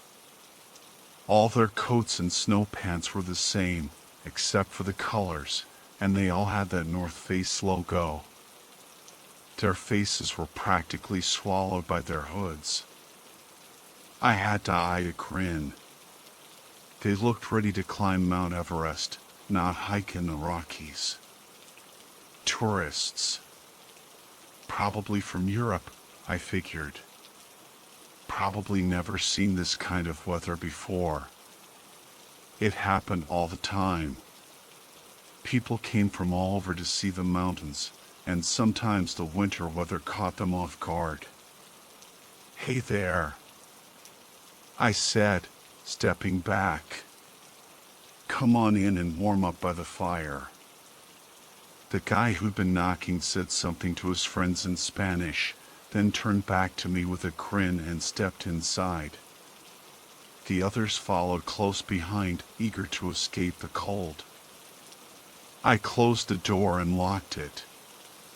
"Thanks, sir." "I'm Miguel," the guy said, pulling back his hood and unzipping his coat. "This is Luis, Diego, Sofia, and Elena." I nodded to each of them. "It's very cold," Miguel continued. "We came to visit from Spain, to see your beautiful mountains." His accent was thick, but his English was better than my Spanish. "But it seems a storm is coming, and we are not prepared." "You got that right," I said, patting him on the shoulder. I opened the door to the bunk room and flipped on the lights. "Looks like we're in for a blizzard. Bad time for a hike." I smiled. "Luckily, we've got plenty of space for you folks to wait out the storm." "I'm Jake Turner, park ranger. Coffee's over there, and there are bunks and a sitting area in here." They just stared at me blankly. I guess I'd lost them somewhere along the way. I just smiled again and gestured to the room. They all grinned and nodded, shuffling past me and dropping their packs on the bunks. I made sure they all had hot drinks, then went back to my desk. They seemed like nice folks, grateful for the help. An hour later, another knock came. This one was slow, uneven, almost like a staccato beat. I sighed and headed back to the door. No visitors for a week, and now they were showing up like it was a hotel. I unlocked the door and put on my customer service smile. Standing there, covered in snow, was a guy about my height, 6 feet or so. Unlike the others, he wasn't wearing fancy winter gear. His clothes were mismatched, like he'd raided a thrift store. He had expensive-looking blue quilted nylon pants that didn't quite fit, a fur-lined coat that looked like it was made of wool, and an old fleece jacket underneath. His boots were new but looked more like summer hiking boots. "Hey there," I said, waving him in. "Coming out of the snow." He didn't say anything, just gave a slight nod and walked past. A strong, musky smell followed him. I wondered if he was one of those hermits you hear about, living out in the woods in some makeshift cabin. He went straight to the bunk room and sat on a bunk in the corner. He didn't take off his coat or say anything to the others. I noticed he didn't have a pack with him, which made me think he lived close by. The others tried to be friendly, but he just sat there, watching them with this weird little smile. They gave up after a while and went back to talking quietly among themselves in Spanish. I wondered if he was in shock. It was getting colder outside, and he wasn't dressed for it. I thought about checking him for frostbite or hypothermia, but something told me he wouldn't appreciate it. I stood there for a minute, watching. Something about the guy seemed off. I couldn't put my finger on it, but the way he moved, the silence, the way he just sat there, it was strange. There was something else, too. Something I couldn't quite grasp. A feeling of unease, like a warning bell going off in my head. I found myself hoping he'd warm up and leave. The others must have felt it too. They'd all moved to the far end of the table, talking in hushed voices. They kept glancing at him, but only for a second, like they were making sure he hadn't moved. And none of them sat with their backs to him. I was about to go talk to him, to shake off the weird feeling, when Miguel appeared in front of me, frowning. "Sir, my friends and I are worried about the other campers," he said. That got my attention. There weren't any campers registered to be out here. Was this new guy one of them? Maybe they were in trouble. What campers? I asked. He pointed vaguely north. We passed their campsite on our way to the lookout point before the weather turned bad. Maybe half a kilometer up the trail, by a small stream. He glanced back at the stranger. There were 3 of them, 2 men and a woman. They had winter tents and seemed well prepared for the storm. We stopped and warmed ourselves by their fire. They seemed experienced, but I'm no expert. "Well, it sounds like they should be okay," I said, trying to sound reassuring.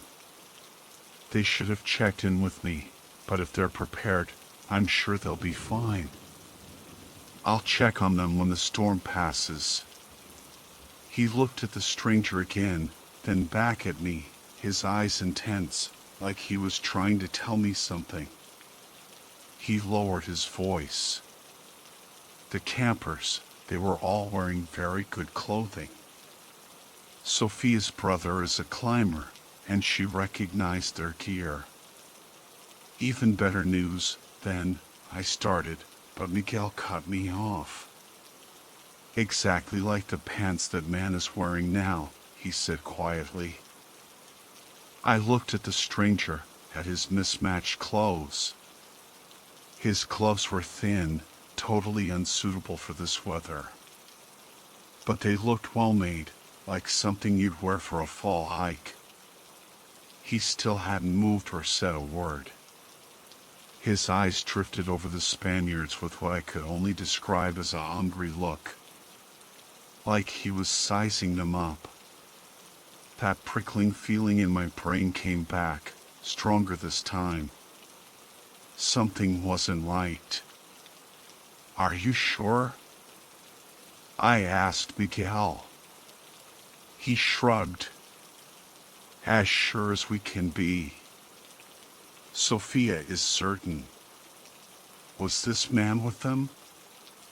I asked, already knowing the answer. Miguel shook his head. "No. I've never seen him before." He leaned closer. "This man, there is something." He trailed off. I nodded. "I know. I feel it too." I went to my desk and pulled out my handgun, attaching it to my belt. I put a spare magazine in my pocket, grabbed my heavy jacket, and pulled on my hat. Miguel followed me, watching. I looked over my shoulder, making sure we were out of sight of the bunk room. "I'm going to check on the camp. Have you ever handled a shotgun?"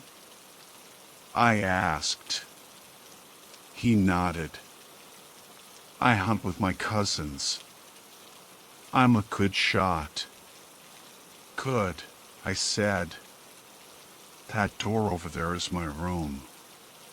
Inside, You'll find a 12-gauge pump, loaded, if you need it." He nodded silently. "I should be back within the hour.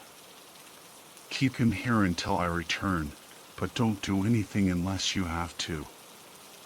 Be careful, Jake." I feel a darkness in the air. I gave him a tight nod and stepped out into the wind. The cold hit me like a punch. The wind howled in my ears, and the snow, already halfway up my shins, made it tough to move. The campsite Miguel had described was one of the few marked sites along this trail. We encouraged campers to check in, but not everyone did. Sometimes it was the newbies who didn't know any better. Sometimes it was the experienced folks who thought they didn't need to. As I followed the trail, a growing sense of dread filled me. I didn't know what I was going to find. If I was lucky, I'd find 3 tents with their occupants safe and sound inside. If not, well, I'd deal with that when I got there. Half an hour later, I reached the campsite, or what was left of it. The remains of 3 high-quality winter tents were clustered around a fire pit, the bright red material shredded and flapping in the wind like flags in a hurricane. I pulled my hat down tighter. "Hello?" I shouted over the wind. My voice sounded weak and pathetic. "Is anyone here?" Nothing. Just the wind and the snapping of the nylon fabric. It looked like a bear attack, but I hadn't seen a bear in months. We didn't have brown bears here, just black bears. They could be dangerous, but they didn't hunt humans. I moved closer, gun drawn, and checked the tents. Nothing. No bodies, no blood, no sign of a struggle. Just destroyed tents. And then I saw it.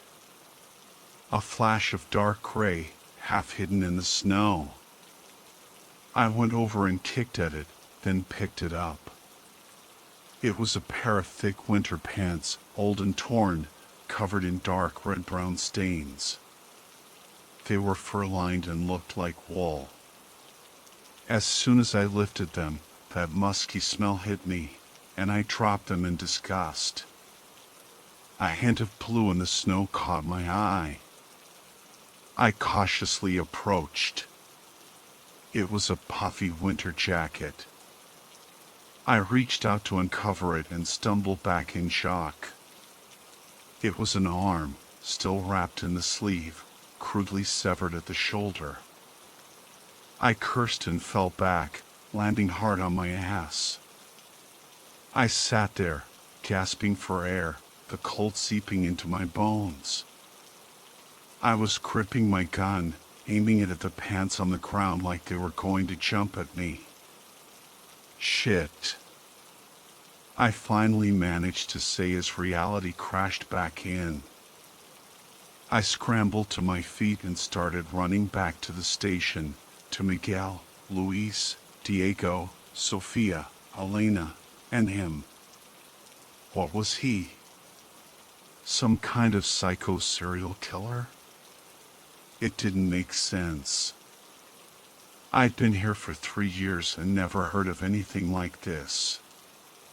As I ran, I thought about those gray pants. They hadn't just been torn, they'd been shredded. And the blood. Had he replaced his damaged pants with those of his victim? And then I thought about how none of his clothes matched, how his boots and gloves weren't right for the weather. How long had this been going on? 20 minutes later, I saw the lights of the ranger station. The temperature had plummeted, and I was amazed I'd made it back. Adrenaline and fear, I guess. I stopped in front of the station. The door was hanging open a few inches. My mind screamed at me to go in, but I had to catch my breath. Why was the door only open a crack? If it wasn't locked, the wind would have blown it wide open. But the open door meant one thing: something was very wrong. I crept to the door, gun drawn. I pushed gently at first, then harder. Something was blocking it. I squeezed through the gap, the wind and the creaking of the station covering the sound of my entrance. A body lay behind the door. One of the women, I could tell by the shape. Her head and upper body were mutilated, the skin and scalp torn away. Blood was everywhere, the smell of copper thick in the air. I heard a wet, tearing sound coming from the bunk room. The lights in there were flickering wildly, the bulb swinging back and forth. I ducked into the room, my blood running cold. Bodies, or pieces of bodies, were scattered everywhere. I could feel the heat in the room, the heat of violence. Empty shotgun shells lay on the floor, next to the remains of Miguel. He was covered in terrible wounds, his limbs barely attached to his body. The tearing sound was coming from the corner. The stranger was crouched over one of the bodies, Luis, I thought, by the yellow jacket. He was tearing at the flesh with his mouth. His hands were different. Elongated, with jagged, chitinous claws. I raised my gun and fired. The stranger's head snapped back, and he let out a horrifying shriek. I fired again. And again. He exploded upwards, landing on the wall, his claws digging into the wood. He turned his head to face me. His eyes were completely black, huge, and his jaw seemed dislocated, his mouth stretched in a grotesque grin, revealing rows of sharp teeth. He leapt to the next wall, then the next, like some monstrous insect. I fired again and again, the empty casings clinking on the floor. For a moment, he just hung there, his black eyes fixed on me. I waited for him to attack, but he was hurt. Black goo dripped from the bullet wounds. With a final shriek, he leapt through the window, shattering the glass. And then he was gone. I stood there alone, surrounded by the remains of the tourists. My gun was empty. That was almost a year ago. I transferred to a desk job in the city, as far away from the wilderness as I could get. After the investigation, they tore down the old ranger station and built a new one. I tried to go back, but I couldn't. I kept seeing that creature, hearing it shriek in my nightmares. Sometimes, I think I hear more than one. I slept with my handgun and a shotgun, the doors locked tight. I couldn't shake the feeling that it was still out there. Maybe searching for me. I've spent the last year searching for answers, reading about cryptids and paranormal stuff. But nothing made sense. Then I found an article about the uncanny valley. It's this idea that the more human-like robots and CGI characters become, the creepier they seem. The theory is that it's an evolutionary thing. Maybe, way back when, there were predators that looked almost human, and our ancestors developed an instinct to be wary of them. I wonder if these things have always been with us, hiding in plain sight. Yesterday, on the subway, I saw a young woman sitting alone. People seemed to be avoiding her. There was nothing obviously wrong with her, but something felt off. I think we're all in trouble.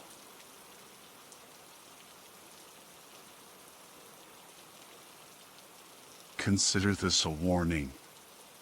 There are things in this world you don't want to know about. Things that lurk in the shadows, in the spaces between the known and the unknown. Stay away from them. Don't go looking for them. Don't tempt fate. I'm telling you my story in the hope that it will be enough to quell your curiosity, to dissuade you from venturing into the darkness. Because once you've seen what I've seen, there's no going back. It all started on a night like any other. At least, it seemed that way at the time. I'd barely arrived at the ranger station when the calls started pouring in. Vacation homes being broken into, ransacked. It was becoming a regular occurrence. You see, out here in the Appalachian Mountains of western Maryland, people tend to forget that they're encroaching on wild territory. They build their fancy vacation homes, expecting nature to respect their boundaries. But the animals, they don't care about property lines. They've never been hunted, never threatened, and they see these houses as nothing more than, well, interesting new features in their landscape. So, I hopped into my truck and headed out to my first call of the night. An elderly couple, terrified by a deer that had crashed through their sliding glass door. They'd managed to trap it in a spare room and needed me to relocate it. When I arrived, the couple was in shock. Eyes wide, faces pale. I could practically see the adrenaline coursing through their veins. I ushered them into another room and closed the door, giving them some space to calm down. I found the nearest exterior door and opened it, creating an escape route. Then, I cautiously approached the room where the deer was trapped. Taking a deep breath, I slowly opened the door. The sight that greeted me was horrifying. Blood. Everywhere. The walls, the floor, the furniture, all splattered with crimson. The deer lay in the center of the room, panting heavily. I approached slowly, keeping the door open, hoping it would bolt. But the closer I got, the more I realized this deer wasn't going anywhere. Its side was covered in deep gashes, the marks too far apart to be from a coyote, too organized for a bear. It looked like something out of a horror movie, like Freddy Krueger had gotten his claws on it. The deer's eyes widened as I approached, but it didn't move. A bad sign. Its breath came in ragged gasps. I knelt beside it, my stomach churning, and gently rolled it over. That's when I saw the full extent of the damage. Its entire flank was torn to shreds, chunks of flesh missing. Huge bite marks punctuated the wounds. Bites that looked impossibly large. If I didn't know any better, I would have said it was bitten by a shark. Blood oozed from the wounds, and the deer struggled to breathe. I knew there was nothing I could do. I stood and left the room, closing the door behind me, allowing the poor creature to die in peace. When I returned, it was gone. Vanished. I took pictures of the bloodbath with my phone, a chilling record of the carnage. Then, I went to update the couple. When I opened the door to the room where they were waiting, the woman screamed. The man's eyes bulged. They scrambled away from me, climbing onto the furniture, their fear palpable. "What's wrong?" I asked, confused. "You're covered in blood," the man stammered, pointing a trembling finger at me. "The deer got you," the woman shrieked. "You've got rabies." "Or worse," the man added, his voice barely a whisper. I quickly explained that it was the deer's blood, that I hadn't been attacked. They calmed down slightly, but their eyes were still filled with terror. "So, what killed the deer?" the man finally asked, his voice trembling. I hesitated. I didn't want to lie, but I also didn't want to send them spiraling back into panic. "Probably a coyote," I said, knowing it was a weak explanation. "A coyote?" the man repeated, his voice rising in alarm. "Or a bear," I added, trying to sound reassuring. It didn't work. They were terrified. They decided to leave, fleeing the house as if the devil himself was on their heels. I watched them go, then returned to the room where the deer had been. I needed answers. I followed the trail of blood out the shattered glass door and into the woods. With my flashlight illuminating the path, I tracked the deer's bloody trail towards a pond behind the house. There were signs of a struggle, a chaotic mess of tracks and blood. But the other tracks, they didn't make any sense. They were huge, shaped like duck prints, but massive, like a giant duck had been stomping around the pond. A giant duck with sharp teeth. I shook my head, trying to make sense of the impossible. Then it hit me. They weren't duck prints. They were the footprints of a man, wearing swim fins. But why? Why go to all that trouble to poach a deer when you could just use a tranquilizer gun? A disturbing thought crept into my mind. What if this wasn't about poaching? What if this was about something far more sinister? I thought about the mental institution in the next county. Had someone escaped? Was this some deranged individual getting their kicks from torturing animals? The thought sent a chill down my spine. What if this person decided to escalate? To go after something bigger? Like the vacationers in the nearby houses? I glanced back at the house, wondering how many people were inside, how many were armed. I felt a surge of protectiveness for these unsuspecting vacationers, these people who had come to the mountains seeking peace and tranquility, unaware of the darkness lurking in the shadows. As I pondered the situation, a sound from behind me startled me. I spun around, shining my flashlight into the darkness, but saw nothing. Then, I noticed a ripple in the center of the pond. Probably just a fish, I told myself, but a sense of unease lingered. I took more pictures of the scene, documenting the strange tracks and the blood stains. Then, I headed back to my truck.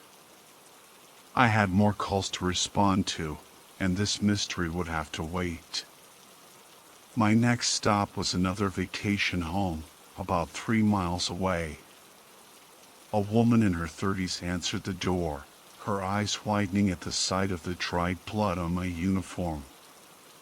"Oh my," she said, stepping back.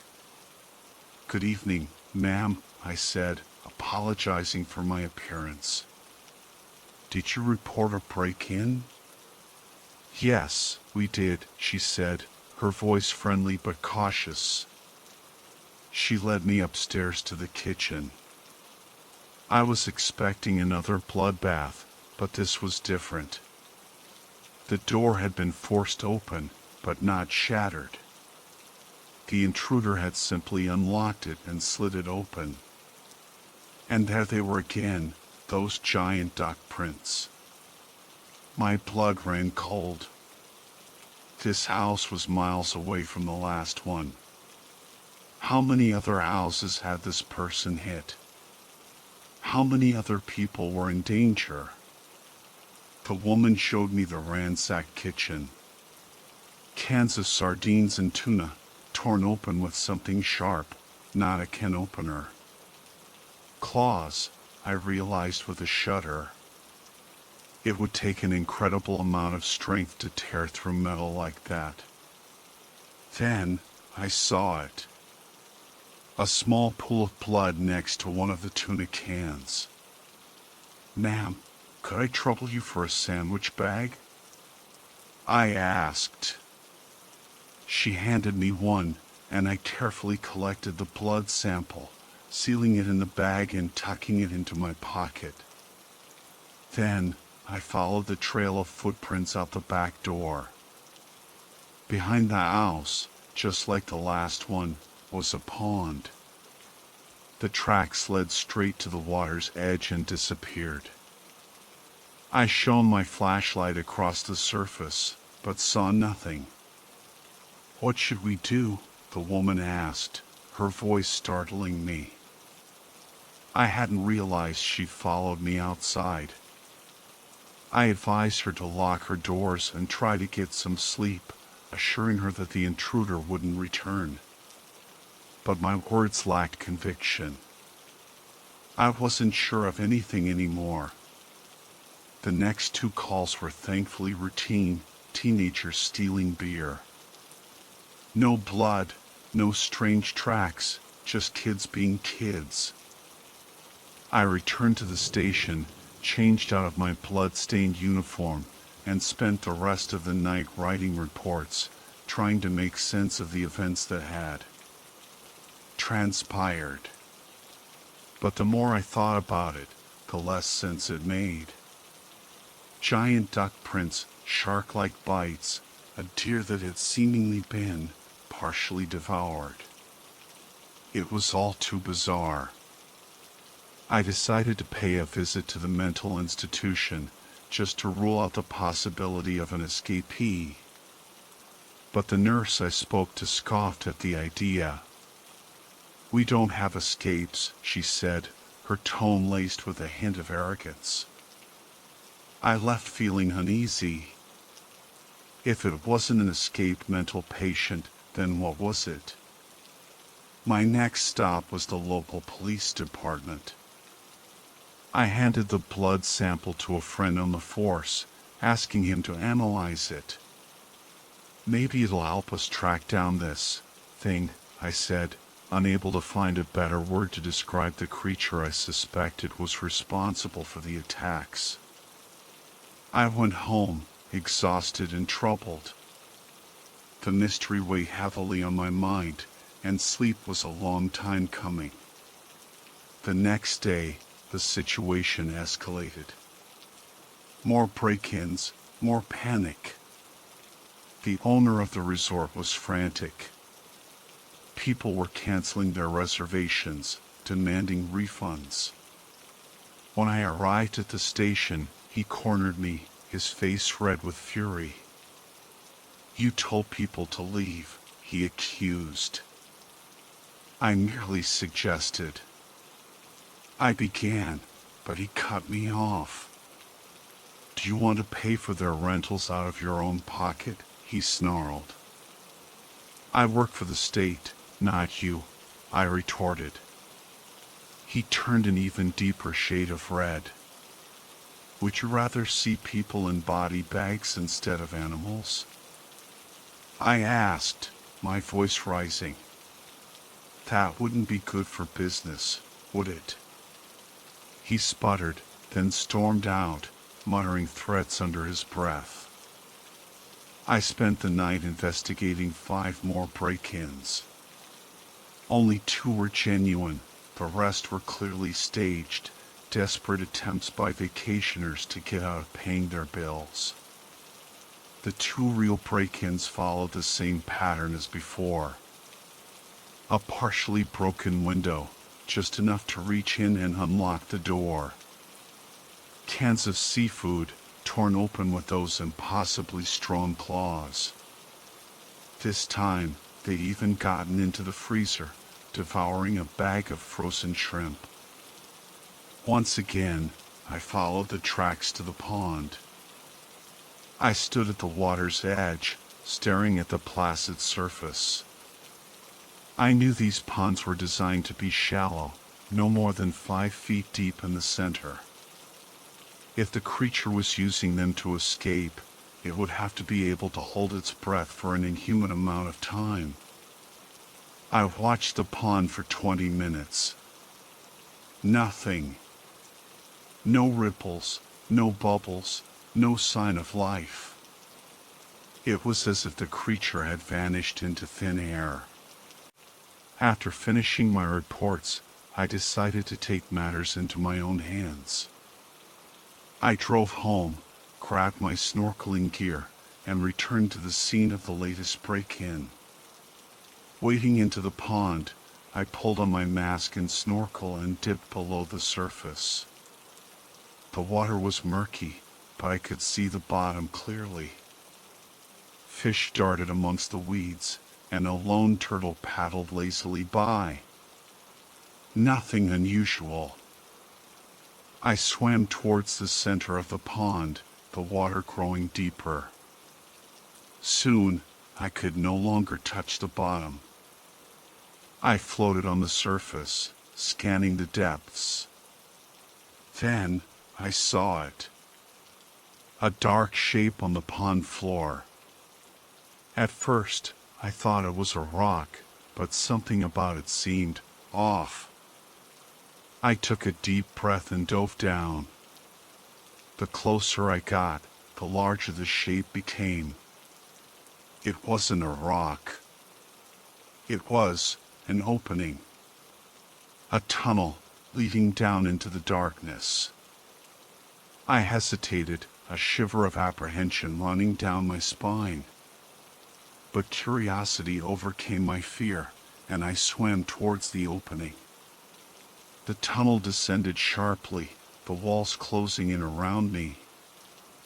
I'd never been claustrophobic before, but the tight confines and the encroaching darkness were starting to make me feel uneasy. I thought about turning back, but there was no room to maneuver. I had to keep going. I swam deeper, the light from above fading rapidly. My lungs began to burn, but I forced myself to remain calm. I checked my watch. 15 minutes had passed since I'd submerged. Suddenly, the tunnel opened up, the walls receding into the distance. A faint light flickered ahead. I swam towards it, desperate for air. I broke the surface, gasping for breath.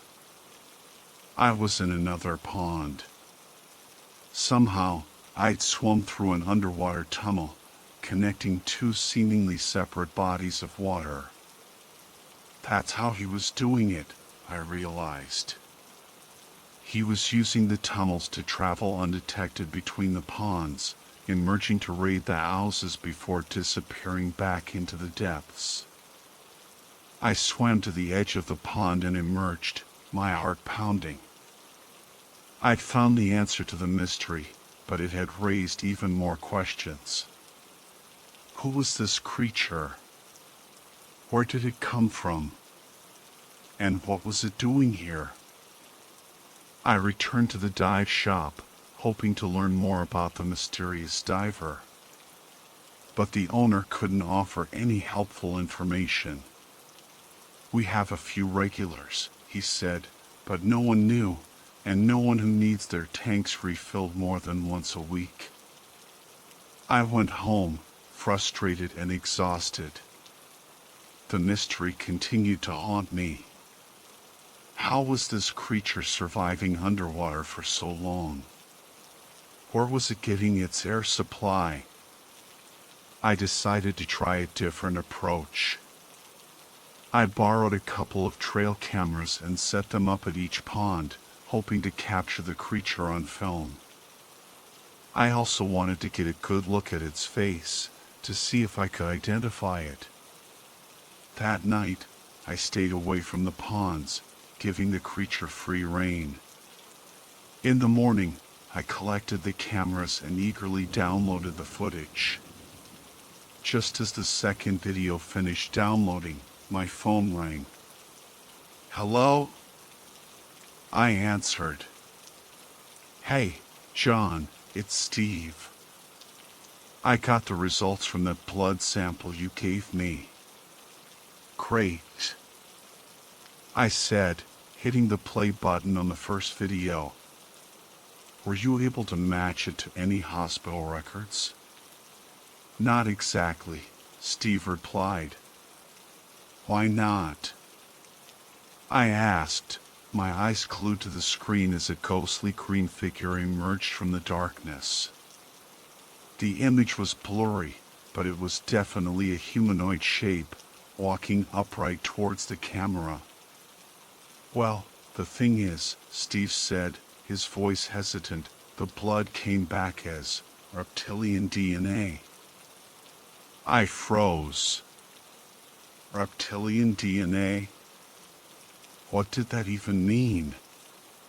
"Are you there?" Steve asked. "Yes, I'm sorry," I stammered, my mind reeling. "Could you send a copy of your findings to my office?" "Sure, no problem," Steve said. "Thanks," I mumbled, hanging up the phone. I couldn't take my eyes off the screen. The creature in the video was unlike anything I'd ever seen before. It was tall and slender, with long, clawed limbs and a wide, toothy mouth. Its skin was a mottled green, and its eyes glowed with an eerie luminescence. I clicked on the second video. This one was even clearer. I could see the creature's webbed feet, the sharp claws on its hands, the rows of razor-sharp teeth. It was a nightmare come to life. I printed the images and rushed to the station, eager to share my findings with the other rangers. But their reactions ranged from skepticism to outright mockery. "You're seeing things, John," one of them said, shaking his head. Just then, the resort owner walked in. "What's all the commotion?" he asked, his eyes narrowed. "It seems John has solved the case of the break-ins," one of the rangers said, handing him the lab report and the pictures. The owner studied the evidence, his expression shifting from confusion to disbelief to excitement. "Do you know what this is?" he asked, holding up the picture of the creature. "I'm not sure," I admitted. "I've never seen anything like it." He grinned. "This is money," he declared. "What do you mean?" I asked, confused. "Those idiots who chase cryptids," he explained, "they'll pay a fortune for a chance to see this thing. And then there's the TV shows, the merchandise." He trailed off, his eyes gleaming with dollar signs. "You may have just saved my business." I stared at him in disbelief. "You don't understand," I said. "This is a dangerous creature. If you'd seen what it did to that deer." "So what do you want to do?" he interrupted. "Hunt it down and kill it?" "Maybe not kill it," I said, "but we need to capture it. Relocate it to a safe environment where it can't hurt anyone." "You idiot," he shouted. "This is a gold mine. I could make a fortune. People would flock here just to catch a glimpse of this thing. I wouldn't even have to fix those broken windows." He was practically salivating at the thought of the money he could make. But what about the people? I pleaded. What if it attacks someone? He waved a dismissive hand. Who cares about the people? I've got a chance to make a killing, and you want to throw it all away because you're worried about someone breaking a nail? He turned to the lead ranger, Charles. Isn't this a wildlife preserve? He asked, his voice dripping with sarcasm. Yes, it is, Charles said cautiously. And aren't the animals protected by law? Well, I suppose so, Charles admitted. What if those animals pose a threat? I interjected. The owner ignored me. How many deer were killed by coyotes last year? He asked Charles. Dozens, Charles replied. And were the coyotes removed from the preserve? No, Charles said. The owner turned to me, a triumphant smirk on his face. See, he said. It's all part of the natural order. Survival of the fittest. Charles sighed. John, he said, I know you have everyone's best interests at heart, but you're going to have to let this go. I glared at him.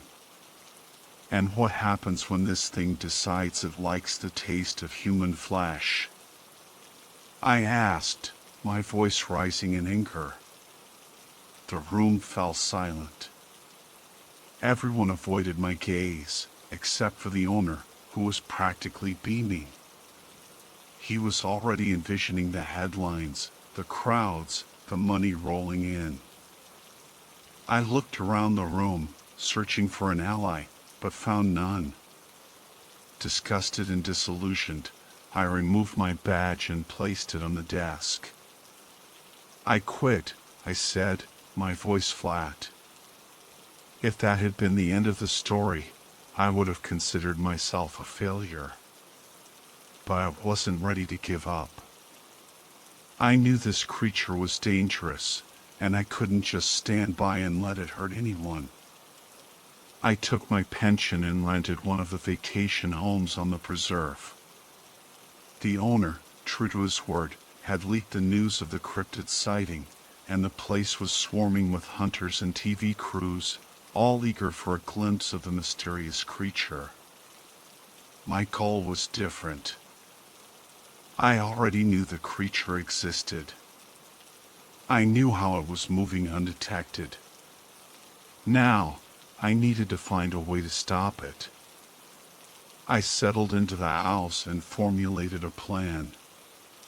Each night, I would place a large tuna fish beside the pond, hoping to lure the creature out. Then, I would observe it, study its behavior, learn its weaknesses. The first night, the creature approached the fish cautiously, sniffing it for a long time before finally snatching it and disappearing into the pond. Each night after that, it became bolder, less hesitant. It was clearly enjoying the free meals, and the lack of media attention was keeping it complacent. As the days passed with no further sightings, the cryptid hunters grew restless. They began to suspect that the owner had fabricated the whole thing, and his reputation plummeted. In desperation, he hired an actor to dress up in a creature suit and roam the woods, hoping to revive interest.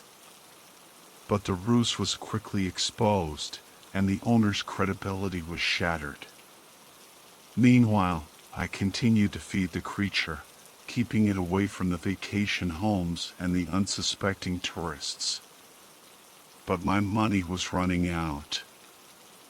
I had rented the house for 2 weeks, and between the rent and the cost of the tuna, my funds were dwindling rapidly.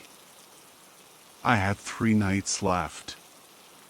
The preserve was practically deserted. I was the only one left. It was time to make a decision. I stared at the large tuna on the table, a bottle of bleach beside it. Should I let the creature live and see what happened?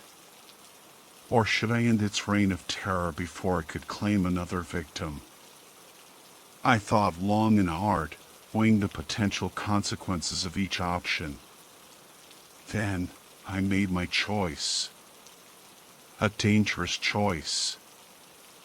I took the fish outside and placed it beside the pond, then stepped back and waited. An hour passed. Then, the water rippled, and the creature emerged. It saw me and hesitated, its eyes glowing in the darkness. I stood perfectly still, my arms at my sides, showing it that I meant no harm. It approached slowly, sniffing the air, its gaze fixed on me. Then, it snatched the fish and, in a breathtaking display of agility, leaped 20 feet into the air before diving into the pond with barely a splash. I collapsed onto the ground, my heart pounding. I'd taken a huge risk, but it had paid off. The creature had shown restraint. Now, it was my turn. The next night, I repeated the ritual, but this time, I didn't bring any fish. The creature emerged, its eyes searching for the expected meal. I showed it my empty hands, and it crawled, sniffing the air for the scent of tuna. It hissed at me, flexing its claws, its eyes filled with a predatory hunger. I stared back, my heart hammering in my chest. It opened its jaws, revealing rows of razor-sharp teeth, its breath a foul stench that made my stomach churn. I closed my eyes, bracing for the worst. But the attack never came. After what felt like an eternity, I opened my eyes. The creature was gone, vanished without a trace. I returned to the house, packed my belongings, and left the preserve, leaving the creature to its own devices. I could only hope and pray that it would remain content with its fishy diet and leave the remaining residents, including my former colleagues, in peace. I went home and tried to sleep, but the events of the past 2 weeks haunted my dreams. I had faced a creature of nightmares and lived to tell the tale. But the experience had changed me, leaving me with a profound sense of unease, a lingering fear of the darkness and the things that lurked within it. The next morning, I read the newspaper with a sense of dread. There, on the front page, was a story about a break-in at the wildlife preserve. The only thing taken? Cans of tuna fish. I sighed. The creature was still out there, but for now, it seemed content with its nocturnal raids on the pantry. I could only hope it would stay that way. So, I repeat my warning, don't go looking for this creature. If you see it, don't tell anyone.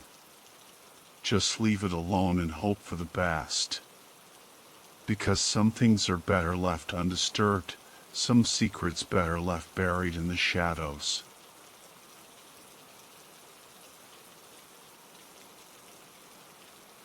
My brother, Michael, killed our mother.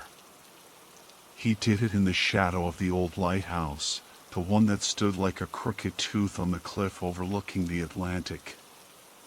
It was the kind of night where the darkness was so thick, it felt like you could reach out and touch it. He ripped her open, right there on the rocks. I saw him shove her lungs into his mouth, then her heart, like he was starving and she was his feast. I know this because I was there. I watched it all. Michael grinned at me, his face lit up by the lighthouse beam that swept across the cliffs. "This is for you, little brother," he said, his voice raspy. "This is for all of us." You'll get it someday. That was a lifetime ago. 30 years, maybe more. And I still don't get it. I don't think I ever will. I was only 3. Why I was there with Michael, how I even got to that cursed lighthouse, it's all blur. Those memories are locked away in a part of my mind I don't ever want to visit. All I remember for sure is Sarah, our sister, finding us. She came down from the house, calling our names, a lantern swinging in her hand. I can still see the light spilling over us, the way her face twisted when she saw Michael's bloody grin and Mom's. Well, I can't even describe it. Her scream echoed across the water, sharp enough to wake the dead. Dad came running with his shotgun. He would have blown Michael's head off, but the bastard ran. Straight into the whisper wood, the dense, tangled forest we were always told to stay away from. That was the last time any of us saw him. He's gone, Dad told us, his voice hollow. The woods swallowed him whole, just like he swallowed her. If you ask Sarah, she'll say it wasn't my fault. That there was nothing a 3-year-old could have done against a 17-year-old like Michael. That he would have killed me too. But Dad always saw it differently. Or at least, he used to. He's dead now. Sarah found him hanging from an oak tree, his body swaying in the wind like a broken toy. 2 branches were jammed into his eyes, and strange symbols were carved into his face.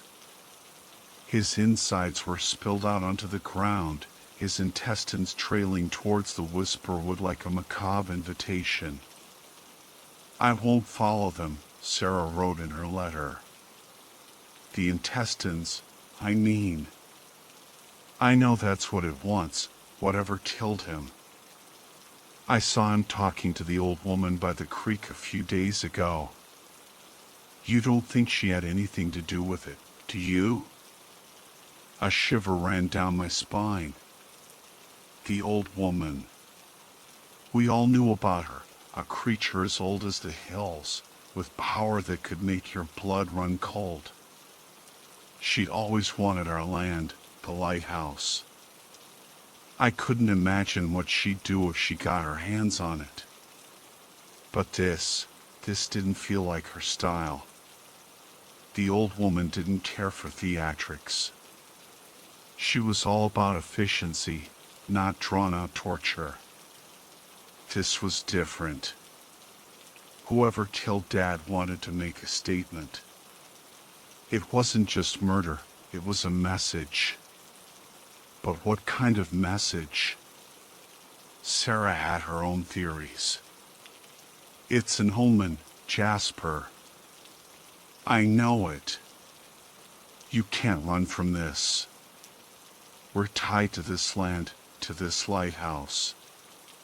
Her words were smudged with tears, the writing frantic. I remember Dad's last words to me. He said that leaving Shadow Point would have consequences, that the things the lighthouse kept at bay would start to leak into the world, poisoning it, haunting it, taking it over. The truth is, I'm scared, Jasper. I'm scared that whatever killed Dad is going to come back, and I don't know if I can face it alone. I need you. I've never asked you to come home, but I'm asking now. Please, just for a little while. Sarah. I read the letter over and over, tears blurring the ink. 10 years. 10 years I'd been away, building a new life, burying the nightmares, trying to outrun the guilt. And now this. Sarah was calling me back. You've got to be kidding me, I muttered, pacing my apartment. My mind scrambled for an excuse, any excuse, to ignore the letter. I hated Shadow Point, the lighthouse, the woods, but deep down, I knew Sarah was right. Dad's death was an omen, and omens were my curse. I'd always seen things. As a kid, I saw our dog get hit by a car a week before it happened. I saw storms brewing before a single cloud appeared in the sky. I saw those twisted creatures in the whisper wood, tearing travelers apart, feasting on their flesh. I saw it all, just like I saw Michael kill Mom, days before it actually happened. Tragedy. That's all the omens ever showed me. Grief and pain. I thought if I left Shadow Point, I could protect my family, save them from the darkness that clung to us. I was wrong. Idiot, I said to my reflection. Wishful thinking doesn't make it go away. The lighthouse was calling me back. I could feel its pull in my mind, a siren song I couldn't ignore. I grabbed my keys and ran. I didn't let myself think. If I did, I might chicken out. I jumped in my car and hit the gas, leaving the city, my job, my life, in the dust. I drove towards the only hell I'd ever known. I drove for 1,000 miles.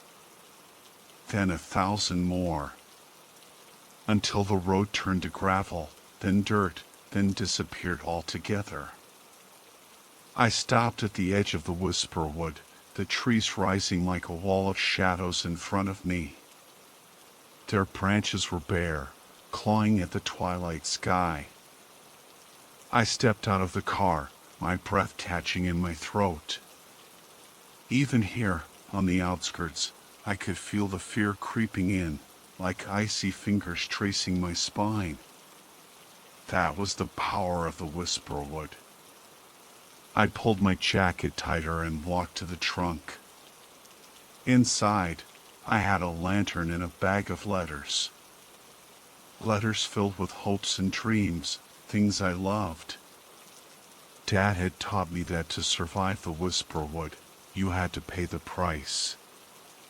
You had to light your way with your will to live. I struck a match and set a letter on fire, the flames licking at the paper as I shoved it into the lantern. The light was weak, barely enough to see my feet, but it would have to do. I just hoped I had enough letters to last the journey. Shadow Point was miles away. If I had more time, I would have written more. But I didn't. Because the omens never stopped. The night before Sarah's letter arrived, I had a dream. I saw a figure, tall and skeletal, with eyes like burning coals. It was hunched over a body. A woman's body. Her hair was the color of Sarah's, and her eyes were the same shade of blue, but her head was 10 feet away from her body. It was Sarah's head. The woods were a suffocating blanket of darkness, the towering trees like skeletal fingers against the night sky. Moonlight struggled to pierce the dense canopy, leaving me to navigate by the flickering light of my lantern alone. Inside, letters burned, each one a tiny beacon against the encroaching shadows. I hoped I'd brought enough, but already, the weight of the bag on my shoulder felt lighter than it should. Not good.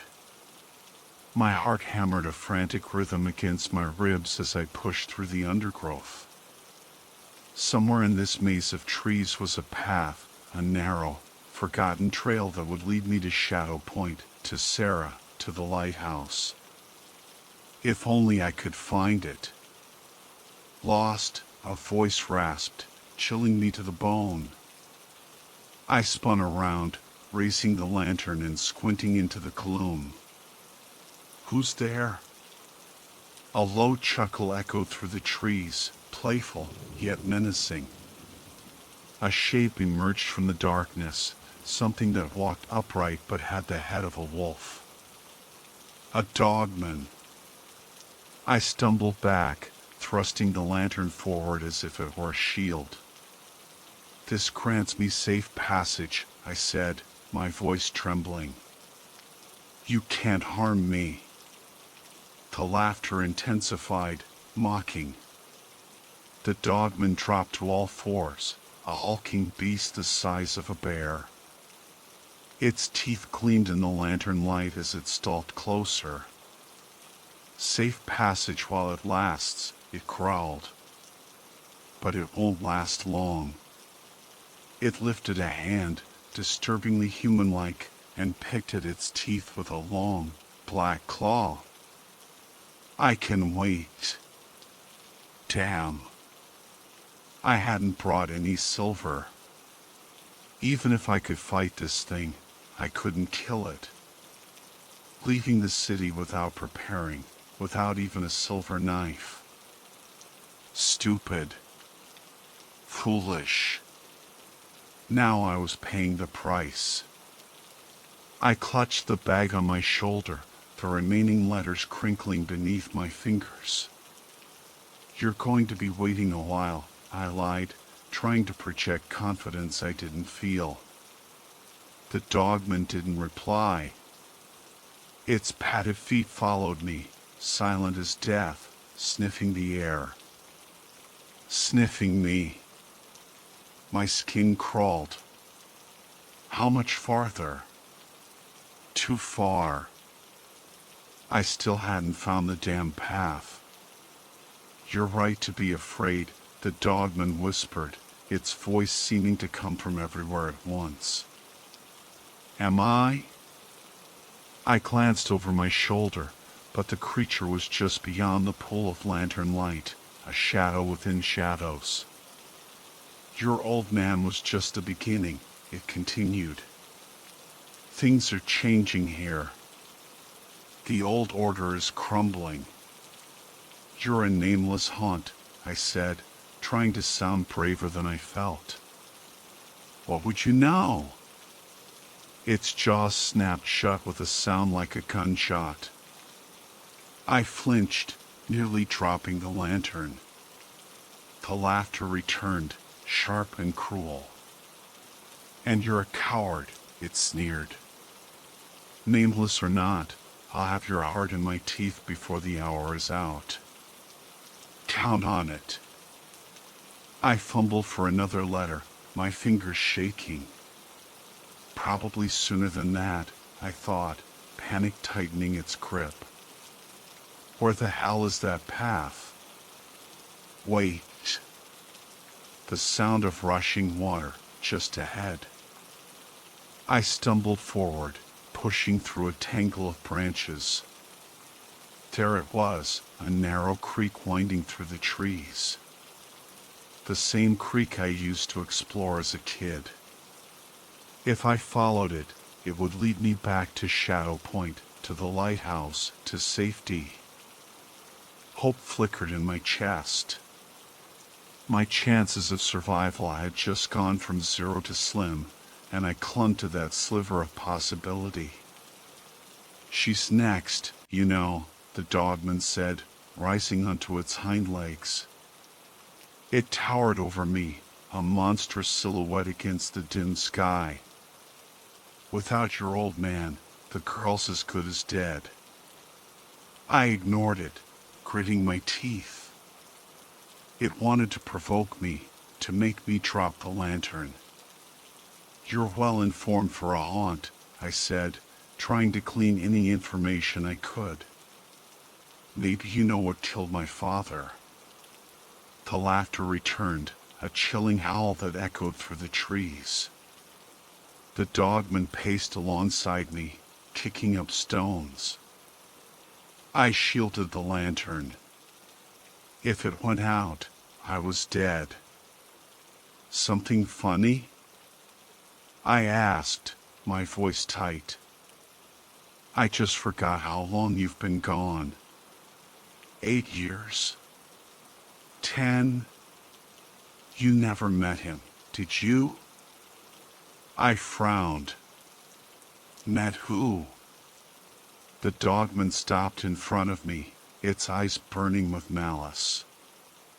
The stick man, it whispered. He's on his way to Shadow Point.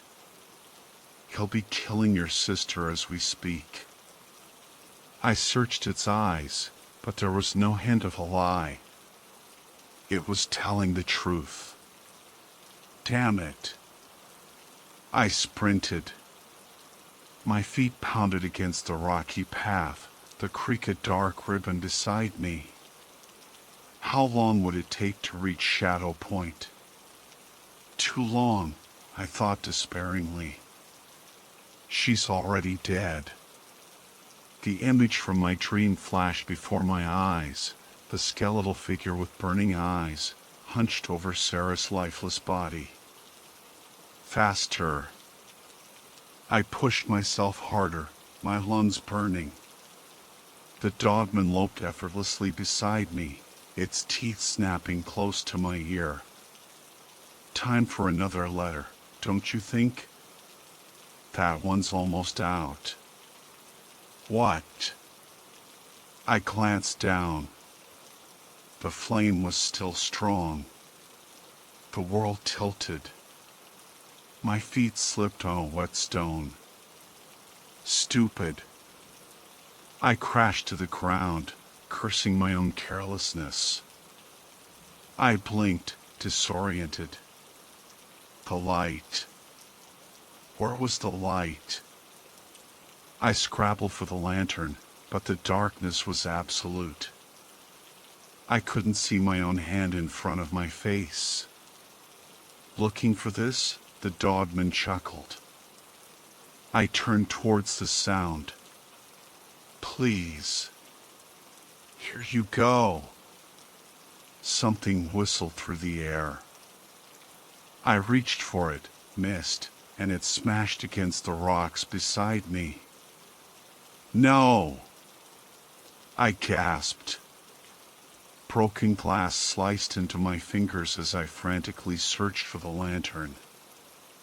Uh-oh, the dogman said, its voice devoid of humor now. It was close, too close. I could smell its foul breath. Looks like you've lost your safe passage.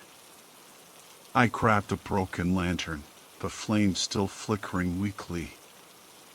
I could still use it if I could shield it from the wind. I dug into my bag for another letter, but a heavy paw slammed into my chest, pinning me to the ground. I wheezed, struggling for air. Told you I'd have you between my teeth, the dogman snarled. Its jaws snapped near my face. Question is, which end do I start with? Maybe the feet. I like to savor the screams. I thrashed, clawed at the creature, but it was too strong. Please. I choked out. Don't beg, it growled. Desperation leaves a bad taste. Suddenly, I was falling. The dogman had dropped me. Why? A yelp pierced the darkness. My heart pounded. Letters. I needed another letter. I scrambled for my bag. Another yelp, a sound of pain. I couldn't worry about that now. I had to secure my own survival. My lighter sparked, the paper curled and caught fire. Good. I shoved the burning letter into the lantern, shielding it with a rock. That should buy me a few minutes. A new sound now, wet and sickening. Flesh tearing. A low, guttural whimper. I swallowed hard. The dogman wasn't the most powerful creature in the Whisperwood, but it was still a formidable predator. Whatever could take it down. "Hello?" I called out, my voice trembling. The lantern flickered, casting a dim light on the scene in front of me. Blood. So much blood, flowing over the rocks, staining the creek. I crawled closer. The dogman lay on its side, whimpering as something carved into its neck, back and forth, with chilling precision. "You're rusty," a voice said, cold and familiar. A man's voice. He stopped carving, lifting the blade, a long, serrated knife gleaming in the moonlight, onto his broad shoulder. I raised the lantern higher, my breath catching in my throat. The man was tall, impossibly tall. His dark hair fell around his shoulders, framing a face that was both familiar and terrifying. His lips curved into a chilling smile. "At long last," he said, "the prodigal son returns. And with him, the end of all things. You!" I breathed, my voice a strangled whisper. No words could express the storm of emotions that raged within me. Rage, pain, terror, and a hatred so profound it threatened to consume me. I hadn't looked into those eyes since I watched them kill our mother 30 years ago. "What's the matter, Jasper?" Michael asked, his voice a silken purr. "Don't you want to give your big brother a hug?"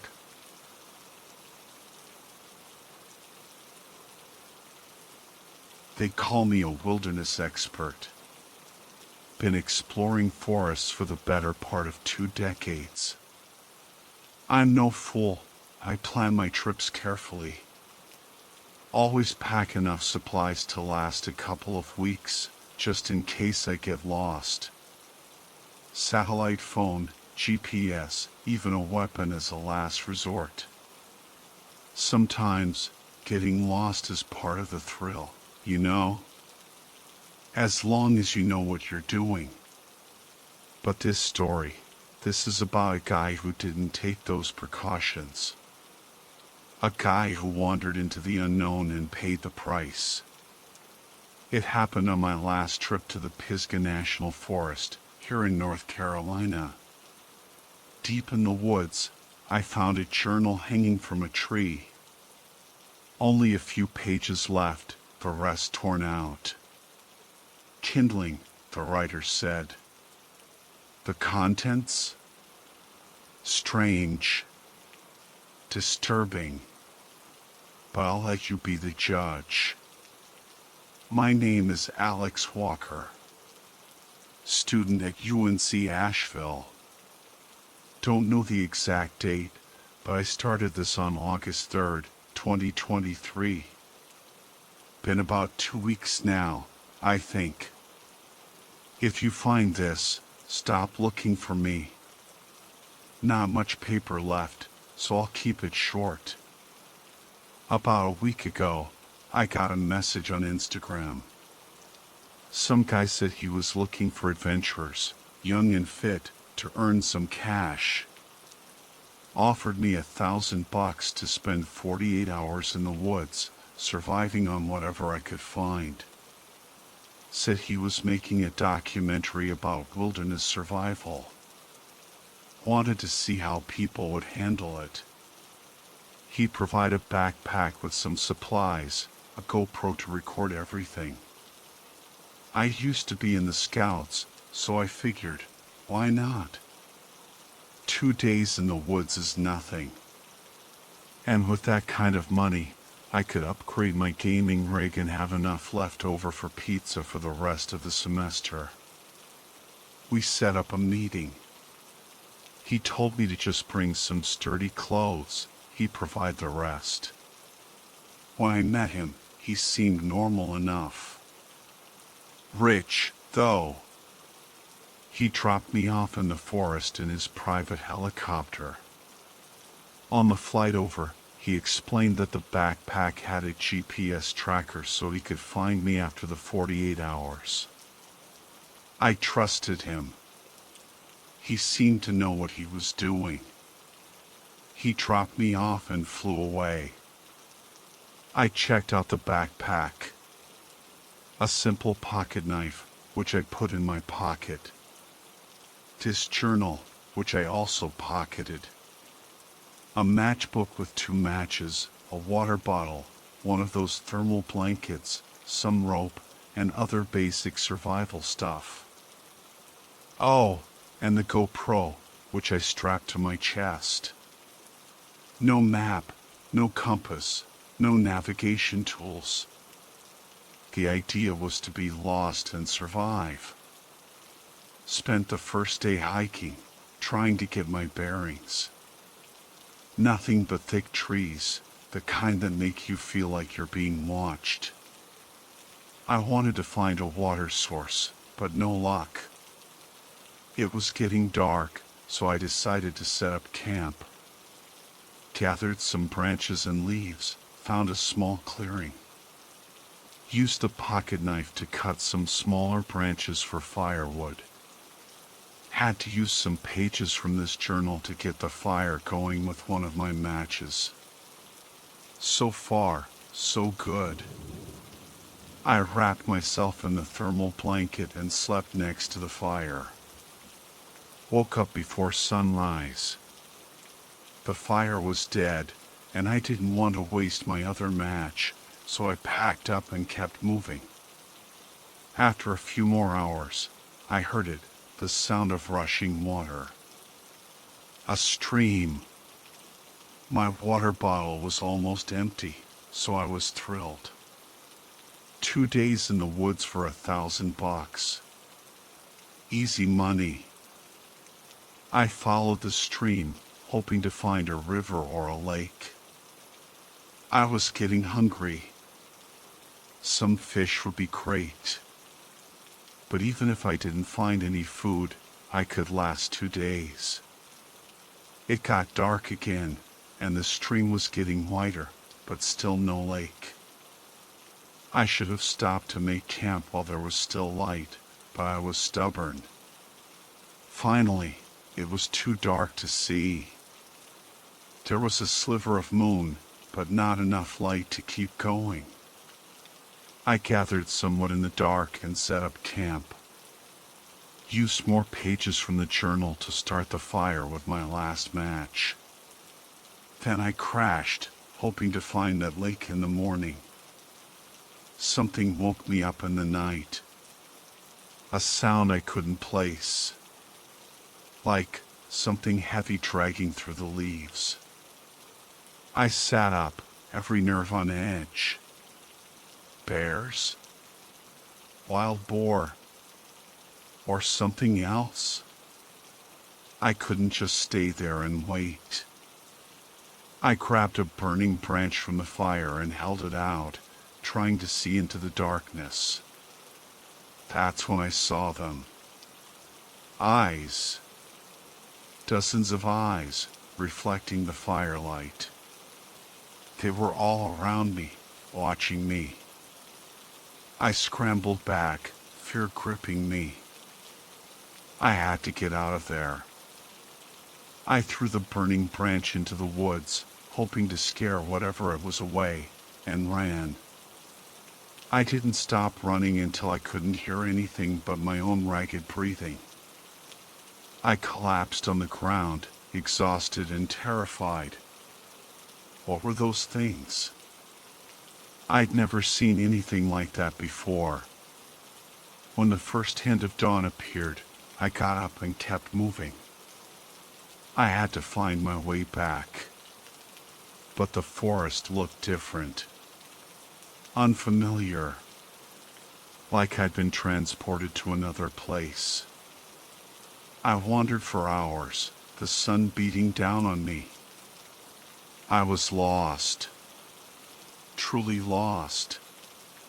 And alone. By the time night fell again, I was desperate. I hadn't seen any sign of civilization, no trails, no roads, nothing. Just endless trees and the feeling of being watched. I tried to start a fire with sticks, like I'd learned in the Scouts, but my hands were shaking too much. Finally, I managed to get a spark, and with some dry leaves and a few more pages from the journal, I had a small fire going. I huddled next to the flames, fear gnawing at me. I knew I wouldn't sleep. Not with those eyes watching me from the darkness. The next day, I stumbled upon a stream. It wasn't the same one I'd followed before, but it was water. I drank deeply, feeling the cool liquid soothe my parched throat. I followed the stream, hoping it would lead me to safety. But the forest remained a maze, twisting and turning, with no end in sight. Days turned into nights. Nights turned into days. I lost track of time. I was surviving on berries and whatever small animals I could catch. But I was growing weaker. One evening, as I was making camp by the stream, I heard a noise. A low, guttural growl coming from the trees. I froze, listening. The growl came again, closer this time. I grabbed my pocket knife, my only weapon, and backed away from the stream. The growling grew louder, and then I saw it. A creature emerging from the trees. It was unlike anything I'd ever seen before. Tall and gaunt, with long, sharp claws and glowing red eyes. I turned and ran, the creature's growls echoing behind me. I ran until I couldn't run anymore, until I collapsed on the forest floor, gasping for breath. I lay there, waiting for the creature to find me. But it didn't. Maybe it had lost my trail. Or maybe it was toying with me, letting me think I had escaped. I knew I couldn't stay there. I had to keep moving. But where could I go? The forest was a trap, and I was caught in its web. I wandered for days, my hope fading with each passing hour. I was starving, exhausted, and terrified. I knew I wouldn't survive much longer. Then, one afternoon, I saw something in the distance. A clearing. And in the middle of the clearing, a cabin. I stumbled towards the cabin, my heart pounding with a mixture of hope and fear. Was it real? Or was it just a hallucination, a cruel trick of my mind? As I got closer, I saw that the cabin was real. It was small and run down, but it was shelter. I approached cautiously, unsure of what I might find inside. The door was unlocked. I pushed it open and stepped inside. The cabin was dark and dusty, with a musty smell. There was a single room, with a fireplace, a table, and a bed. I sank onto the bed, feeling a wave of relief wash over me.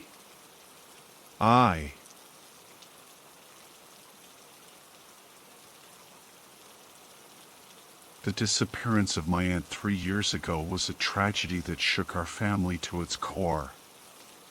The recent emergence of these emails, however, has transformed the tragedy into something far more sinister. My aunt, Clara, and her daughter, Sarah, vanished from their family campsite, an abandoned mining claim known as Camp Wilson, nestled deep within the Colorado Rockies. Despite extensive search efforts, their bodies were never recovered. The only remnants of their presence were Clara's backpack and a series of unsettling tracks that defied explanation. Now, 3 years later, these emails have surfaced, seemingly transmitted from beyond the grave. My cousin, Mark, the recipient of these chilling messages, was profoundly disturbed by their content. He found them so unsettling that he forwarded them to me, confessing that they were tainting his memories of his mother, warping them into something dark and disturbing.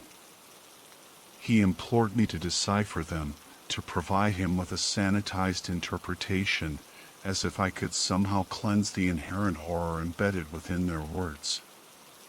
While I cannot offer him a sanitized version of the truth, I can present the unvarnished reality of his mother's final messages. Thursday. Mark. We arrived at Camp Wilson safely. The journey was arduous, and Sarah suffered from car sickness throughout the drive and subsequent hike. Upon reaching the cabin, she immediately sought respite. We arrived just before nightfall, and fatigue precluded any culinary endeavors beyond consuming granola bars for sustenance. I managed to ignite the wood stove, providing us with the comfort of hot tea. Rover, our canine companion, displayed signs of anxiety but settled once the cabin became comfortably warm. The hike was picturesque, with an abundance of wildflowers adorning the landscape. You and your father deserve commendation for the remarkable restoration of the cabin. The presence of a sturdy roof and a functional door is profoundly appreciated. Kindly convey my admiration to your daughters for the exquisite painted rocks they placed along the trail. They are truly remarkable. We could incorporate more such artistic creations into the garden. I have brought bamboo for the purpose of delineating the newly established garden beds. The compost should have reached maturity by now. Our intention is to dedicate the weekend to cultivating the garden, followed by a return to civilization on Tuesday morning. Sarah, armed with a map of the original mining claim, aspires to locate the entrance to the abandoned mine. I harbor doubts about her prospects of success, suspecting that any such entrance has long since collapsed. Your grandfather embarked on a similar quest years ago but met with failure. Cellular service remains unreliable, as is customary in this remote locale.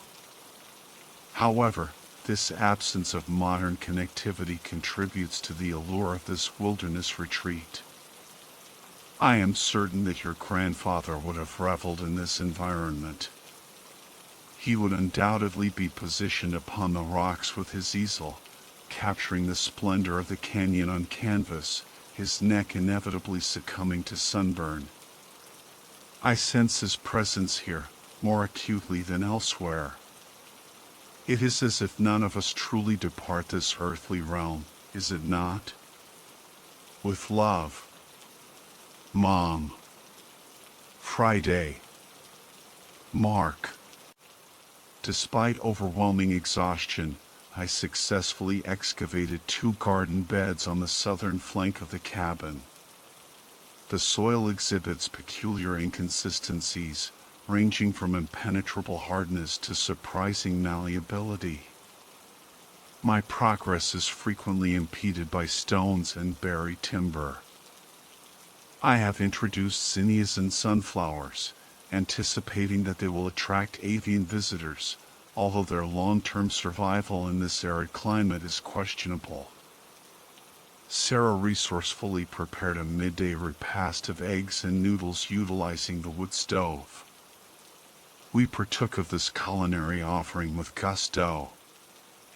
Rover exhibited an abundance of uncharacteristic energy throughout the afternoon. Sarah endeavored to temper his exuberance with an extended hike, but upon their return, he persisted in his fervent desire for egress. Perhaps he senses the absence of your grandfather or simply yearns for the unconfined expanse of the outdoors. I, conversely, find solace within the confines of the cabin, my cot providing a welcome respite from the unyielding earth. The sole deficiency I perceive is the absence of artificial illumination. My flashlight has inexplicably vanished. We neglected to deploy the solar lanterns upon our belated arrival yesterday, and their existence has subsequently faded from our recollection. Consequently, I am relegated to my bed, composing these dispatches that remain unsent, rather than indulging in my preferred activity of scrutinizing the antique coins unearthed during my horticultural endeavors. These coins, 3 in number, bear the semblance of silver but lack the customary effigies, adorned instead with enigmatic inscriptions and avian-like motifs.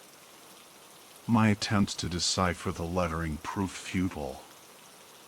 As darkness descended, I recalled the coins nestled within my pocket, eager for closer examination under proper lighting and with the aid of my spectacles, but alas, it was too late. I shall endeavor to capture their likeness photographically tomorrow. They evoke memories of the vintage silver dollars you and your grandfather once sought with such fervor. Perhaps these relics, potentially dating back to the era of the initial mining operations in the 1850s, possess monetary value. Affectionately, Mom. Mark. Midday finds me confined within the cabin, besieged by a tempest of dust. This meteorological phenomenon evokes a longing for the presence of windows, though the canvas flaps, secured with tenacious velcro, are thus far proving adequate in repelling the intrusive particles. The wind's passage through these makeshift barriers produces an unsettling auditory phenomenon, akin to the mournful lamentations of a spectral being. Perhaps this eerie symphony accounts for Rover's heightened anxiety. My own composure is waning as well. Sarah, accompanied by Rover, has ventured forth to explore the lower reaches of the precipice in pursuit of the elusive mine entrance. Preoccupied with my gardening pursuits, I was oblivious to her departure. She remarked upon the absence of her flashlight, and I reciprocated with a similar observation. "Isn't that odd?" she quipped, but my attention was captivated by the discovery of additional peculiar coins, nestled mere inches beneath the topsoil. A substantial accumulation now resides within my possession, their weighty presence and radiant allure captivating my senses. Only after retreating indoors and depositing these newfound treasures upon the table did the singularity of her comment fully register. I glanced upwards to behold her receding figure, already a considerable distance down the trail, Rover dutifully trailing in her wake. Indeed, the peculiarity of the situation was undeniable. The vanishing flashlights are not the sole anomaly. A quantity of paracord, employed for the purpose of securing the bamboo intended for the garden, has likewise absconded from its designated location upon the rafters. Sarah inquired about the whereabouts of her beef jerky, a purportedly substantial quantity of which had been left upon the shelf adjacent to the entrance. We mutually attributed its disappearance to Rover's insatiable appetite, though the absence of any telltale remnants of packaging belied this convenient explanation. Furthermore, I suspect I may have unearthed a skeletal fragment in the vicinity of the nascent garden beds. While I entertain the possibility of its animalian origin, I am not entirely convinced. The coins, however, continue to materialize, their trajectory seemingly guiding me back towards this macabre discovery. While the implication is unsettling, I am reluctant to divulge this disquieting information to Sarah, sensing that Rover already harbors suspicions. He studiously avoids the garden and directs his vocalizations towards the wind. It is a disconcerting notion that our family has frequented this location for years, unaware of the secrets lurking beneath the surface. Sunday. Mark. While an apology for causing you undue concern would be customary, the persistent failure of my messages to traverse the digital ether renders such an act moot. I shall dispatch Sarah to the summit of the hill, armed with my tablet, in hopes of establishing contact with the outside world. Yesterday, she sought refuge within a cavernous recess, accompanied by Rover, as they awaited the abatement of the tempestuous winds. I confessed to succumbing to a degree of apprehension during her absence. She, too, admitted to experiencing similar anxieties. She recounted observing peculiar footprints etched into the dust near the canyon's base, resembling those produced by footwear of a distinctly formal nature, with an angular heel and pointed toe.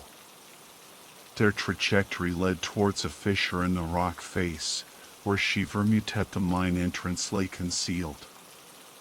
The resurgence of the wind compelled a hasty retreat towards the trail and the shelter of the alcove. Her voice still carries the echo of curiosity, tinged with a hint of trepidation.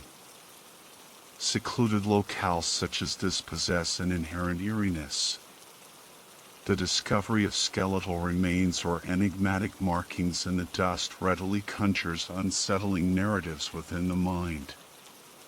Sarah has always possessed a resilient spirit, yet I occasionally overlook the fact that all three of you have attained adulthood. I gaze upon her and still envision the young girl with grazed knees, relentlessly pursuing her elder brothers. We dined upon tuna salad, accompanied by a modicum of wine. It is difficult to fathom that Sarah will soon reach the milestone of 30 years. The inexorable passage of time is a poignant reality. Today, Sarah has pledged her assistance with the garden, remaining in close proximity to the cabin. A mere 2 nights remain before our return to civilization. I harbor hopes of enlisting her aid in removing a formidable obstacle, ostensibly an old, desiccated root, but in actuality, I harbor suspicions of its true nature, another skeletal relic.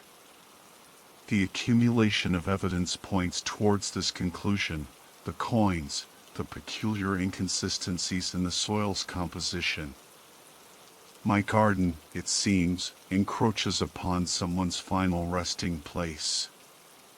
Should my suspicions prove accurate, I intend to relocate the remains to a more suitable location, marked and respectfully concealed within the sagebrush. Armed with my trowel, I commence my excavation, meticulously removing the earth encasing the root-like object. Its elongated, rigid form eventually revealed its true identity, a femur. Further excavation unveiled additional fragments, a fractured pelvis, a tarnished brass artifact, perhaps a buckle or a tool component, and a profusion of coins, surpassing the previous discoveries in both quantity and diversity. Pennies, half-dollars, and even misshapen nuggets of gold emerged from the depths. "Mom, what the hell?" Sarah's startled exclamation pierced the air from the cabin's rear entrance. Her voice carried an uncharacteristic shrillness. I attributed my relative equanimity to the extended exposure to the skeletal remains, which had rendered their presence less jarring. While not horrified, I was nonetheless remorseful for inadvertently disturbing the deceased's repose and for appropriating the coins from their resting place.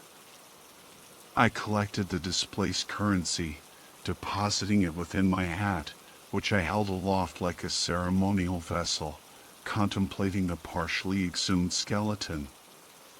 Recognizing the limitations of time and energy, I conceded the infeasibility of relocating the remains. Resignedly, I resolved to reinter the unearthed fragments, mark the grave, and relocate the garden to the cabin's opposite side. Sarah, meanwhile, had succumbed to a fit of sobbing on the back steps. "Sarah, honey, he's been dead for a very long time," I offered in consolation. "How long have you known that was there?" she inquired between sobs. "I found those coins," I confessed, "and I did harbor suspicions. I suppose I was reluctant to confront the reality." "Penny and Olivia are going to play here," she lamented. "I know," I sighed. "We'll have to move him when your father and brother are here. The ATV will make the task easier."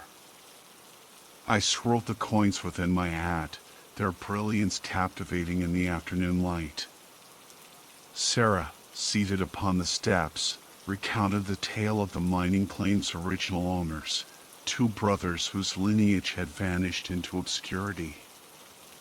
"I don't want to sleep here," she declared. "I want to hike out right now." I acquiesced, acknowledging the futility of further gardening endeavors and conceding that the unsettling discovery had rendered the prospect of remaining unpalatable. However, upon entering the cabin, an unsettling disquietude permeated the atmosphere. As my eyes acclimated to the dimness, a subtle movement caught my attention. The window shades billowed in an unseen breeze, and the front door emitted a rhythmic clatter, as if recently ajar. Rover's frantic barking towards the door, coupled with his apprehensive retreat towards my legs, his ears twitching in agitation, amplified the sense of unease. A prickling sensation enveloped my back, mirroring the apprehension that gripped Sarah. "The hatchet," she whispered, her voice barely audible. Indeed, the hatchet, our designated tool for kindling preparation, had vanished from its accustomed position beside the wood stove. I ventured deeper into the cabin, feigning composure for Sarah's benefit. Should an opportunistic pilferer be lurking nearby, with a penchant for weapon acquisition, a hasty departure was imperative. The stack of silver coins remained undisturbed upon the table, and my car keys, secured within my backpack, were likewise untouched. With newfound urgency, we collected our belongings and remaining provisions, abandoning the garden implements and utensils. Sarah replenished our water bottles, and I retrieved Rover's leash and bowl, but he was no longer at my side. "Rover!" I called out, Sarah's eyes widening in alarm. I flung open the cabin door to witness Rover sprinting towards the canyon trail, his barks echoing through the stillness. "What is he doing?" Sarah inquired, her voice laced with panic. I struggled to maintain my composure as tremors coursed through my body. Footprints marred the dust surrounding the cabin, even extending to the front window, their pointed shapes suggesting a deliberate act of surveillance.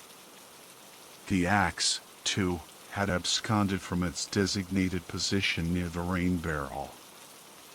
Flashlights, rope, jerky, hatchet, axe, a systematic pattern of deprivation or a deliberate act of sabotage? My repeated calls for Rover went unanswered. Monday. Mark. My love transcends the boundaries of this earthly realm. Convey my affection to your brother as well. Someone will undoubtedly embark upon a search for us, but let it be the authorities, not you. I implore you, Do not venture near Camp Wilson or the accursed mine. Sarah and I concurred that pursuing Rover was ill-advised. The afternoon was well advanced, and the prospect of reaching the car before nightfall was already tenuous. Driven by an inexplicable compulsion, I gathered the coins, their substantial weight filling the empty peanut butter jar. We shouldered our packs and departed the cabin, resolutely resisting the urge to glance back. However, upon reaching the trail and encountering Rover's paw prints etched into the dust, we instinctively followed their descent into the canyon's depths.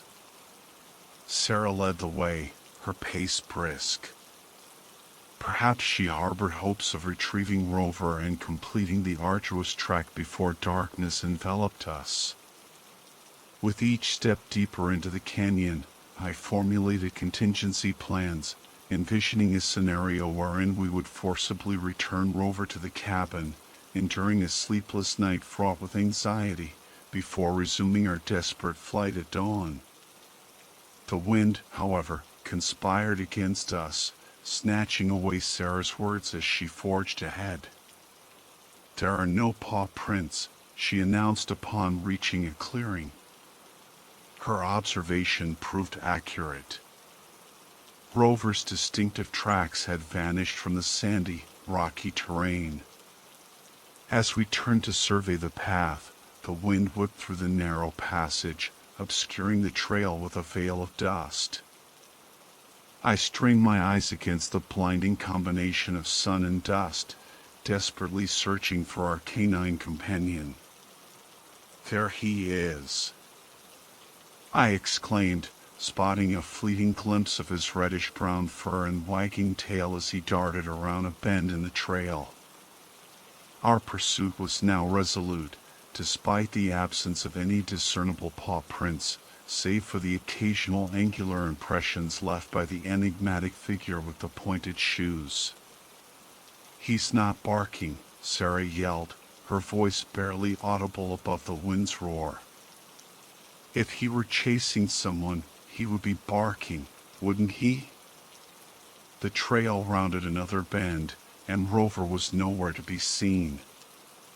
The enigmatic footprints, however, continued unabated, their regularity suggesting a measured, deliberate pace. Sarah gestured towards a series of crevices and fissures in the sandstone cliffs, remnants of the geological processes that had shaped this ancient landscape. "There's a whole network of them," she commented, "like lava tubes." My thoughts, however, drifted back to the skeletal remains unearthed in my garden, to the cache of coins, and to the perils faced by those who had sought to extract wealth from this unforgiving terrain. No significant mineral deposits had ever been reported in this canyon, yet perhaps the deceased prospector had stumbled upon a hidden treasure, forever trapped within this desolate expanse. Treasures, it seemed, always came with a price. Finally, we reached the canyon's nadir, where Rover stood, tail wagging expectantly, as if awaiting permission to re-enter the familiar confines of our home. Fury surged within me, and I was poised to seize him by the collar when Sarah's restraining hand upon my shirt halted my advance. "That's the entrance to the mine," she declared, her voice somber. I followed her gaze to where Rover stood, poised at the mouth of a shadowy abyss that descended into the earth's depths. Within its maw, a figure beckoned, wielding our stolen flashlights and rope, luring our unsuspecting companion towards the subterranean depths. "No, Rover," I commanded, whistling for his return. "Come now. We're going home."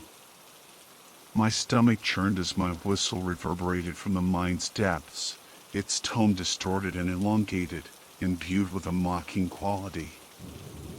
A chill coursed through my veins. Rover's ears perked up, and he darted into the mine's maw, disappearing from sight. Sarah, and I called out his name, crouching near the mine's entrance. The darkness within was impenetrable, save for a faint reddish glow emanating from its depths. Sarah, her phone's flashlight illuminating the chasm's edge, attempted to peer into the abyss, but to no avail. The shaft was a chaotic jumble of loose rocks, its steep descent devoid of discernible features. A sudden cacophony erupted from within, the clatter of metallic implements, the grinding of shifting rocks, and a sharp yelp from Rover, as if he had been struck.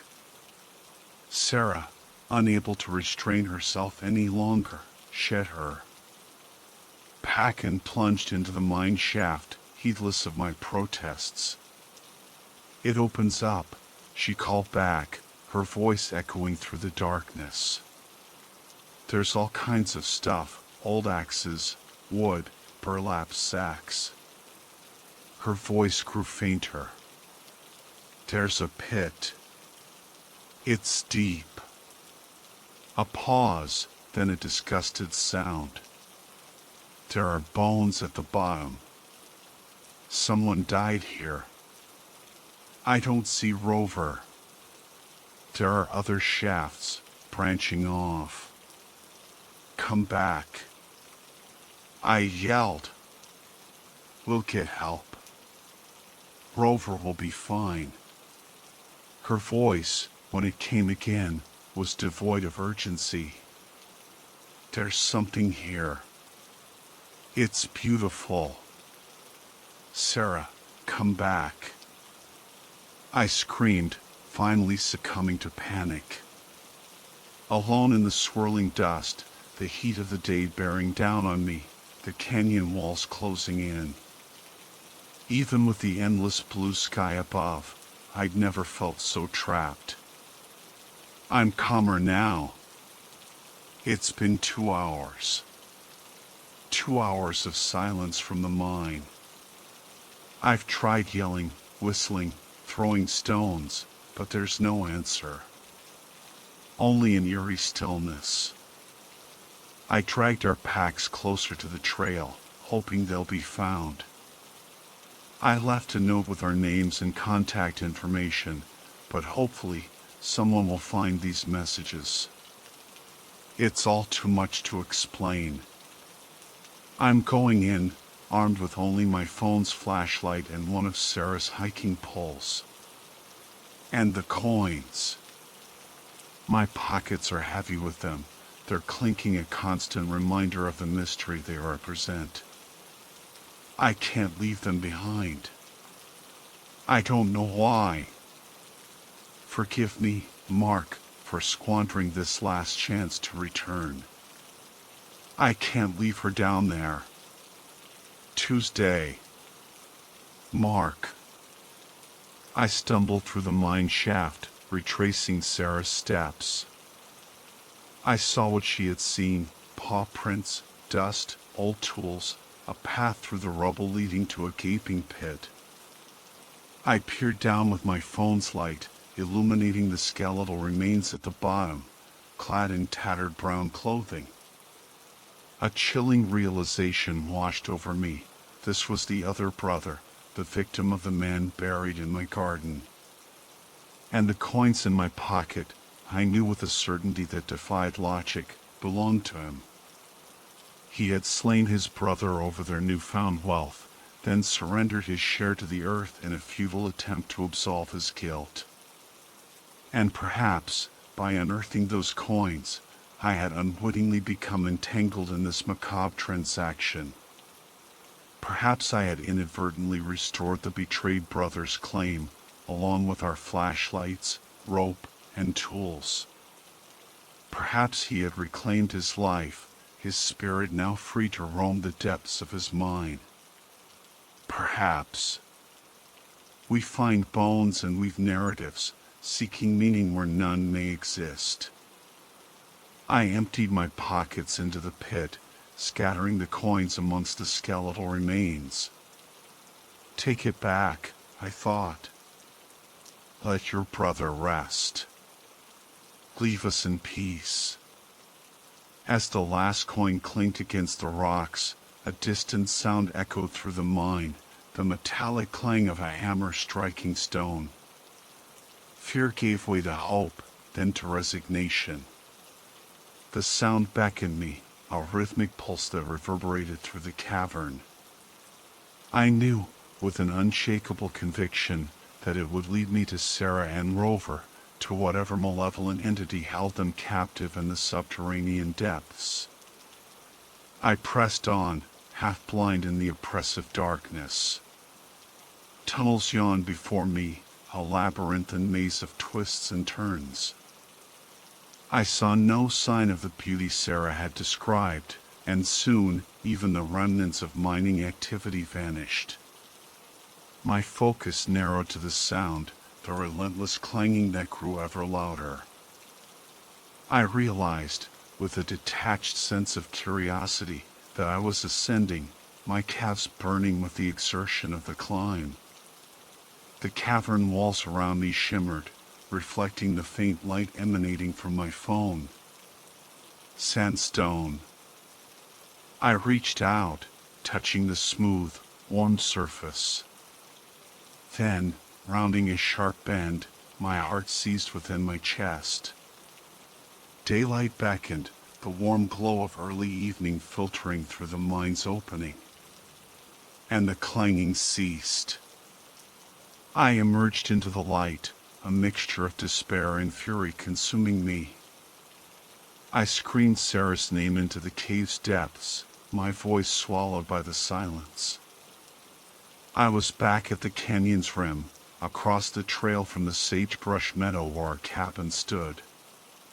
Close enough to see the cabin, the woodpile, the stump. The axe, returned to its place, glinted in the fading sunlight as if in mockery. I approached the cabin, cursing my decision to abandon our packs in the canyon. My phone's battery dwindled with each passing moment. Fear had been replaced by a grim determination. I had to know what else had been restored. Sarah? Rover? The sun dipped below the horizon, and the solar lanterns flickered to life. The hatchet was back beside the wood stove, the rope and jerky in their places. Our flashlights sat neatly on the table, as if they had never been taken. I grabbed the flashlights and retraced my steps down the canyon trail. Sarah's footprints and mine remained etched in the dust. The angular prints, however, were nowhere to be seen. Had they ever truly existed? Had the missing items been in the cabin all along? Had I imagined the coins unearthed in my garden? A desperate hope flickered within me. Perhaps Sarah and Rover awaited me in the canyon, ready to guide me home, their bewildered expressions questioning my sanity. I recalled my father's final days, his memory ravaged by illness, his ability to recognize faces extinguished. Except for Sarah. He never forgot his little girl. Our packs lay undisturbed where I had left them. I connected my phone to the power bank and, in a futile gesture, checked the tablet for a signal once more. Then, with a heavy heart, I turned towards the mine's gaping maw. I had to go back in. Sarah was still down there. Armed with the flashlights, I descended once more into the mine shaft. The emptiness was palpable. The walls of the entrance were now clearly visible, the rubble and the gaping pit illuminated in stark detail. This time, my light caught a glint I had previously missed, a vein of dark gold, shimmering like a wound in the rock face, originating above the pit and descending into its depths, an unbroken ribbon of unimaginable wealth. Its beauty was mesmerizing, and as I followed its path with my flashlight beam, I understood how such riches could corrupt, driving men to commit unspeakable acts. The beam of light reached the pit's bottom, and a wave of horror washed over me. The bones and tattered clothing were gone. In their place lay Sarah, her body broken, her head crushed against the unforgiving stone, a pool of blood staining the rocks beneath her. Rover lay beside her, his body partially concealed beneath hers, utterly still. The coins I had cast into the pit shimmered mockingly, reflecting the flashlight's beam. They lay scattered across Sarah's lifeless form, one nestled amongst her blood-matted hair like a macabre ornament. The metallic clanging had ceased. The night is cold and silent as I write these final words. The mind demanded its due, and it has been paid. That is the story I tell myself, though I cannot truly comprehend it. How, then, can I expect you to understand? Do not come for us, Mark. It is over.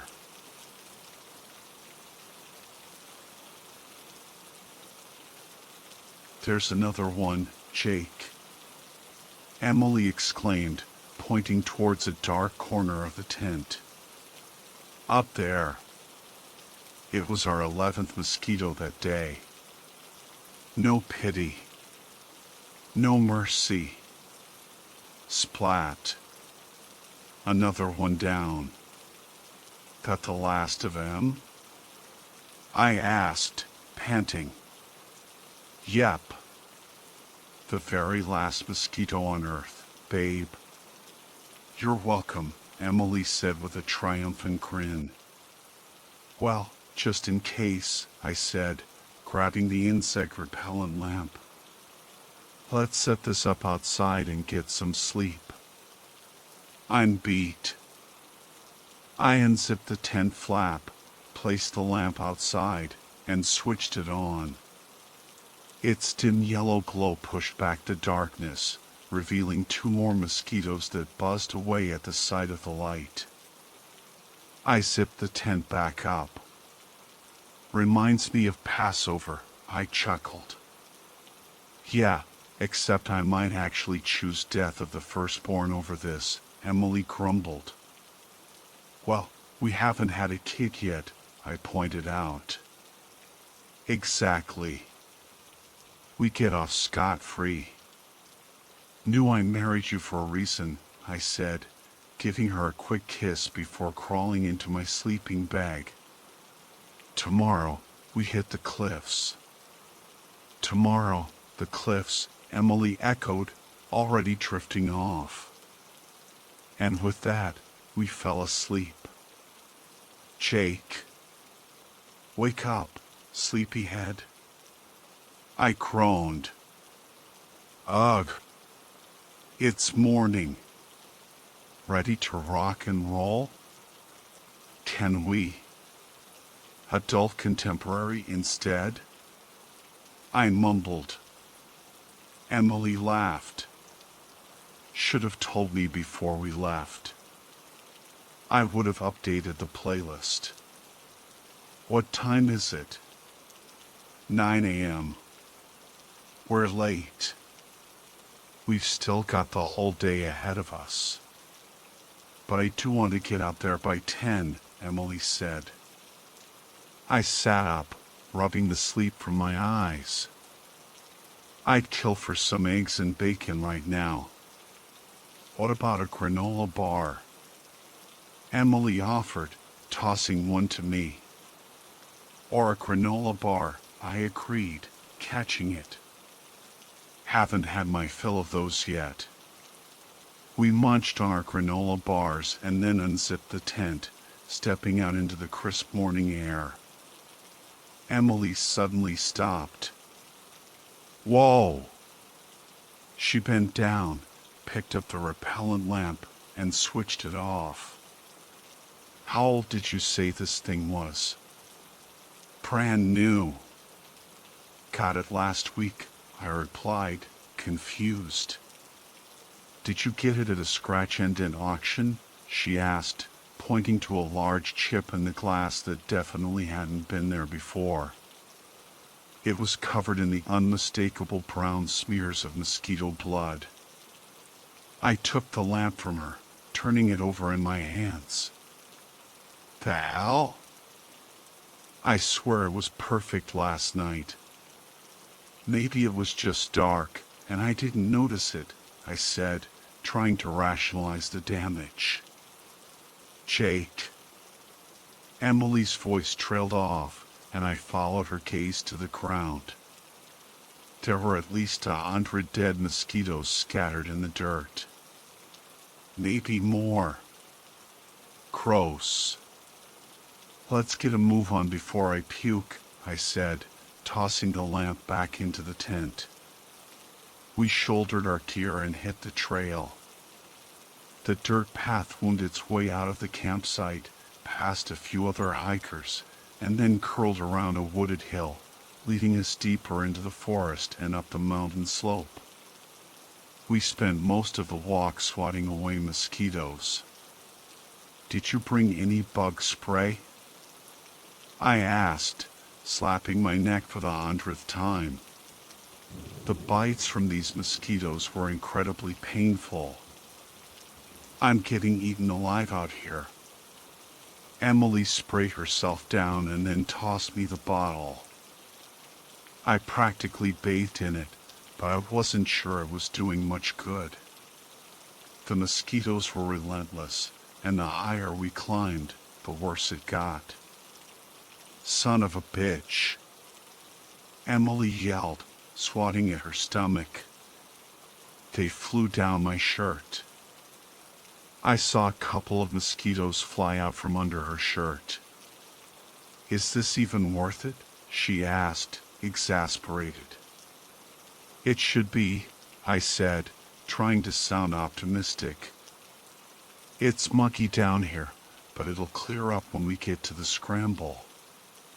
The wind should keep the mosquitoes away. I think we'd need a hurricane at this point, Emily grumbled. Right? I laughed. I feel like that guy from Gulliver's Travels, getting attacked by little people. What was his name again? Gulliver? That's the one, I said, spotting the boulders at the top of the mountain a few 100 yards ahead. I could even make out the neon green and orange jackets of other climbers. Almost there. And look, there are people up there, too. Can't be all that bad. The sight of company and open space gave us a renewed burst of energy. We walked briskly to the tree-line and out onto the gravel that marked the beginning of the rock scramble. The view was breathtaking. The mountain sloped majestically into the countryside, revealing roads, rivers, towns, and patches of woods and farmland stretching out into a valleyed horizon. For a moment, we forgot all about the mosquitoes. But then one zipped past my ear, and I was snapped back to reality. Come on, babe. Still too close to the woods, I said, urging Emily forward. The rock scramble was a welcome distraction from the mosquito onslaught. Each pile of arrow-marked rocks presented a new challenge, and we worked together to overcome them. But the mosquitoes hadn't let up in the slightest. I used my arms as much to wave them off as I did to climb. How the hell are they up this far? Emily exclaimed, swatting another mosquito on her cheek. God damn it. I don't know, babe, I said, wincing at the pain of another bite. Starting to piss me off, too. Maybe it's not windy enough? Maybe. Or maybe they aren't as bothered by wind as I thought, I replied, feeling a sense of unease creeping in. I hope these things aren't carrying malaria, Emily said, half joking. Then she paused. They don't carry malaria, Do they, Jake? In the States? No. At least, fuck, I don't think so, I said, staring at a freshly swatted mosquito by my boot. It twitched once and then lay still. Emily groaned. Isn't it really deadly? Yeah. Partly because it's more prevalent in the third world, where they don't have proper medical care and all that. But yeah, you don't want malaria, I confirmed. Well, you're the one who's been here before. Think we should turn back? No. The path loops around at the summit, and it's not as heavily wooded on the other side. We've got a better chance of avoiding these things if we just keep going, I said, trying to convince both of us. We continued our ascent, climbing over boulders and getting closer to the peak. But the mosquitoes harassed us the entire way. I tried to stay positive, but it wasn't fun anymore. Not even a little bit. Emily suddenly stopped. What's wrong? You okay? I asked. Those two spots haven't moved at all since we started up, she said, pointing towards the summit. I looked up. She was right. The green and orange spots had remained perfectly still for the past hour. A chill ran down my spine. Maybe they're taking a nap? I offered weakly. Maybe, Emily replied, but I could tell by her tone that she didn't believe it. Neither did I.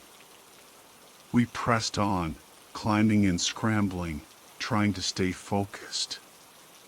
We swatted away mosquitoes as needed, but their incessant presence was becoming more than just annoying. I was getting worried. Asterisk, what the hell are these things? Asterisk, just as the thought crossed my mind, we heard a commotion a few feet ahead. We stopped and exchanged glances, then dove out of the way as a man and his daughter came barreling down the mountain, nearly knocking us over. Hey, what the hell? Core, the man shouted over his shoulder as he ran past. Core. Core. We watched them disappear behind some boulders and then looked at each other. Core? What was that all about? Emily asked, bewildered. I don't know. Let's just keep moving, okay?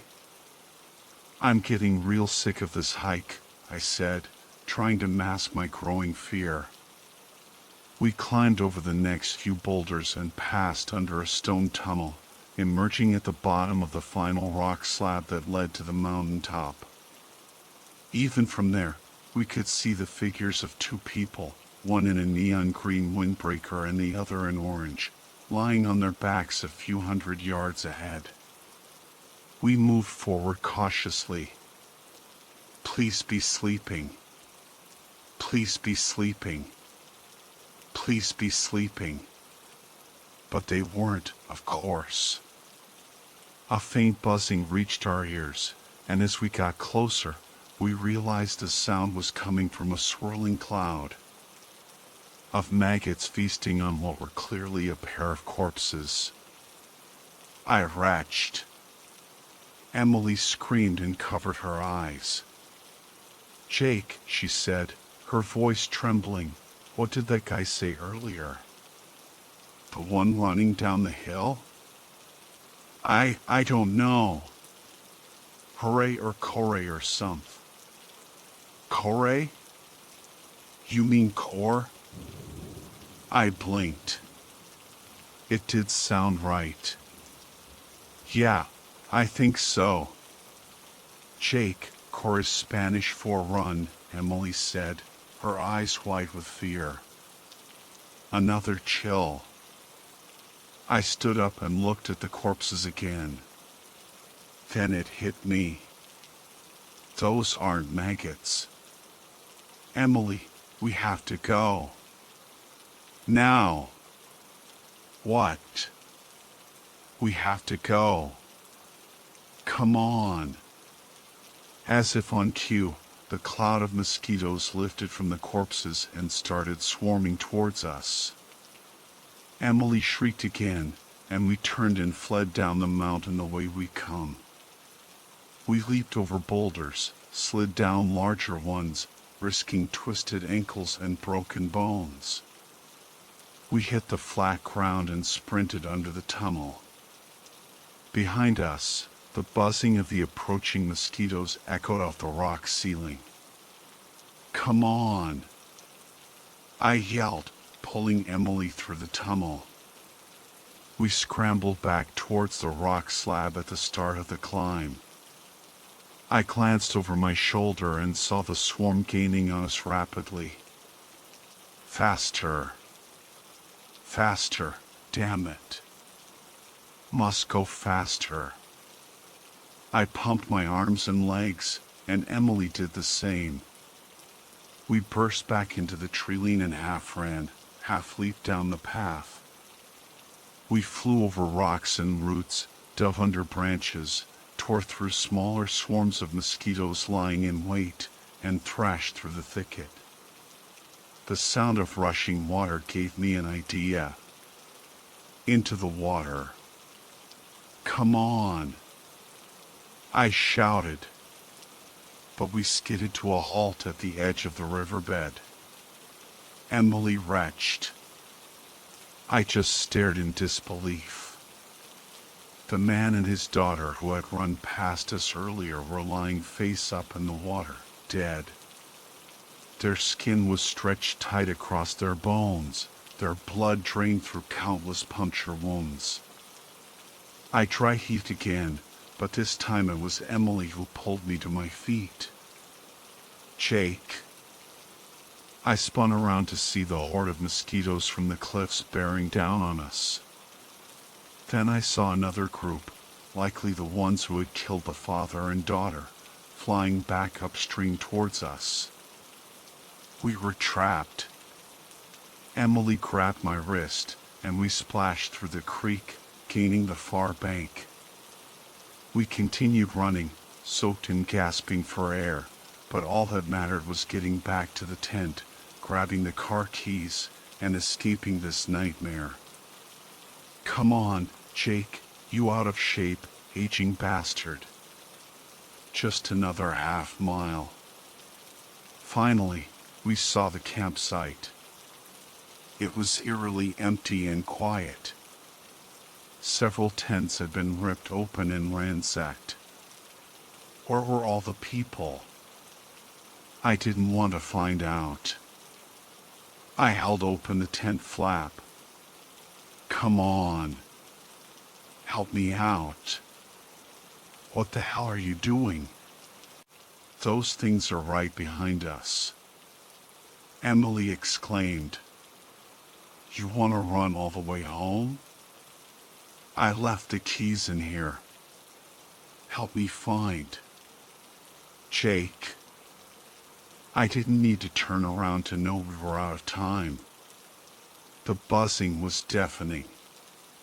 We dove into the tent, zipping it up just in time to keep most of the swarm out.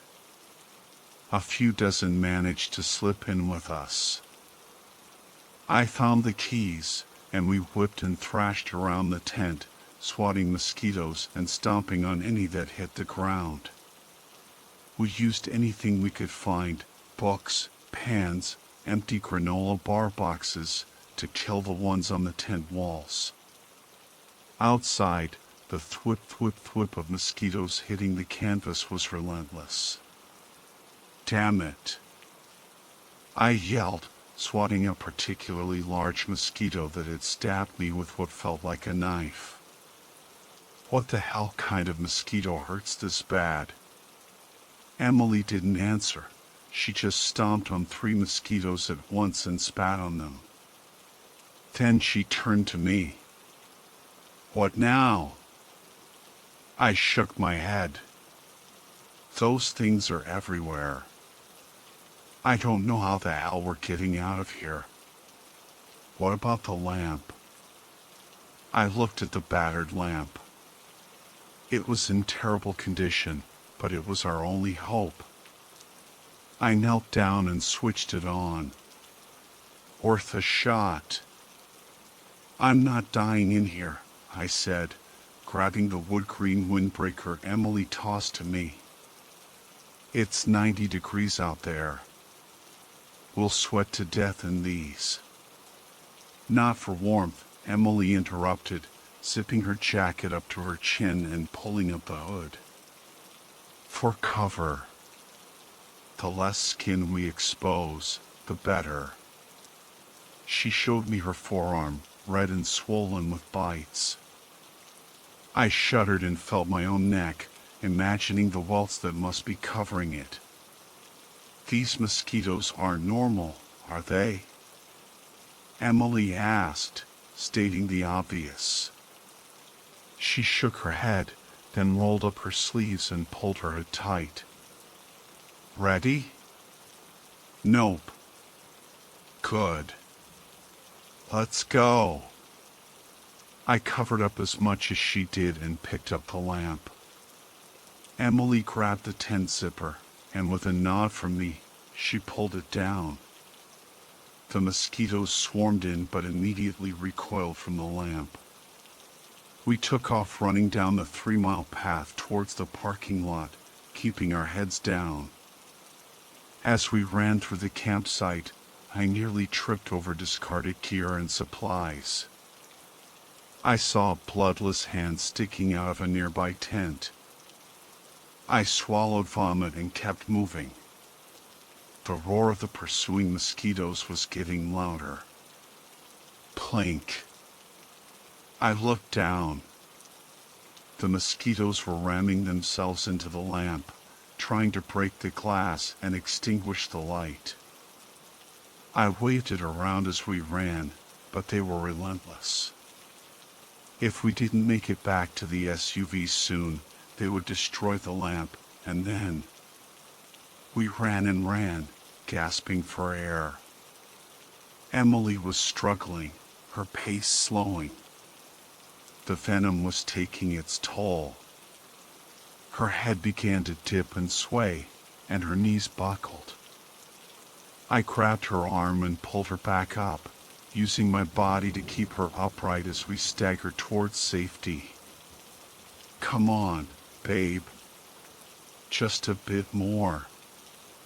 All my energy was focused on reaching the SUV. Half a mile. I could feel the keys jingling in my pocket. A quarter mile. I could almost smell the interior of the car. A fifth of a mile. I started formulating a plan to get us both in the car and lock the doors before the mosquitoes reached us. A tenth of a mile. Come on, you son of a bitch. Move. My legs were numb, but suddenly, there it was, the parking lot.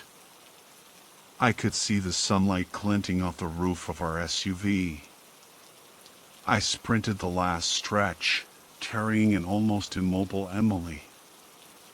I unlocked the car, threw her into the passenger seat, and then dove into the driver's seat myself, slamming the door just as the mosquitoes hit the windows with a sickening splat. They continued their assault, the sound like a hailstorm. I took a moment to catch my breath and kill the few mosquitoes that had gotten inside. Then I looked at Emily. She was struggling to breathe, her eyes white with fear. Emily! I shouted, leaning over to check her pulse. It was rapid and hard. She was alive. But if the foam at the corners of her mouth was any indication, she might not be for long. I threw the key in the ignition and slammed my foot on the gas pedal. See, Simon, come on and move, damn it. The tires screeched, and we were off, leaving a cloud of mosquitoes behind us. They tried to keep up, but as we rounded the corner, they began to fall behind. Fuck. I slammed on the brakes. The SUV skidded to a halt. Emily and I lurched forward, narrowly avoiding hitting the dashboard. I made sure Emily was still conscious, then stared at the scene in front of us. It was a massacre. Cars and motorcycles were scattered across the road, doors flung open, luggage and gear strewn everywhere. And bodies. Dozens of them, men, women, children, all drained of blood, their bodies contorted in grotesque positions. I slowly released the brake and inched forward, driving between the wreckage. Some of the bodies still twitched. Others looked almost mummified. But all of them had one thing in common, a massive wound in their mid-torso, piercing the spine. No normal mosquito could have done that. Something else was out here. Something far worse. I scanned the horizon and gradually increased speed. 5 miles per hour. 10. 15. The horrific images blurred past. 20 miles per hour. 20F. Splurch. I turned my head and saw a half-dead body convulsing as a spear-sized stinger plunged into its abdomen. Then a cloud of mosquitoes descended, and my gaze drifted upwards. I gasped.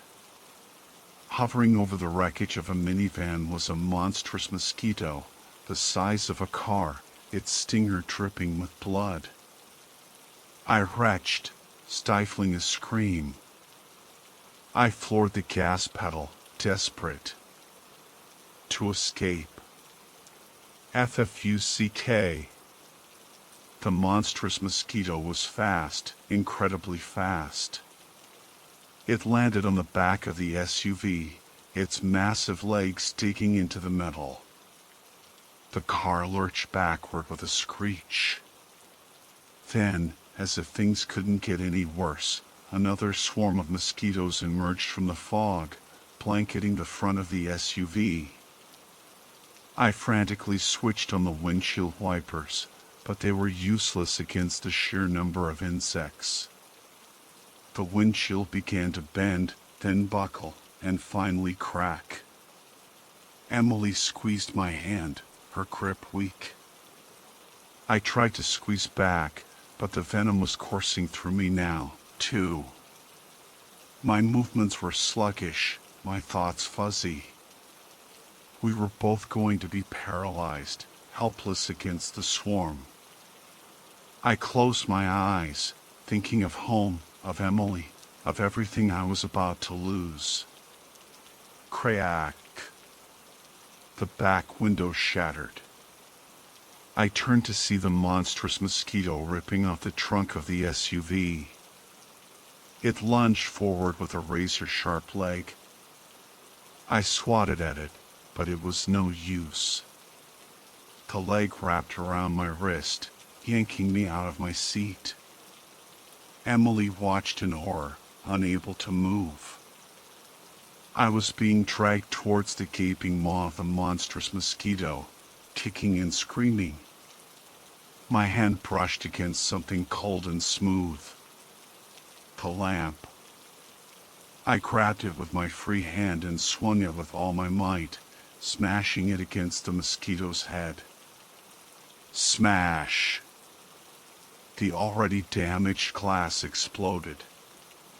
Shards flew everywhere, but I had struck true. The mosquito shrieked, releasing me. I fell to the ground, hitting my ribs on the edge of the SUV. The monstrous insect writhed in pain, glass shards embedded in its head. I scrambled back into the driver's seat and slammed my foot on the gas pedal. Don't fail me now, baby. Come on, move. The SUV lurched forward. I sped away, taking advantage of the chaos caused by the death of the monstrous mosquito. The swarm gave chase, but the fog was lifting. I could see the main road. 40 miles per hour. 50. 65. We were free. I glanced at Emily. She was pale, her breathing shallow. White foam crusted her lips, but her eyes were open. She was still with me. We were pulled over by a state trooper who, after seeing the state of the SUV and our injuries, escorted us to the nearest hospital. Emily and I were treated with antivenin and for various cuts, bruises, and fractures. We were alive. We had survived. Over the next few weeks, I heard stories of other survivors who had barely escaped the condemned mountain trail. Authorities investigated, but I never learned what became of the place. I didn't care. I had Emily. We had each other. And that was enough. But one thing was certain, I was done with hiking. Maybe I'd take up stamp collecting instead.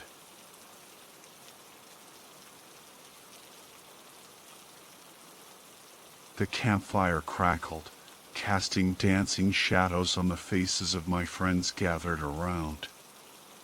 A chill wind whipped through the trees, sending shivers down our spines. I hadn't thought about this story in years, but tonight the memory returned with a vengeance. It was my cousin, Mark, who told me this. We were never close, but a shared love of the outdoors brought us together that one Thanksgiving. He'd always been a man of action, a former Marine with a steely gaze and a quiet confidence. But that night, his voice trembled as he recounted his experience in the remote wilderness of the Montana Rockies. It was late fall, Mark began, his eyes distant, elk season. I was deep in the back country, miles from any trail, hoping for a trophy bull. He described setting up camp, the crisp mountain air, the anticipation of the hunt. Early one morning, he spotted a herd of elk grazing in a meadow. Among them was a magnificent bull, its antlers a testament to its strength and dominance. Mark raised his rifle, the familiar weight settling into his shoulder. He took aim, his breath catching in his throat. The shot echoed through the valley, and the bull fell. As Mark approached the fallen elk, an unsettling silence descended upon the forest. The usual chatter of birds and squirrels vanished, replaced by an oppressive stillness. He felt a prickle of unease, but pressed on, eager to claim his prize. Then he saw it. Standing over the elk was a figure, tall and gaunt, its skin a sickly pale green. Its head was crowned with a twisted rack of antlers, like a grotesque parody of the elk's own. Its eyes, black and empty, bored into him. Mark froze, his blood turning to ice. He'd spent his life in the wilderness, but he'd never encountered anything like this. Fear, raw and primal, gripped him. He stumbled back, his rifle clattering to the ground. The creature let out a guttural growl, a sound that seemed to shake the very earth. Mark turned and fled, crashing through the undergrowth, the creature's growls echoing behind him. He didn't stop running until he reached his camp, his heart pounding in his chest. He packed up his gear in a frenzy, abandoning his kill and his rifle. He didn't look back as he scrambled down the mountain, the image of the creature seared into his memory. Mark never hunted again. The experience had shaken him to his core, leaving him with a profound respect for the wild and its mysteries. He finished his story, his voice barely a whisper. There are things out there, things we don't understand, things we should leave well enough alone. A shiver ran down my spine as I looked into the fire. Mark's story had left an indelible mark, a reminder that the wilderness holds secrets beyond our comprehension. As the flames died down and the night grew darker, I couldn't shake the feeling that something was watching us from the shadows, its black eyes gleaming in the darkness.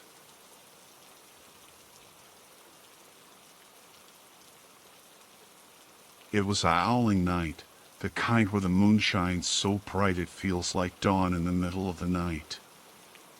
I was out in the woods, trying to learn the music of the forest. I believed there was a song in everything, the trees, the wind, the birds. If I could just find it, I knew I'd finally belong. But then, the music stopped. An eerie silence fell over the woods. I crossed the road and saw a mess of broken crates and tire tracks. It looked like someone had crashed. Even the cicadas, those tireless singers of the night, were quiet. I clapped my hands, and slowly, the sounds of the forest returned. But I couldn't shake the feeling that something was wrong. I hurried to my Uncle Bill's cabin.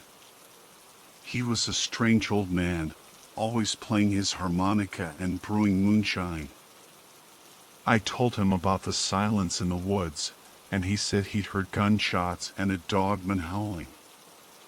He told me to stay the night, but I wasn't afraid.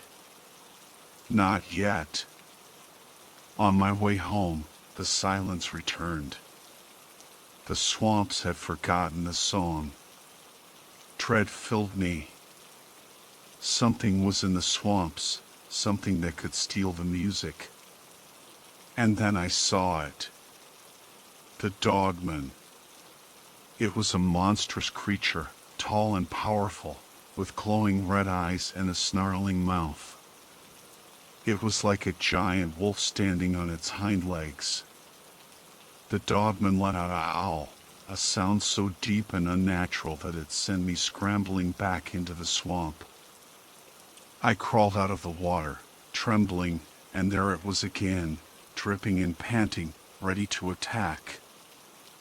I raised my flute and tried to play, to bring back the song, but the dogman's breath choked me, stealing my energy. It licked my cheek, a horrifying, monstrous kiss, and I shuddered, fighting back the urge to scream. I kept playing, calming the beast, until finally, it wandered away. The next day, the news was full of stories about the dogman's rampage. It had destroyed cars, caused millions of dollars in damage. People were scared. Uncle Bill said the government had created the dogman in a lab. I didn't believe him. But I knew one thing, the dogman was real, and it was a reminder that there are still dark and mysterious things in this world, things that can silence the music and steal the song. Halloween. I used to love it, but now it just fills me with dread. All those fake monsters, those cheap scares, they're a mockery of what I've seen. Because I've looked real fear in the eyes. I've met monsters. It happened a few months ago. My twin brother, Chris, and our friends, Tommy, Adam, and Zane, decided to explore a cave system near our town. We were all kind of nerdy, always up for an adventure. We packed our backpacks with flashlights, rope, and other gear, thinking we were prepared for anything. We were wrong. We set out before sunrise and reached the caves just as the sun was rising. It was a Saturday morning, and we were excited to explore the depths of the earth. We turned on our flashlights and ventured into the darkness. The cave was quiet, except for the dripping water, the squeaking bats, and the distant roar of the ocean. We marveled at the strange rock formations, the shadows dancing in our flashlight beams. We saw a few bats, some cockroaches, even a lizard or two. Nothing out of the ordinary. Then we found a narrow opening in the wall.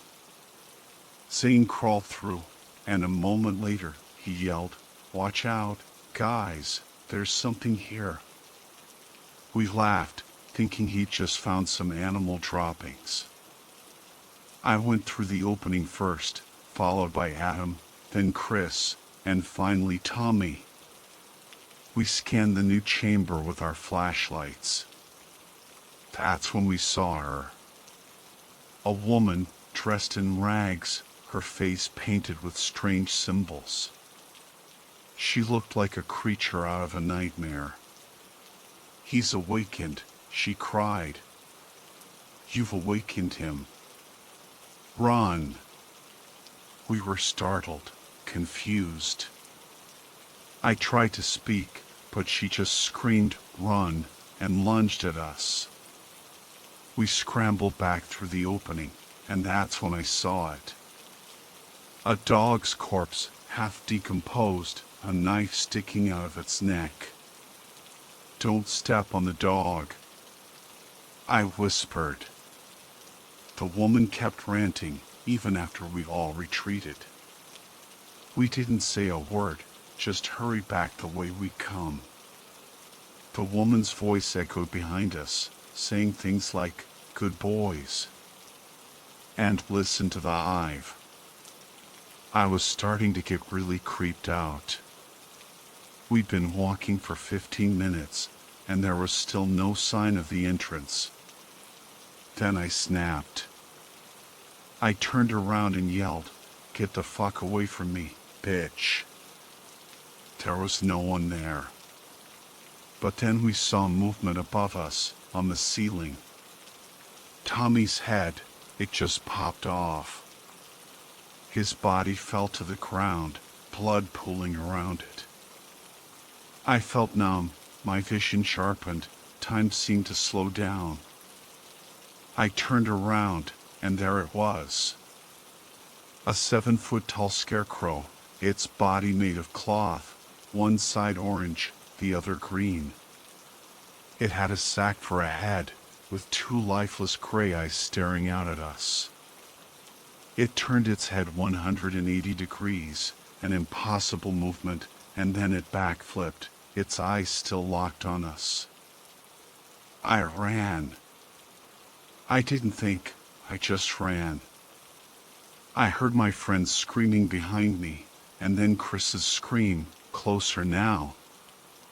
He was running towards me, a huge gash across his chest, and the scarecrow was right behind him, scuttling on all fours, its body inverted.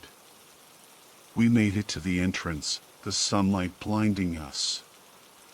But before we could escape, a pulsating mass of flesh shot out from the darkness, grabbing Chris and pulling him back in.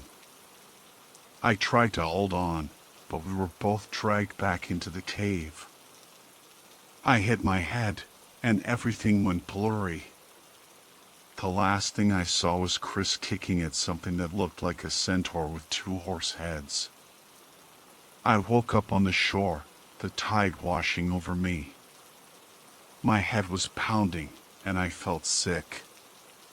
Chris was sitting nearby, curled up in a fetal position, mumbling the word "skinless" over and over again. I tried to shake him out of it, but he wouldn't respond. I hugged him and cried, blaming myself for what had happened. Then I heard the woman's voice again, whispering from the cave, "We couldn't save them. The hive is sorry." I got Chris home, but he was never the same. He's still catatonic, unresponsive, his eyes vacant. Sometimes he mumbles in his sleep, and it terrifies me. I tried to tell people what happened, but no one believed me. They said we'd just gotten lost, that I was suffering from delusions. That's why I'm sharing this story here. Maybe someone, somewhere, will believe me. Monsters are real, and they live in caves.